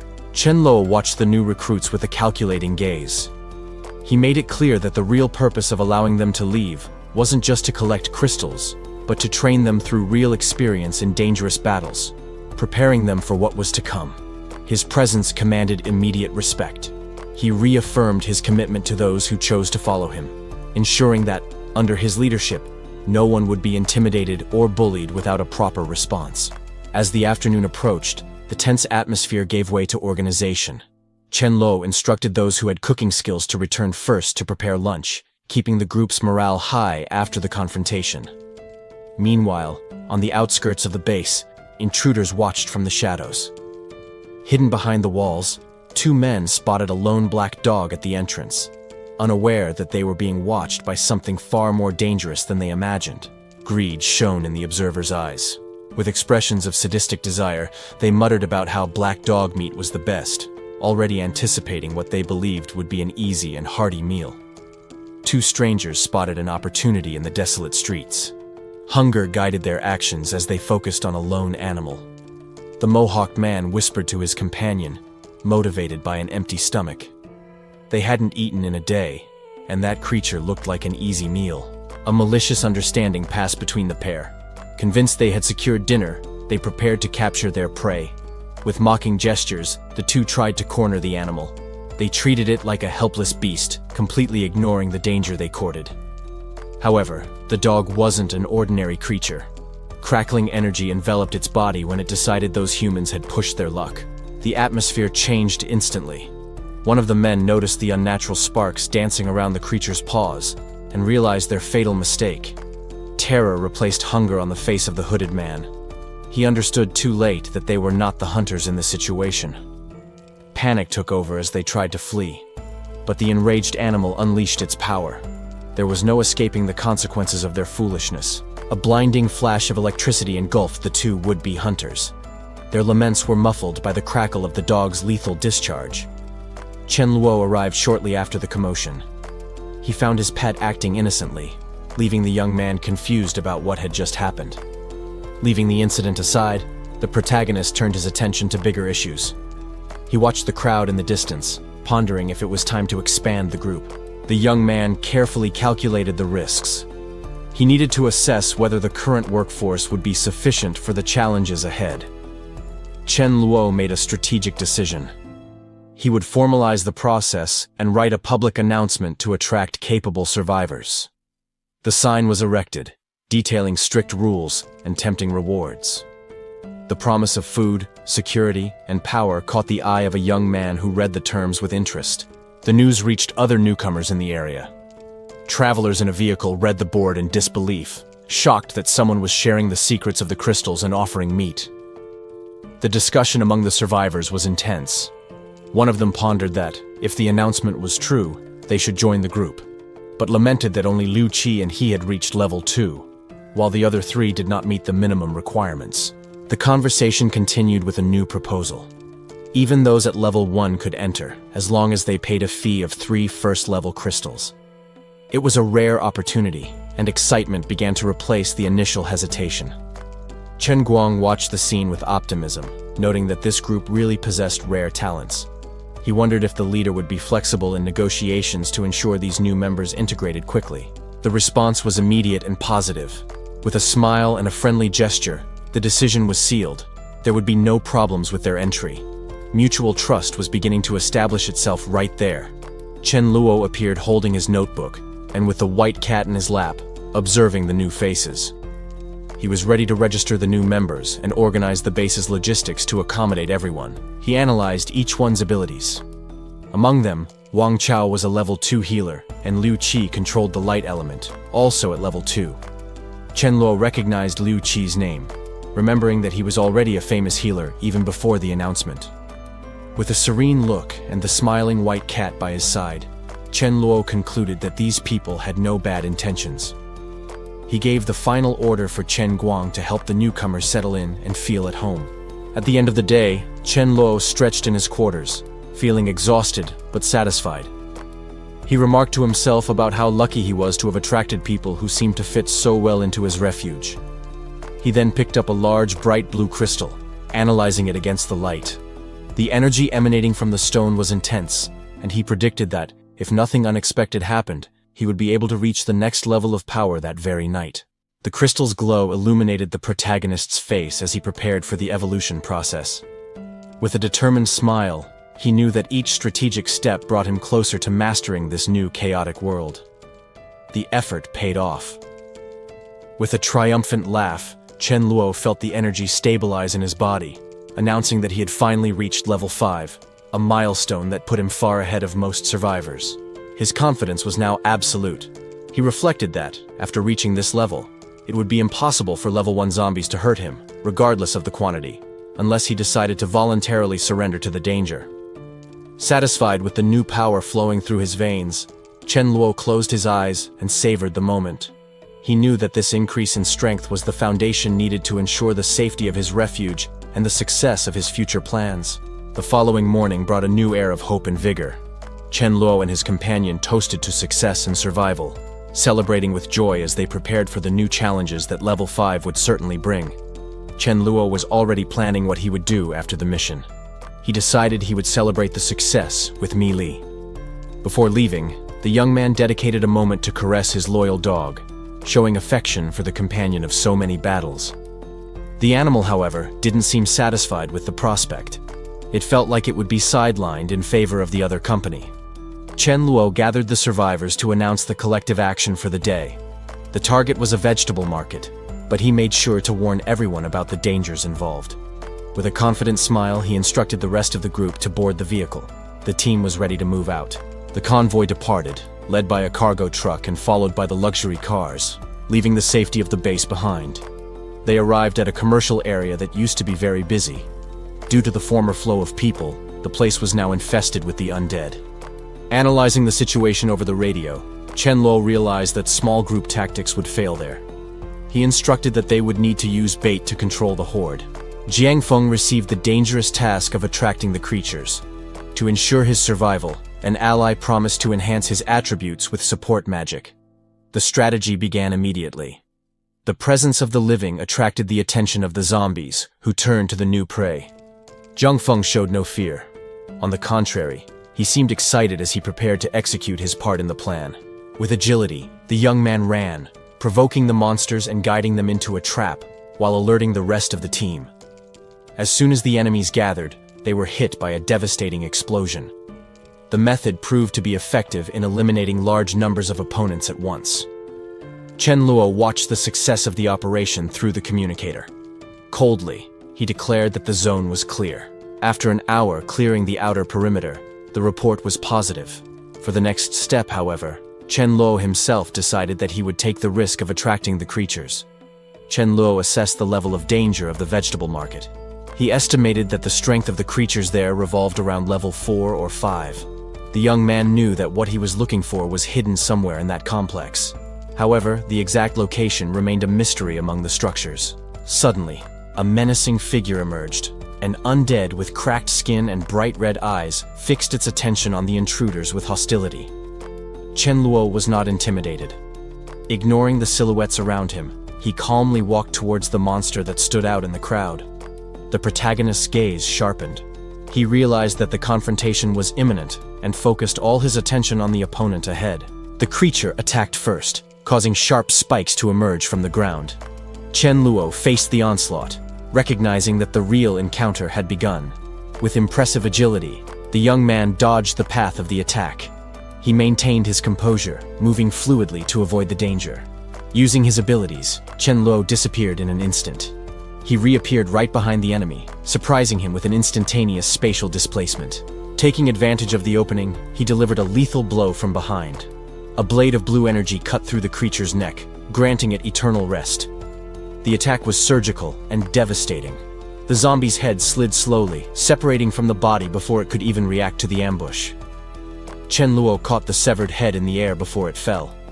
With a carefree smile, he ran back to the group, displaying the trophy of his quick victory. The survivors froze in terror as the sound of the horde approached. Panic paralyzed the group, leaving them vulnerable to the impending danger. Chen Luo, however, had no patience for hesitation. He rushed past them, shouting orders for them to snap out of their trance and start moving. He instructed the group to use speed to their advantage. The order was clear: run and attack on the move, avoiding being surrounded by the undead. Under his tactical command, they learned to strike and retreat. Chen Luo coordinated the ranged magic attacks, ensuring they kept pace without stopping. The strategy worked perfectly. The survivors stared at the pile of defeated enemies, in disbelief that they had eliminated hundreds of zombies so quickly and without casualties. The protagonist calmly observed their reaction. He knew that, without this guidance, most ordinary people would not be able to keep up with the rapid evolution of threats. Disbelief soon turned into euphoria. The group celebrated the victory, acknowledging the effective leadership that saved them from certain death. But Chen Luo was already thinking about profit. He decided to take advantage of the moment to discreetly collect the spoils of battle for his dimensional space. With the resources secured and the area cleared, he felt satisfied. The plan had gone exactly as expected. Later, the convoy of trucks continued its journey, moving along the now slightly safer roads. Suddenly, a man who was on the road reacted with surprise and irritation upon seeing the approaching vehicles. The stranger stood his ground, blocking the way with a defiant stance, refusing to let the convoy pass. Chen Luo, who was behind the wheel, leaned out the window. Coldly, he warned the man to get out of the way and clear the road. The stranger hesitated, sweating coldly. He instantly realized that the young driver exuded a dangerous aura, and that provoking him would be a fatal mistake. Chen Luo, in turn, immediately recognized who was in front of him. That was Xia Haoran, the man destined to become the legendary Invincible Iron Fist in the future. The bully maintained his aggressive posture, trying to intimidate the person in front of him. However, the young man remained impassive in the face of the provocation. The protagonist listened to the ridiculous proposal coldly. The idea of selling his life to someone seemed not only absurd, but insulting. The man insisted, using the name Brother Long as a veiled threat. He questioned mockingly whether the boy really wanted to refuse such support. Meanwhile, the crowd around began to whisper. They recognized the young man's face, identifying him as Xia Haoran, a Sanshou champion with remarkable skills. Suddenly, an idea popped into the fighter's mind. With a confident smile touching his lips, he decided he no longer needed to maintain politeness. Xia Haoran took a step forward, changing the dynamic of the confrontation. The other man's attempt at intimidation had clearly not worked. To everyone's surprise, the young man didn't start a fight. Instead, he looked the opponent in the eye and calmly agreed to the proposed deal. A spiritual figure floated invisibly above them as the protagonist took control of the situation. He reached out his hand, beginning to dictate the practical terms. The young man ordered the man to help him with a heavy task. Caught off guard by the change in authority, the bully immediately agreed to provide assistance. The arrogance disappeared when the man found himself carrying an elderly lady up the stairs. The protagonist followed closely, supervising the careful transport. Upon reaching the top, the man carefully placed the lady on the ground. The young man watched the scene, ensuring she was safe after the climb. However, a dark thought crossed Xia Haoran's mind. He knew that, unfortunately, current healing abilities were not enough to reverse terminal illnesses. Turning to the man who had helped, the young man spoke seriously. The previous tension had dissipated, replaced by an atmosphere of necessary cooperation. He quickly organized the situation, asking them to take good care of the elderly mother. Gently, he promised to provide hot soup to comfort her in that difficult time. The protagonist then addressed the caregiver with a helpful smile. He offered to fetch any ingredients or seasonings that were needed to prepare the meal. Chen Luo decided he needed to prepare something special. Since the soup would take too long, he chose to quickly cook several homemade dishes to ensure a hearty banquet. The young man understood that mother's anguish. His goal was to ensure that she could leave with a peaceful heart regarding the future. In no time, the table was full of food. The aroma of the hot, freshly prepared dishes filled the room, creating a welcoming atmosphere. The older couple was visibly moved by the hospitality. The woman, with tears in her eyes, could barely express her gratitude in the face of such generosity. Chen Luo served a bowl of rice with a gentle smile. He insisted that they eat well, trying to ease the tension of the moment. Gratitude manifested in a physical gesture. Someone held the other's clothing tightly, demonstrating the intensity of feelings in that farewell. They made a sincere appeal to the host. Recognizing Chen Luo's kindness, the couple entrusted him with the safety and care of their son. The woman reinforced the request with a tearful look. Her biggest concern was ensuring that the boy didn't lose his way and maintained his integrity. Chen Luo assured them that he understood the responsibility. With a reassuring smile, he asked the mother not to worry and to enjoy the meal prepared for them. Later, the protagonist found himself alone under the night sky. The starry vastness offered a moment of silence to process recent events. A new resolve appeared in his eyes.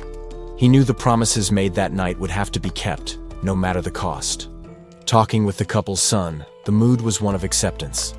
The boy seemed relieved not to have to carry the burden of the illness alone anymore. The young man then swore an oath of loyalty.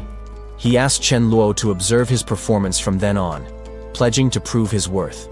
Watching the city together, Chen Luo accepted the allies' dedication. He knew that, with that talent, the boy's rise was only a matter of time. However, the leader realized that goodwill was not enough. To mobilize everyone's enthusiasm, he concluded that he would need to establish a clear system of hierarchy and rewards. Chen Luo envisioned the new power structure that would govern the group. He decided to establish a rigid hierarchy, clearly defining the levels from the supreme leader to the newest members. As he planned, the image of his closest allies came to mind. He knew he would need trustworthy people to fill leadership positions and maintain order. The protagonist determined the rules for advancement within the group. In the future, everyone would start at the bottom, and only time in service or exceptional merits would allow them to rise in rank. He established that the internal economy would be brutally simple. From that moment on, positions, privileges, and even food would be earned exclusively through a point system. Before all the survivors, Chen Luo announced the immediate implementation of this system. He also delegated authority, allowing elite members with command capabilities to lead their own teams. His allies listened carefully to the new guidelines. The implementation of the hierarchical point system would completely change the dynamics of collaboration between them. With an inviting gesture, the young leader incited the crowd. It was time to test the group's motivation and see who was willing to fight. The response was explosive and immediate.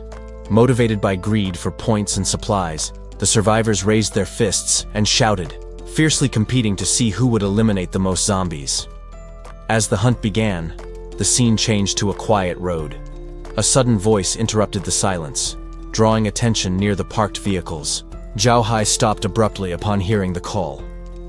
The older man turned around, surprised to be approached so directly in that location. From inside a car, a young driver struck up a conversation. His expression was open and friendly, suggesting a diplomatic approach amidst the chaos.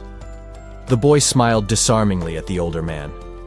He seemed genuinely interested in establishing a positive connection at that moment. Zhao Hai's eyes widened, impacted. Something in the young man's attitude or what was said caused a sudden flash of understanding in his mind. Jin Tao, observing the interaction, assessed the opportunity. He suggested that they should organize a meeting, believing that this group seemed promising and worth approaching. With a confident smile, Jin Tao concluded his reasoning about the importance of alliances. For him, making new friends meant opening new paths, although his companions seemed apprehensive. The group recalled the outstanding debt with the former tycoon Chen Luo. They mentioned that before passing away, he had requested the return of a millionaire's sum. The subordinate discussed the details with Brother Hai. The financial issue from the past still seemed to be a relevant and worrying topic for them. They pondered the fate of the original creditor. The logical conclusion for the group was that Chen Luo must have perished a long time ago. The man assessed the security of the perimeter with concern.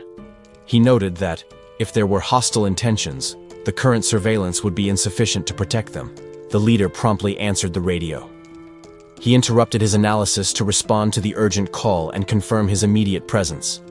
Upon reaching the top of the staircase, the group stopped. A solitary figure awaited them under the sun, blocking the path with an imposing presence. Brother Hai tried to disguise the tension with excessive cordiality. He commented on fate having brought them together there, feigning surprise at the unexpected encounter. Seeking to confirm local authority, the man questioned who was in charge. The young man in front of him assumed leadership and responsibility without hesitation. The man's expression changed when the subject became financial. The young man demanded the old debt, ignoring any previous politeness and getting straight to the point. Chen Luo coldly detailed the amounts owed.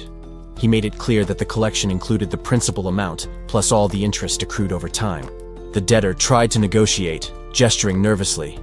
He argued that the chaotic circumstances of the current world should exempt him from abusive fines and interest. The protagonist listened to the excuses with a cold and impenetrable gaze. The man's attempt to evade full payment did not seem to have any effect. A subtle and dangerous smile appeared on Chen Luo's face. He prepared to deliver the real news, ending the discussion with a final blow. The young man declared that he did not usually depend on the goodwill of others. With irony, he revealed that he had already taken the initiative to recover his funds directly. The man's reaction was instantaneous and visceral. The audacity of that maneuver and the loss of resources left him completely stunned and furious. Chen Luo heard the blatant refusal to pay the debt. The argument that personal ability exempted the debtor from his obligations was impressively cynical. Jintao tried to take control of the situation with false generosity. He proposed an unfair exchange, acting as if he were doing a favor by offering crumbs as payment. The older man's arrogance was soon revealed. He suggested, with disdain, that Chen Luo's companion be used as currency if meat was lacking.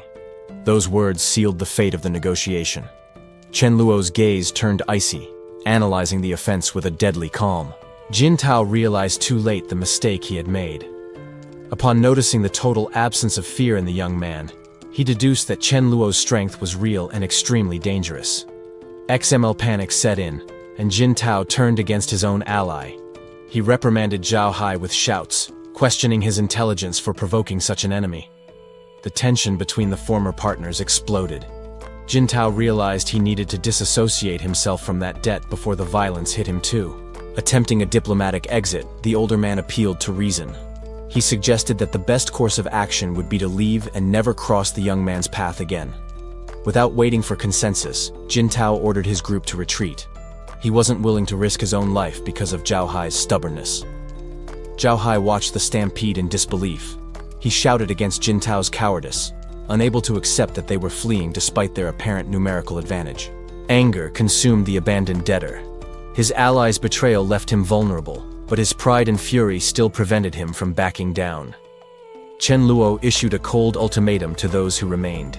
He offered a simple choice: stand with Zhao Hai and die, or walk away immediately. The instinct for survival spoke louder. Zhao Hai's henchmen readily surrendered, displaying weak smiles and gestures of total submission to avoid conflict. Alone against his target, Chen Luo manifested his power. A mystical energy enveloped his hand, preparing for the final reckoning. The protagonist watched the flame with a sarcastic lament. It was a pity things had come to this, but the debt would be paid now. Chen Luo summoned his shadows, casting a dark threat over the fate of those who dared to face his hellish soldiers. A mocking smile appeared on his face. He seemed amused by his opponent's ignorance of the true danger they were in. The young man cleaned his ear with complete indifference, asking who was shouting. He treated the rival group's fury as mere annoying noise. While Zhao Hai's group remained tense and alert, Chen Luo maintained his relaxed posture, completely ignoring the numerical disadvantage. Suddenly, something interrupted the confrontation. Chen Luo looked down to find a familiar creature that had just joined the scene. The white cat intervened to translate the black dog's demands. The Dharma King claimed points for his services rendered, even threatening a lawsuit if ignored. Chen Luo found the negotiation absurd but pragmatic. He agreed to the payment, deciding to give the creature what it wanted in exchange for immediate action. With the agreement sealed, the dog's attitude changed instantly. He now seemed motivated and ready to fulfill his part of the bargain. The creature wasted no time and fired a devastating blast of energy. The comical conversation gave way to sudden violence. The explosion hit the group head-on. Screams of pain echoed as the opponents were thrown away by the force of the impact. One of the women tried to organize a desperate defense, ordering them to block the beast's advance, but panic was already setting in. The speed of the attack was overwhelming. One of the men was brutally struck before he even understood what hit him. Chen Luo watched everything with satisfaction. He didn't need to move a muscle while his companion dismantled the enemy defenses. Terror gripped the survivors. One of the men retreated, trembling, screaming desperately for the creature not to approach any closer. The escape, however, was futile. The black dog pursued the retreating target. Determined not to let anyone escape this reckoning, Chen Luo watched the scene coldly, his eyes narrowing as he assessed the situation. He demanded absolute silence, maintaining total control over the tense moment. The opponent was completely confused by the turn of events. Before he could react, the black dog hit him with a casual blow, claiming that fight for himself and leaving the man stunned. The humiliation was palpable. Zhao Hai covered his face with his hand, sweating cold, unable to cope with the shame of being so easily dominated by a summoned creature. Pride vanished instantly.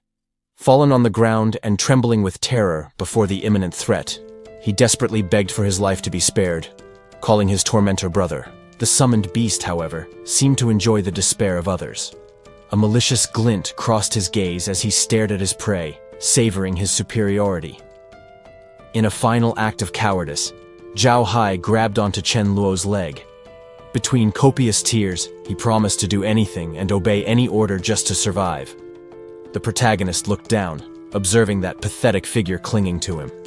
The exaggerated plea and sudden change of attitude caught him by surprise. However, a cunning idea arose in his mind. Chen Luo realized that this man could be useful not as an ally, but as a disposable tool to increase his own level. Zhao Hai banged his head on the ground repeatedly as a sign of total submission, swearing loyalty. Chen Luo accepted the surrender, recognizing the other's talent for summons and imposing strict conditions. The reason for the mercy became clear as they walked. Chen Luo calculated that the undead creatures Zhao Hai summoned would be perfect for collecting crystals automatically. The young man maintained his serious and calculating expression. He knew exactly how to exploit this new acquisition to maximize his gains without getting his own hands dirty. With a confident smile, Chen Luo passed on the final instructions. The hierarchy was established, and Zhao Hai confirmed that he had perfectly understood his new role as a servant. The former enemy now smiled subserviently, relieved to keep his life, while the protagonist crossed his arms, satisfied with the usefulness of that human resource. To ensure control of the situation, Chen Luo materialized a firearm in his hands. It was an additional tool to maintain order and security.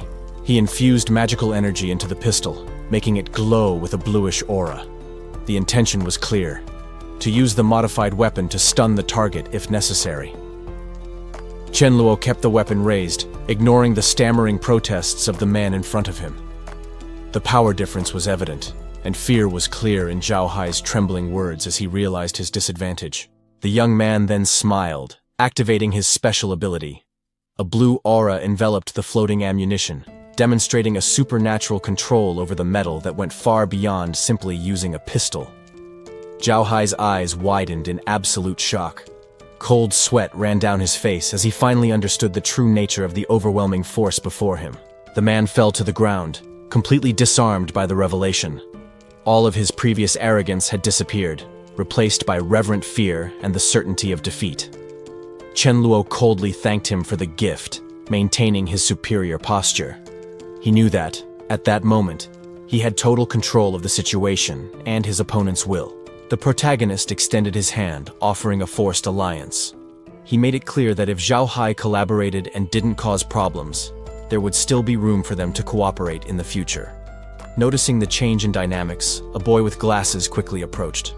He tried to flatter Chen Luo, claiming to have useful abilities as an earth elementalist to secure his place alongside the strong. Chen Luo established the rules for the group: plenty of food and occasional meat for those who were useful. The promise of 3 meals a day was enough to attract everyone's immediate and greedy attention. The young leader expanded the offer to the crowd. He wasn't just looking for brute strength. He declared that special auxiliary skills would also be valued and generously rewarded in his organization. A wave of enthusiasm swept through the survivors as they heard the proposal. Men and women frantically raised their hands, shouting out their specialties in the desperate hope of being chosen. A satisfied and calculating smile curved Chen Luo's lips. The response was exactly what he expected. Their need was his greatest recruitment tool. The realization hit those present with full force. The previous demonstration of stopping bullets wasn't a trick, but proof of a power that guaranteed the safety of those who followed him. Even those without special talents begged for a chance. They promised hard work and loyalty, desperate not to be left behind in that dangerous world. Even without meeting the initial standards, Chen Luo imposed a clear and practical condition for the newcomers. To prove their worth and join the group, each would need to eliminate 10 zombies and bring the crystals as payment for admission. The crowd didn't hesitate for a second. Motivated by the opportunity, the survivors quickly organized into hunting groups, rushing to complete the mission and ensure their survival under Chen Luo's protection. One of the neighbors tried to use their old friendship as a bargaining chip, begging Chen Luo to guarantee his safety in the days to come. Later, in the privacy of the room, the young woman questioned his passivity. She didn't understand why the group wasn't sent to clear the area immediately. In her naive view, they already possessed enough firepower to exterminate all the threats in the surrounding area. Chen Luo, however, kept his true motives hidden. What he had revealed to the others was only a fraction of his real plan. Noticing his companion was sleepy, he decided to end the discussion. The protagonist suggested she rest, watching over her repose, but his mind remained restless. Thanks to his prior knowledge of the future, he knew a cruel truth. It was necessary to let the zombies evolve. Lying in the darkness, the young man pondered the harsh reality. The current collective effort would be useless against what was to come. Human evolution depended on it. The only way to obtain the advanced crystals needed to strengthen themselves was to allow the monsters to become more dangerous. The next morning, Chen Luo gathered the team. He warned that the enemy would become smarter from that day on, marking the beginning of the first evolution. As he watched the convoy depart, he publicly wished everyone a safe return, keeping the group's morale high. Internally, however, he knew that the alternative was certain death. Without the resources that would come from this hunt, they would be easy prey for future monsters. Natural selection was inevitable. Chen Luo understood that injuries and deaths were the price for the survivors to gain the necessary combat experience. Suddenly, the small animal in his arms reacted in amazement, perceiving something that escaped common understanding. Chen Luo's expression darkened. He quickly calculated the odds of an abnormal situation occurring with someone specific. Worried about the risk to life, he telepathically consulted his pet. The creature's negative response, however, brought brief relief. Chen Luo held the small animal, intrigued. The creature's behavior seemed to indicate something beyond a simple, instinctive reaction. He pondered about his companion's future. Even if she reached the maximum level of power, she might not become the specific legend he knew from his past life. The young man knew that early danger detection was a rare gift. Only users with level 10 spiritual power could predict imminent threats with such precision. Looking at Rice, Chen Luo made a strategic decision. It would be wise to concentrate the most advanced crystals to strengthen the animal's sensory abilities. Meanwhile, the battle unfolded in memory and in practice. He recalled how low-level zombies were easily taken down with a single flaming blow in the past. However, the current reality required caution. The robust man and the red-haired woman kept their guard up, feeling the pressure of continuous combat. The woman didn't hesitate in front of the enemy. With a lethal movement, she unleashed a burst of flames that obliterated the undead instantly. The operation seemed to have been a success. While the group commented on the ease of the harvest and the spoils obtained, Rice took the opportunity to feed on the energy of the fallen. However, they were being watched. An intelligent creature watched from the shadows, calculating that attacking that strong group in isolation would be a fatal mistake. The monster decided to change tactics. Using its mental influence, it summoned the horde of undead around, promising fresh human meat to attract them. Rice noticed the ambush immediately.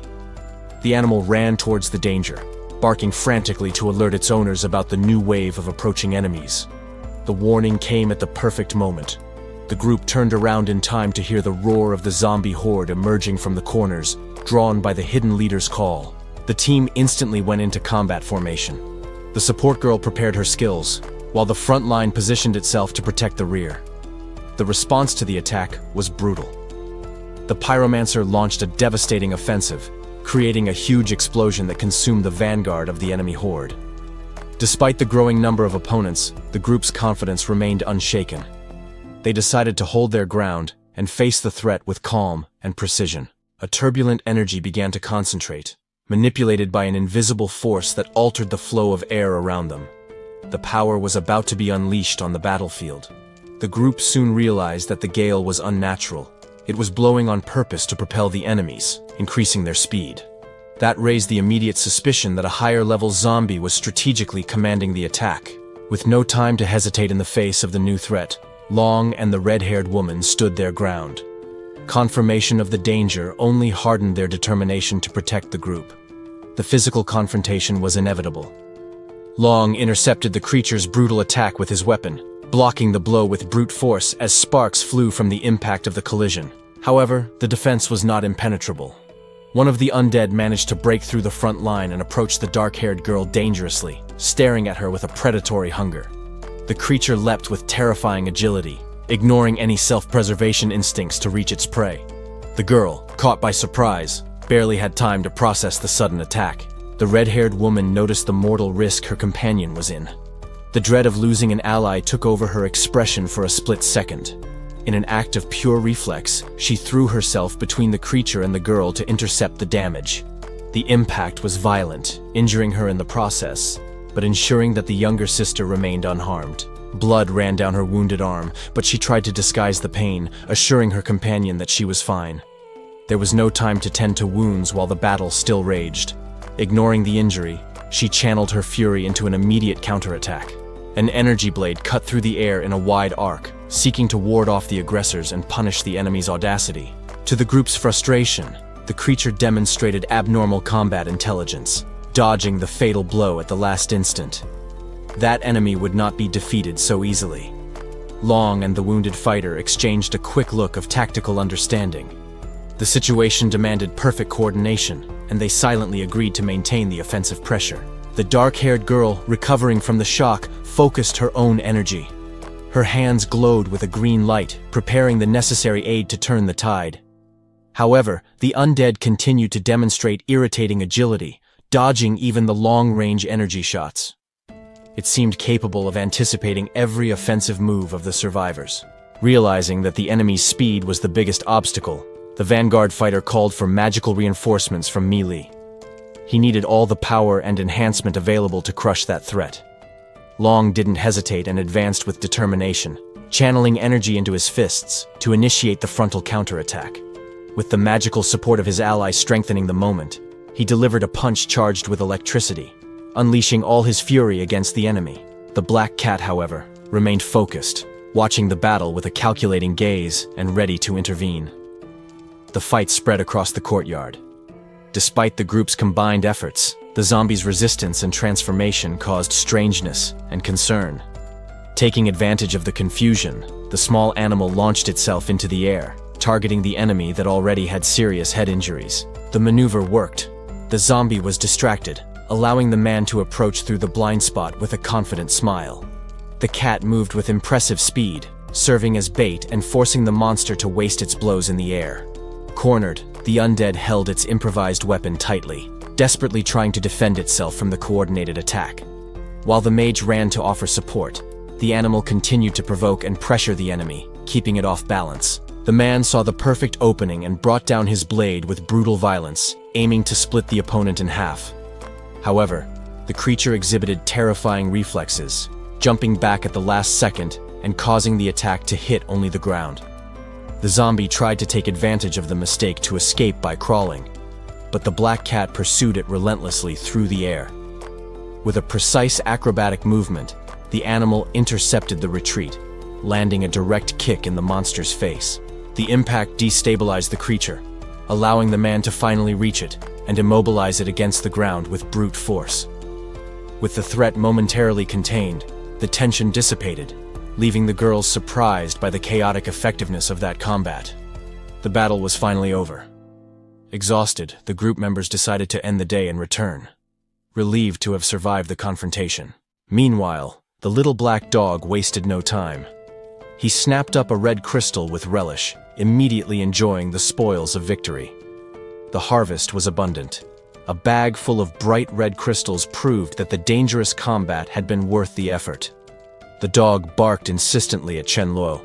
He seemed eager to know exactly how many points those valuable crystals would yield. Chen Luo held one of the jewels with a satisfied smile. He mentally calculated the value while keeping the white cat safe in his coat. Xemuen. The response seemed to please the black dog immensely. His eyes sparkled with excitement, delighted at the prospect of profit. However, Chen Luo had other plans for that specific crystal. He offered it to the white cat, prioritizing the strengthening of his silent companion. The young man reflected on the warning he had received. The cat had sensed that Mi Ling was in danger, but the signal was weak, indicating that the threat wasn't fatal. That confirmed his suspicions. The creature had already foreseen the future twice, alerting him in time to save his ally from a devastating attack in the past. Turning to the black dog, Chen Luo imposed a logical condition. If the animal wanted to consume the crystals directly, the corresponding points would be deducted from his share. The young man laughed maliciously, amused by the negotiation. He knew exactly how to control the little animal's greed to his advantage. His thoughts returned to the mystery of the white cat. He questioned whether the premonition depended on the severity of the injury or the proximity to the victim. Regardless of the limitations, Chen Luo's conclusion was clear. That extraordinary ability to foresee danger needed to be cultivated and enhanced to the fullest. Suddenly, a commotion interrupted the rest. The black dog began to move frantically, attracting the immediate attention of the watching group. The physical change was instantaneous and undeniable. Before the survivors' incredulous eyes, the animal seemed to have increased considerably in size after the meal. The black dog proudly displayed his new energy, seeming to boast about his strength. Beside him, the white cat maintained a cold, judgmental posture, clearly unimpressed with his companion's agitation.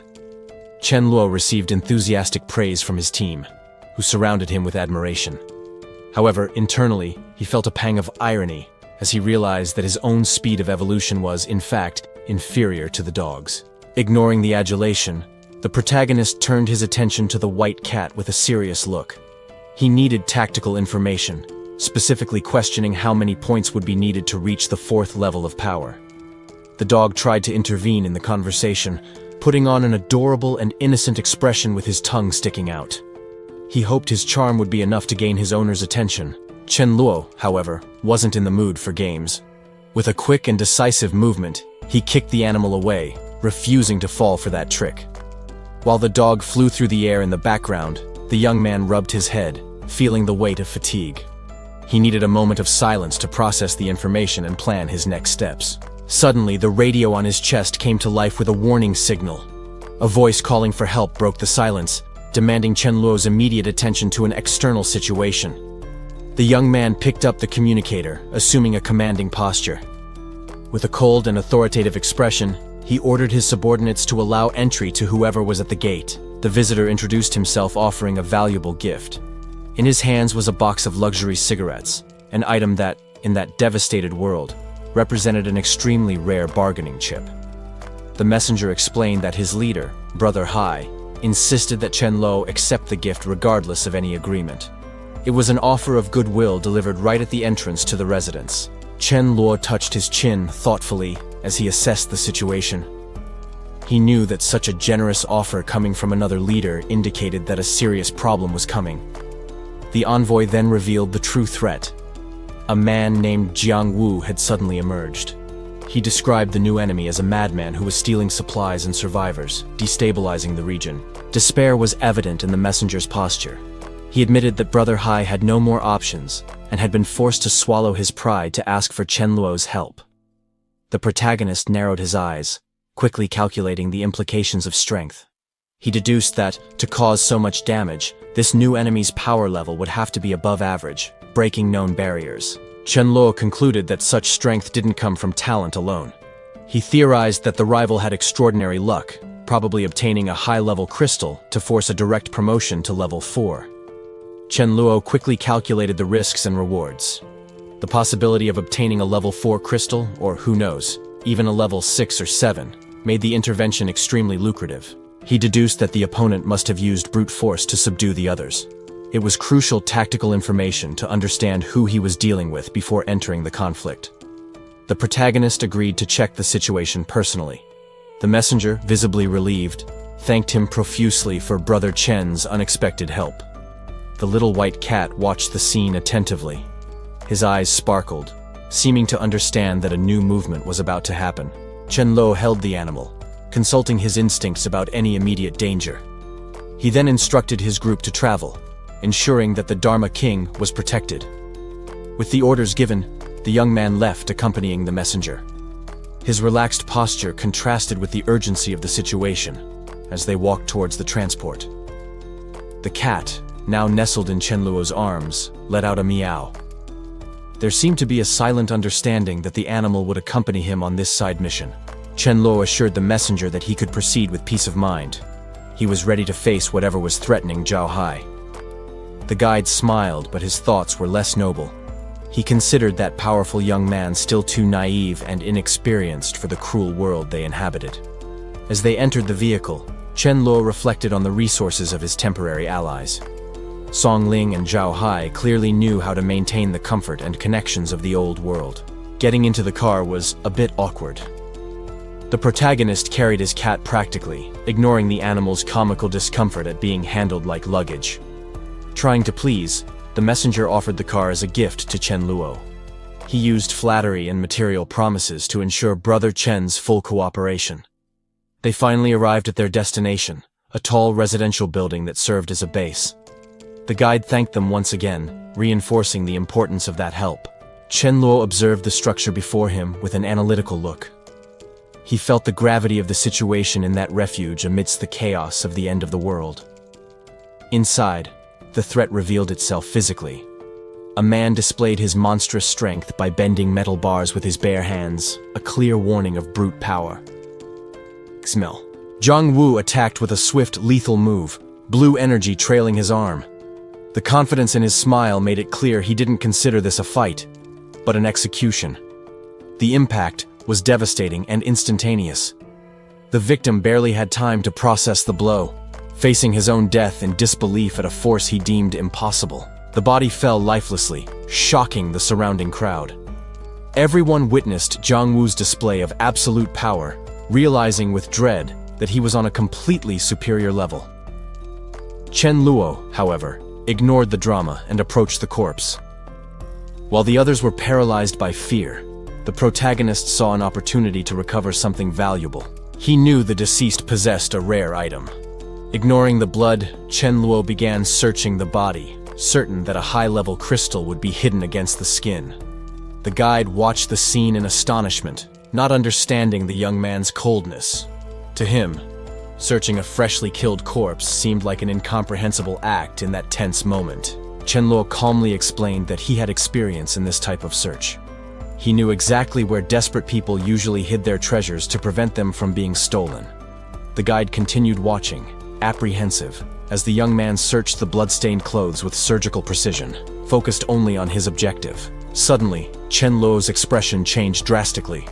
A comical grimace of revulsion and surprise took over his face, as he realized the exact location where the item was hidden. The discomfort was worth it. Chen Luo raised a large blue crystal, revealing the prize. The guide, previously confused, now widened his eyes at the size of the recovered gemstone. The sight of the shining crystal transformed the guide's fear into admiration. He smiled, fascinated by the beauty and obvious value of the object Chen Luo had just extracted. The protagonist analyzed the object's energy with satisfaction. It was a spiritual-type crystal, exactly what he needed. He decided that this would be perfect for strengthening rice. Chen Luo pocketed the item and prepared to move on. The guide, sweating and nervous about the situation, just silently agreed, acknowledging the young man's authority. Meanwhile, Zhang Wu took control of the situation. He addressed the survivors with a speech of leadership, asking for unity to clear the area of zombies and calm tempers. With his back to the crowd, he consolidated his power. The promise of safety and order was the perfect tool to ensure that everyone there submitted to his command. Chen Luo concluded the negotiation with the older survivor. The man, grateful for the previous help, left the doors open for future cooperation, showing respect for the protagonist's power. The deal was sealed with the delivery of a crystal. Chen Luo secured possession of the luxury vehicle, while the man accepted the exchange with reverence, acknowledging brother Chen's generosity. As soon as the protagonist walked away, the man sternly instructed his companion. Maintaining politeness with Chen Luo was not just etiquette, but a vital strategy that could save their lives in the future. Chen Luo walked towards the car, unimpressed with the flattery. However, the presence of his feline companion soon diverted his thoughts to more immediate matters. The cat, Mi Ling, fixed her gaze on the mysterious figure through the glass. Her keen instincts questioned whether that human possessed a strength that rivaled hers. Suddenly, the calmness of the trip was interrupted. The vehicle braked sharply in the middle of the road. reacting to a sudden and alarming perception. The protagonist felt a tightness in his chest, visibly tense. Uncertainty overcame him for a moment, unsure if the premonition he received indicated luck or disaster. However, the tension soon dissolved into a smile of satisfaction. He realized that his intuition was correct, and that the reality of the situation was much more favorable than he had imagined. The little creature seemed harmless as it rested, but its adorable appearance hid a sensory perception that transcended human understanding. Chen Luo observed the animal with a new level of respect. He began to suspect that the true potential of that little cat was much greater than it appeared. Suddenly, Mi Ling's eyes widened in shock. She detected a specific and urgent omen coming from the base, something that her senses could not ignore. The telepathic message reached Chen Luo, leaving him perplexed. The warning was bizarre and too specific to be ignored, indicating problems with someone they left behind. Realizing the comical gravity of the situation, he maneuvered the car violently. There was no time to lose. They needed to return to the village immediately. Both the young man and the cat shared an expression of disbelief. The nature of the reported problem seemed absurd, generating a mixture of panic and confusion. Upon arrival, the scene confirmed the alert. The group of survivors displayed swollen and deformed faces, indicating that the security of that residential area needed to be urgently reviewed. Mi Ling approached Chen Luo with a smile on her face, eager to share the information she had obtained. The protagonist watched her, awaiting the report. She explained the situation with some hesitation, mentioning that the other girl had coughed, but tried to minimize the severity of the event so as not to cause immediate alarm. Mi Ling lowered her voice and whispered the most delicate details, explaining that, due to that specific condition, the girl had to return to the room. The young man frowned, confused. The explanation seemed incomplete, or too strange to make immediate sense, leaving him with doubts about what was really happening. Trying to be clearer, she gestured towards her own chest, indicating where the problem manifested, although she was visibly embarrassed by the description. Understanding struck Chen Luo suddenly. He put his hand to his head, realizing that the physical signs described indicated something very specific and potentially problematic. Elsewhere, a painful memory surfaced. The older brother, mortally wounded, begged the younger one to seek refuge in the safe base ahead, ensuring his survival. However, the rules of that refuge were strict. The older brother knew that he did not meet the necessary requirements and that his end was near.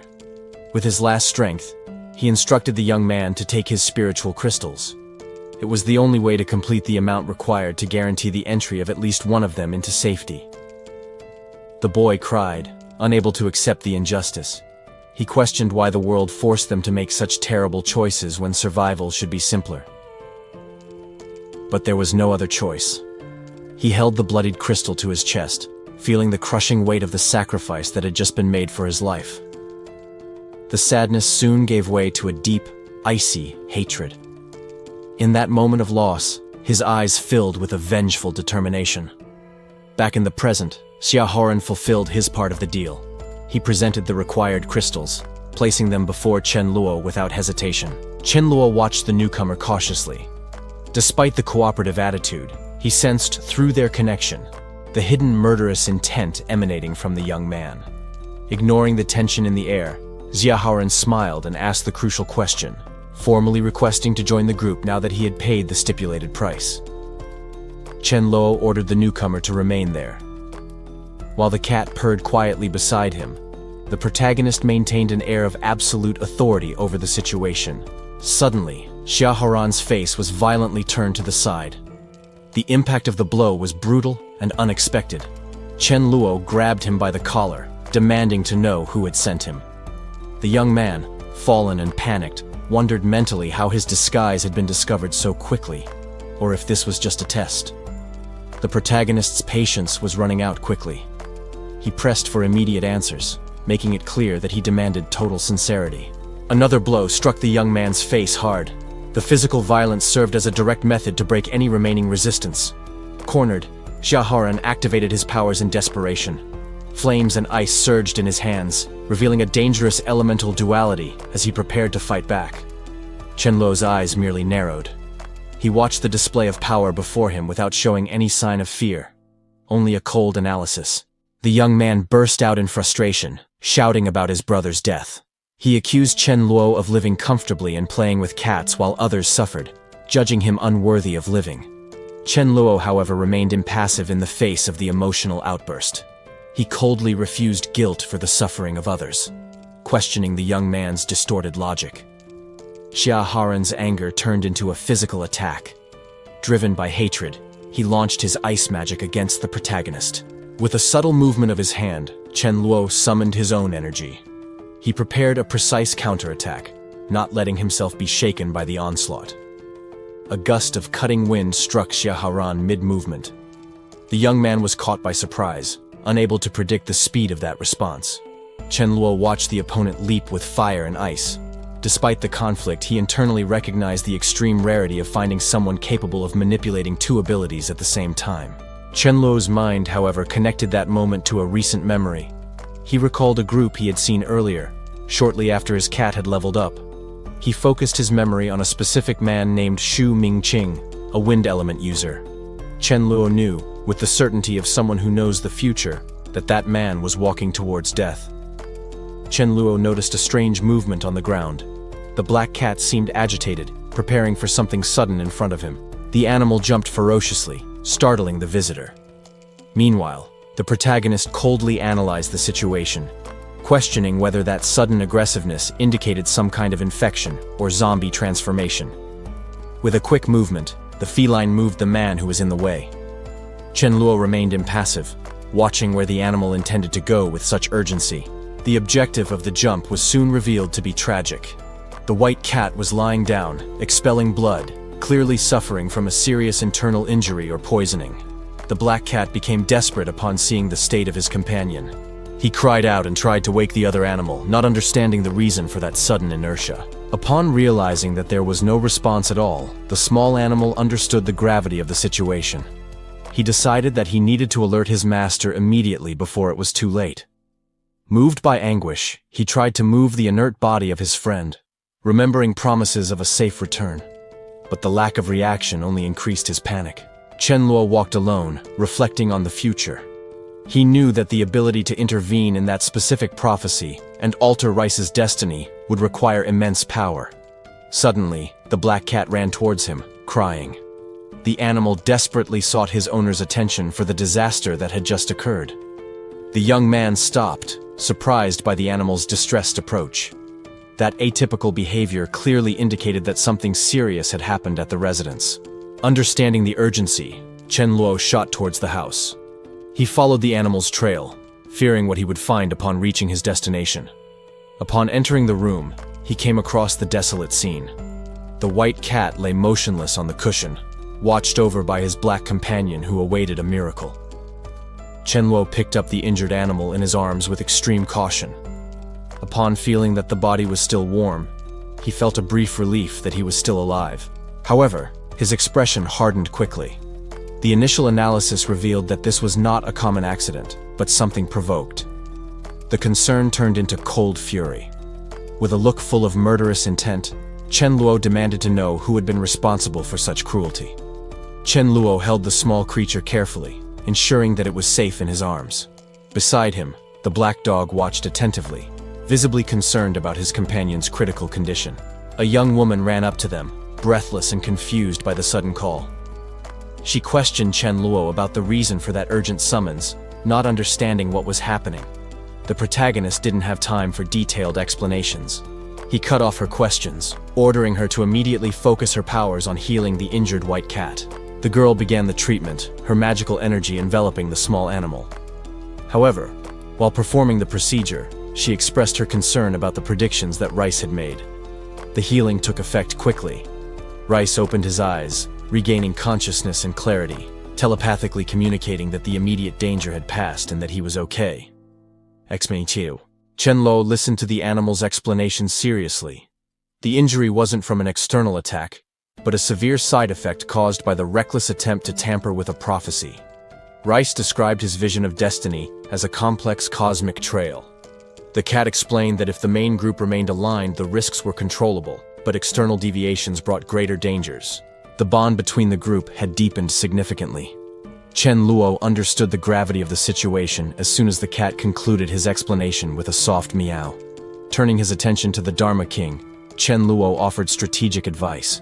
He suggested a path for the dog's future that would bring crucial benefits for his survival. The dog's eyes widened in shock at the proposal.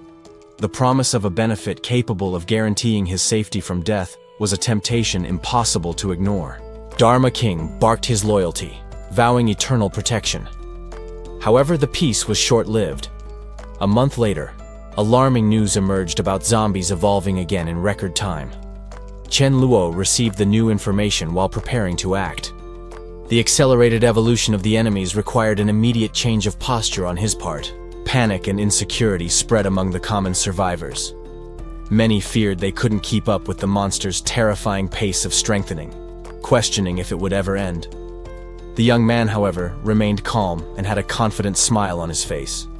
He explained that the concept of this evolution was different, and assured them that there would still be ample time to adapt. Chen Luo established a clear and aggressive goal for the coming days.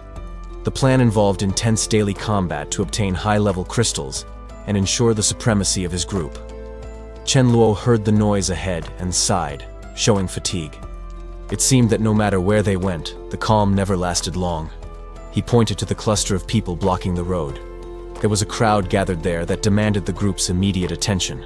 The leader turned to Xia Haoran, gesturing for the newcomer to explain what he knew about this sudden commotion. The future Iron Fist smiled, looking excited at the prospect. He began to detail the situation unfolding before them. Chen Luo put his hand to his chin, calculating. If what he was hearing was true, this gathering of people could be extremely advantageous for his plans.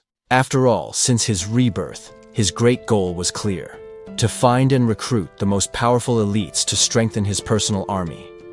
The place seemed to be an established meeting point for survivors. It was the perfect opportunity to observe potential candidates. As they approached, they were greeted by a servile-looking man, who bowed excessively, trying to attract customers to his business. The merchant quickly explained his rates, announcing that he accepted both food and crystals in exchange for any available merchandise. Chen Luo's eyes gleamed with tactical interest. With so many people gathered in that makeshift market, there were bound to be valuable items circulating.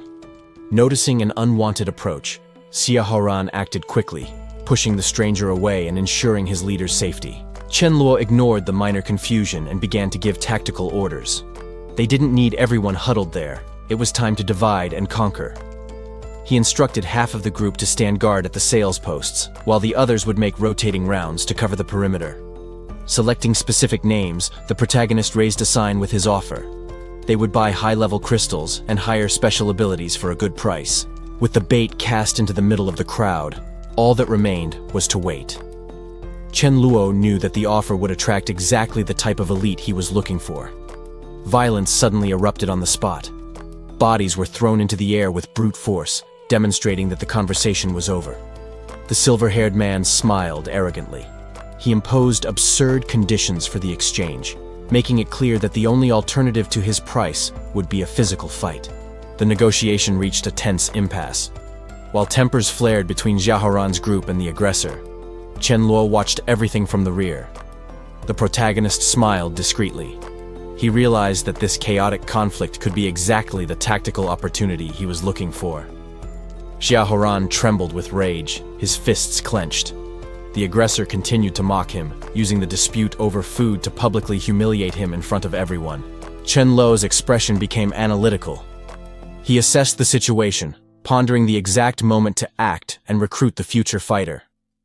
The mockery on the aggressor's face disappeared, replaced by shock. Something unexpected interrupted his moment of triumph and caught the attention of both sides. Ignoring the furious shouts directed at him, Chen Luo casually approached Xia Haoran.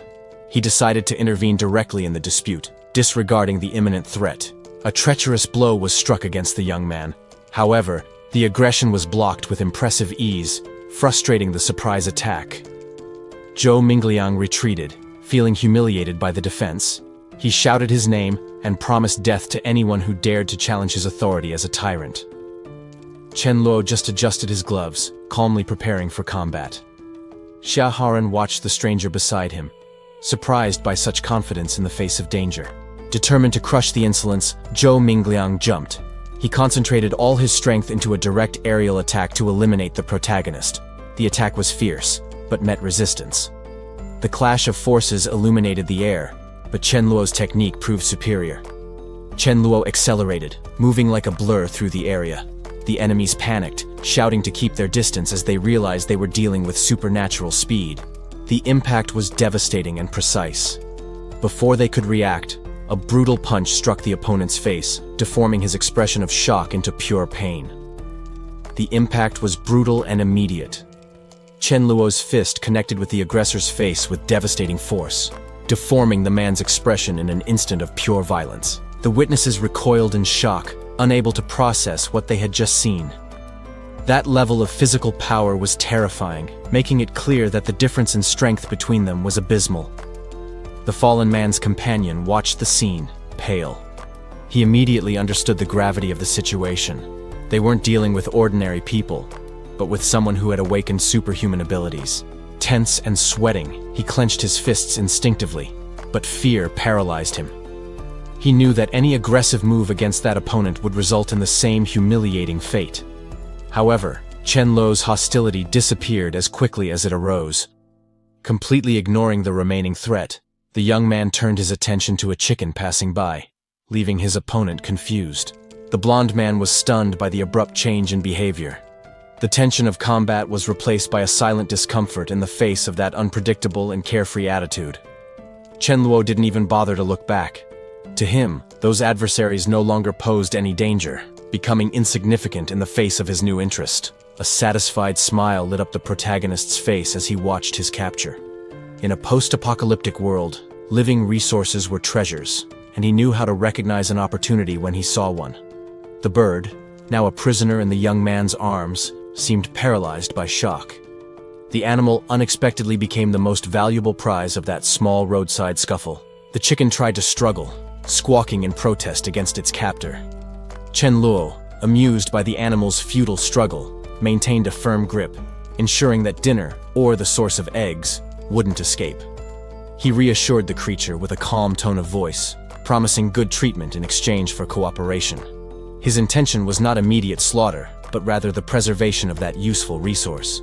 With the situation resolved and the loot in hand, Chen Luo turned his attention to the main objective. A warning echoed in the area, directing survivors to a specific meeting point. The instructions indicated the toll booth on the east side as the meeting location. There were clear restrictions on the number of people and the space available, which implied a rigorous selection. Chen Luo smiled at his companions, demonstrating complete confidence. He knew that, with the strength they possessed, limitation rules would hardly be an obstacle for their group. In the distance, the structure of a stadium was revealed in the daylight. That vast sports complex appeared to be the final destination, the place where the new social order was being established. The older man waved enthusiastically, indicating the meeting place. Chen Luo, however, maintained his reserved posture, observing the reception with a critical and distrustful eye. As they settled in, important figures emerged in the background. Although the man in the white shirt appeared to be the leader, the protagonist's eyes immediately shifted to the entourage accompanying him. For Chen Luo, the host Ye Gaofi was irrelevant. His attention was entirely fixed on the discreet figure walking beside the leader, someone most would ignore. He recognized Long Yu immediately. He was a metal elemental power user, capable of transforming matter into lethal weapons, a rare and dangerous ability. The young man touched his chin, intrigued by the discovery. Knowing exactly who the powerful players were on that board gave him a silent tactical advantage. Ye Gaofi opened his arms, welcoming the crowd. He wasted no time in flaunting the numbers of his base and the number of high-level evolved under his command. Chen Luo listened to the data carefully. He deduced that, for someone to reach that level of power so early, the leader certainly possessed a stock of valuable resources. The host gestured confidently, emphasizing the hierarchy of power. He wanted to ensure that everyone there understood the military strength that his organization possessed. The speech then shifted to a tone of warning. Ye Gaofei explained the dangers of polluted water sources, warning that their consumption would permanently limit human potential. To lend weight to his words, the leader reached into the inside pocket of his jacket. The theatrical gesture captured the curiosity of all the survivors present. He revealed a red crystal, announcing it to be of the 6th level. While Chen Luo merely watched, the object shone like a promise of power unattainable for most. Ye Gaofei raised the jewel for all to see. It was a clear demonstration of wealth and superiority, used to dazzle and psychologically subjugate the audience. The older man next to Chen Luo gaped. The simple sight of such an advanced item left him in a state of shock and awe. While the neighbor was sweating as he understood the disparity in strength, Chen Luo smirked. The connection between the leader's power and the use of those crystals became obvious. Ye Gaofei continued his speech preaching unity and benevolence. Chen Luo, however, remained skeptical, internally questioning what the real plan behind so much sudden generosity might be. Ye Gaofei continued his speech, promising power and a democratic system to anyone strong enough. He painted a picture of a just society, trying to seduce the survivors with ideals of shared leadership. The crowd, desperate for safety, absorbed every word. They extolled the leader's supposed generosity, convinced that his offer of protection and free resources was an act of pure benevolence. However, Ye Gaofei's subordinates displayed a poorly disguised arrogance. Their posture suggested that, despite the promises of equality, the real hierarchy would be ruthless with the weakest in the future. Amid the fervor, a man with a scar on his neck remained impassive. His serious expression contrasted with the general excitement, indicating that not everyone was buying into that dream. Suddenly, a murmur of concern ran through the audience. Survivors began to alert their bosses about something in the pamphlets, realizing that the situation was more complex than it seemed. Chen Luo analyzed the leaflet in his hands. The document was a piece of aggressive propaganda, listing inflated numbers and promises of equality designed specifically to attract members from other groups.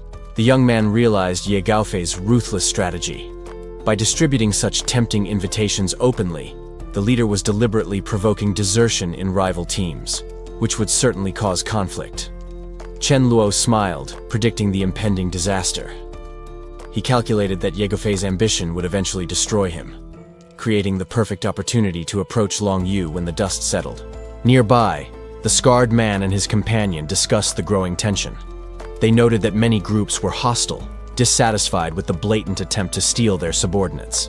The older survivor turned to Chen Luo, seeking an ally. He silently questioned whether it was worth getting involved in that dangerous political dispute. XML. The protagonist agreed with a subtle smile. He had no intention of becoming a pawn in someone else's power game. Chen Luo's group stayed together, watching the scene as outsiders. They realized that, as newcomers, their position was precarious amidst those established factions. However, the expression of the man next to him changed to pure astonishment. Something in the dynamics of the crowd or a sudden revelation left him alarmed. The attention of other survivors turned to them with distrust. The atmosphere grew heavy as questions arose about possible infiltrators among the ranks. Realizing that the environment was becoming hostile, Chen Luo made a quick decision. He signaled to the group, declaring that it was time to retreat before the problem started. A woman watched from the shadows as the convoy approached. She remained hidden behind the trees, watching the line of vehicles snaking along the road. Chen Luo, however, spotted her immediately. He recognized that face. It was Meng Yin, a legendary user known for her vital ability to enhance agricultural seeds. Realizing the immense value she represented for survival in the post-apocalypse, the protagonist decided that he could not let this opportunity escape. Without hesitating, he slammed on the brakes. The tires screeched on the asphalt as the car stopped abruptly in the middle of the road. Chen Luo got out of the vehicle, focused. A treasure of that caliber needed to be collected for his base as quickly as possible, no matter the cost. The young woman suddenly found herself surrounded and vulnerable. Panic took over her as she realized that her hiding place had been compromised by the group's sudden arrival.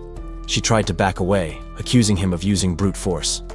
Chen Luo, however, advanced relentlessly, making it clear that he would not allow her to leave and disappear again. Tears welled up in her eyes at the situation.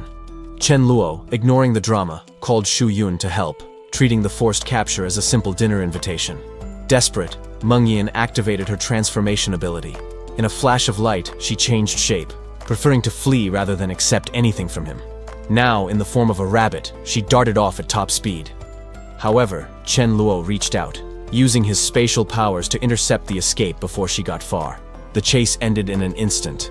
The young man lifted the rabbit by the ears, mocking her futile attempt to escape someone as fast as him. The animal struggled frantically, demanding to be released.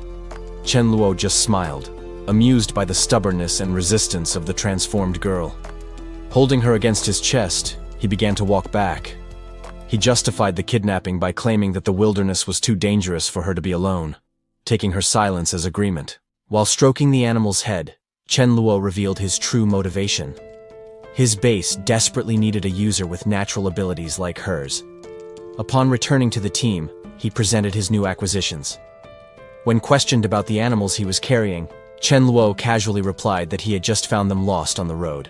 Chen Luo had no patience for the druid's games. With a firm flick on the animal's forehead, he demanded that she stop the disguise and return to reality. The transformation was undone instantly, revealing the stunned woman on the ground. To the young observer beside her, it looked like pure witchcraft happening before her eyes. While the girl tried to process the shock of that supernatural revelation, the woman recovered, realizing that her escape attempt had failed miserably before her captor. Dignity, however, spoke louder.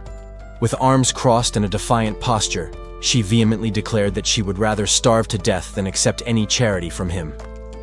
The protagonist just smiled at the dramatic refusal, unfazed. He knew that pride rarely survived an empty stomach in apocalyptic times. A short time later, reality set in. Chen Luo found her devouring the meal and didn't miss the chance to point out the hypocrisy of her previous words about starving. With her cheeks full and her face flushed with shame and irritation, she continued chewing. There was no refuting the fact that physical need had overcome her. The young man seemed satisfied with the result.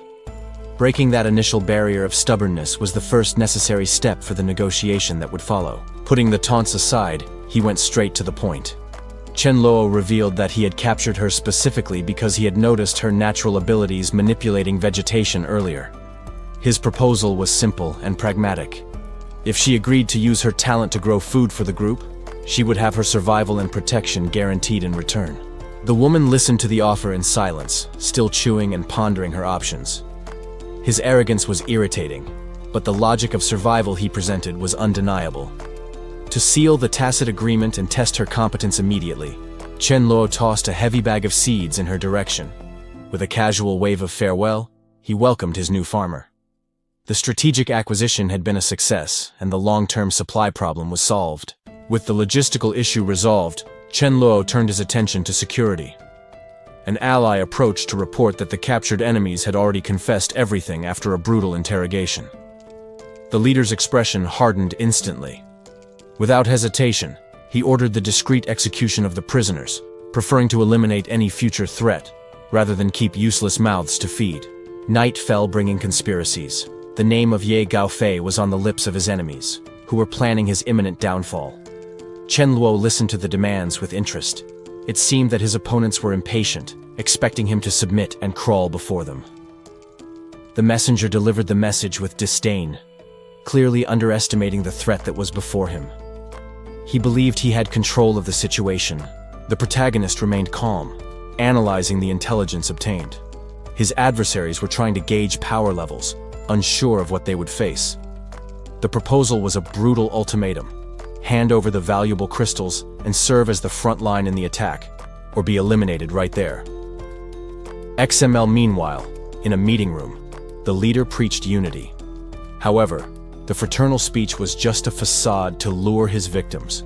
The old man was already dividing the spoils of war before the battle even began, greedily planning the sharing of other people's property. Suddenly, Chen Luo appeared in the middle of the secret meeting. In a casual tone, he made it clear that he had no intention of participating in their dirty game. The young man whispered a veiled threat, reminding the leader of the cruel fate reserved for those who try to manipulate both sides of a conflict. Panic took over the older man's face. He realized too late that neutrality would not be accepted. His life hung by a thread. With a cold smile, Chen Luo maintained his dominant position. The leader's authority crumbled before that audacious and inexplicable invasion. The shock was total when the man turned around. Ignoring his confusion, the young man went straight to the point, demanding the details of the assassination plan. The other members at the table, still unaware of the immediate danger, speculated that the invaders' goal was just to loot supplies during the chaos. The leader stood up, trembling and sweating cold. He tried to maintain his composure and regain control, declaring his distrust in mere words. Chen Luo ended the conversation with a humiliating physical gesture. He challenged the man's arrogance, wanting to see who, after all, would end up on their knees. Chen Luo remained seated, displaying a disconcerting calm. He seemed to be exactly where he wanted to be, without showing any sign of intimidation. The group leader boasted about the location's capacity, trying to use the numerical strength of his level to impose authority. However, the young man quickly realized the truth. It was nothing more than a flimsy excuse to lure him into a trap. Surrounded on all sides, Chen Luo maintained his relaxed posture, ignoring the silent hostility of the men around him. When they finally laid their hands on him, believing that the mention of Qilin would guarantee his submission, they made a fatal mistake. The older man shouted, indignant, questioning whether the young man would have the audacity to actually use lethal force against them. The answer came in a quick movement. Before they could react, Chen Luo's blade was already pressing against the leader's neck. Fear took over the man, who found himself dizzy and helpless before the cold smile of his captor. The mark on his face burned, a physical sign of the humiliation he had just suffered at the hands of his supposed prey. The subordinates retreated, shouting empty threats about their older brother, but without the courage to advance and risk his life. The situation was at a tense stalemate, but the psychological advantage belonged entirely to the armed intruder. Chen Luo complained about the situation, finding it tedious to deal with so many opponents at the same time. He made clear his disdain for their numerical advantage. To emphasize his point, he dealt another blow to the hostage, completely ignoring the gang's furious protests. The crack of the slap echoed violently. Chen Luo reaffirmed his rule. He didn't look for trouble, but he ended anyone who came to him. One of the younger members, pale with fear, begged for it to stop, realizing too late the danger they had provoked. Chen Luo stared at the man in front of him with an icy gaze. The empty promises and attempts at negotiation didn't seem to have any effect on his determination. The defeated leader, with his face swollen and bleeding, broke down in tears. Humiliated, he abandoned reason and began to beg for death in his total despair. Chen Luo's response was physical and brutal. He squeezed the opponent's neck with relentless force, silencing any attempt at supplication or threat that might arise. Seeing their boss subdued so easily, the subordinates panicked. Shouting for revenge and reinforcements, they beat a disorderly retreat to seek help from someone stronger. The protagonist maintained his position, holding the hostage effortlessly. He watched the group's chaotic escape with total indifference, not bothering to chase them at that moment. Doubt and fear lingered in the darkness. No one could believe that this overwhelming display of power came from someone with a supposedly low level. In his mind, the rule of survival was clear and non-negotiable. He did not actively seek conflict, but he would never leave unpunished anyone who dared to cross his path or threaten him. The attitude of those present changed drastically in the face of the brute force displayed. Nervous smiles and promises of submission quickly arose, ensuring that no one there would dare to cause any more trouble. The older man brought his hand to his face, visibly exhausted and tense. The situation had gotten out of control, and he was trying to process the sudden violence and the serious accusations that were arising. Chen Luo remained motionless in the courtyard, surrounded by the unconscious bodies of those who tried to face him. While the cowards fled in the background, his posture radiated a threatening calm. With a casual gesture, he examined his own hand, demonstrating absolute boredom. The battle had been so insignificant to him that it hardly seemed to have required any real effort. Far away, terror settled among the fugitives. They debated frantically, convinced that they needed to summon elite reinforcements to have any chance against that unknown monster. The structure of the complex hid secrets and silent tragedies. While new decisions were being made behind the scenes, the consequences of past actions were beginning to come to light. In an isolated environment, the cruel reality was revealed. A uniformed man watched solemnly as another survivor held the lifeless body of a masked woman. Mourning overflowed in bitter tears and cries of pain. The confirmation of death brought deep suffering, revealing the emotional scars that this brutal world left on those who remained. The young man in the beret hurried forward, his expression twisted with urgency. He seemed to carry the weight of a terrible discovery that couldn't wait. Suddenly, He stopped in his tracks upon finding who he was looking for. The confrontation he had longed for was now inevitable before that still figure. Pointing his finger accusingly, the boy confronted the man known as Brother Long. He, however, maintained a relaxed posture, pretending not to understand the gravity of the situation. Desperate for justice, the young man grabbed the leader's arm forcefully.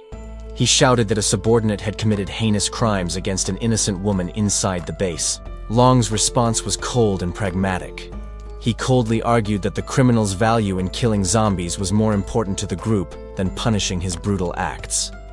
The beret-wearing boy froze, incredulous at that twisted logic.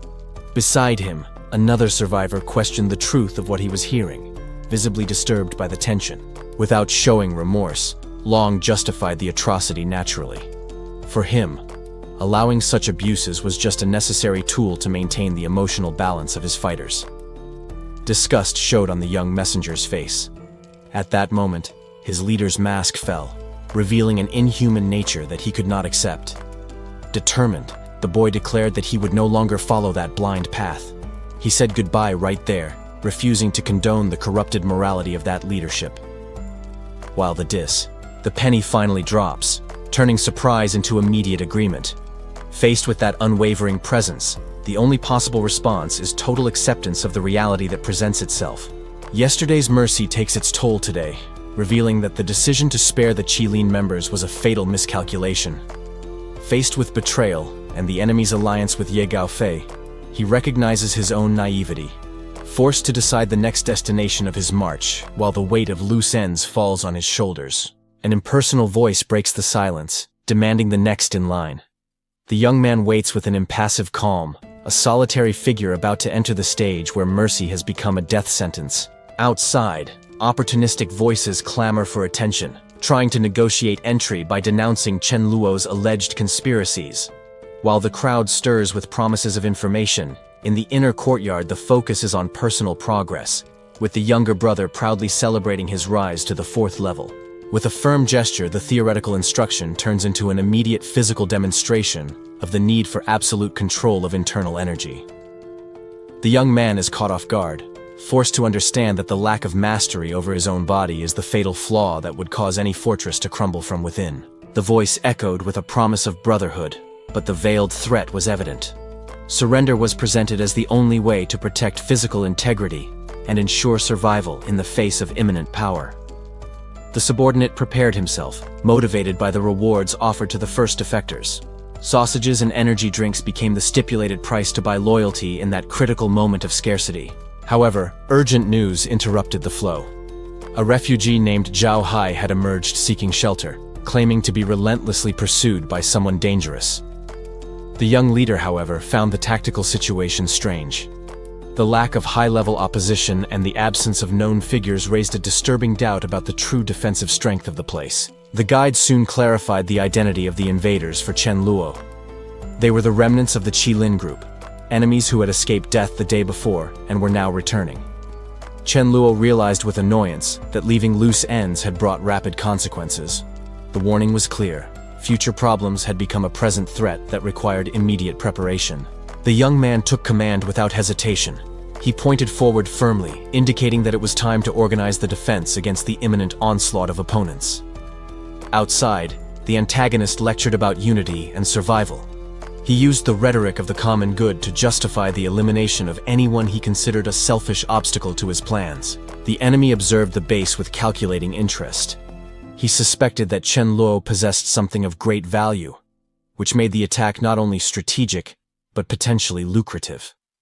The man's expression hardened as he faced the challenge.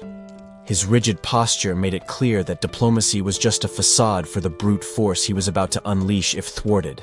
With a megaphone, he proudly listed the overwhelming numbers of his army.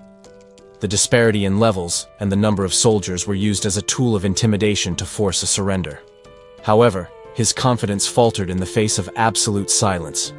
He couldn't understand why no one was coming out to accept an offer that, in his view, was irresistible. Chen Luo's response was pure disdain. While the enemy shouted threats, the young man just chewed an apple, completely indifferent and relaxed in the face of the show of power outside. The lack of reaction hit the invading leader's pride. The confusion on his face quickly turned to irritation as he realized that his authority and offers were being solemnly ignored. The tension spilled over into an internal argument. He argued with his companion that, regardless of his own will, his subordinates would not agree to retreat without getting what they came for. The leader of the invaders began to lose patience. The lack of response and the stagnant situation in front of the base were clearly irritating him. Furious, he yelled at his subordinates. Despite having an army of 2,000 people, cowardice prevailed among them, and no one had the courage to come forward as the vanguard to start the attack. Meanwhile, Chen Luo watched the scene from above, completely bored. Biting into an apple, the young man wondered if that bunch of indecisive people would finally fight or just keep making noise.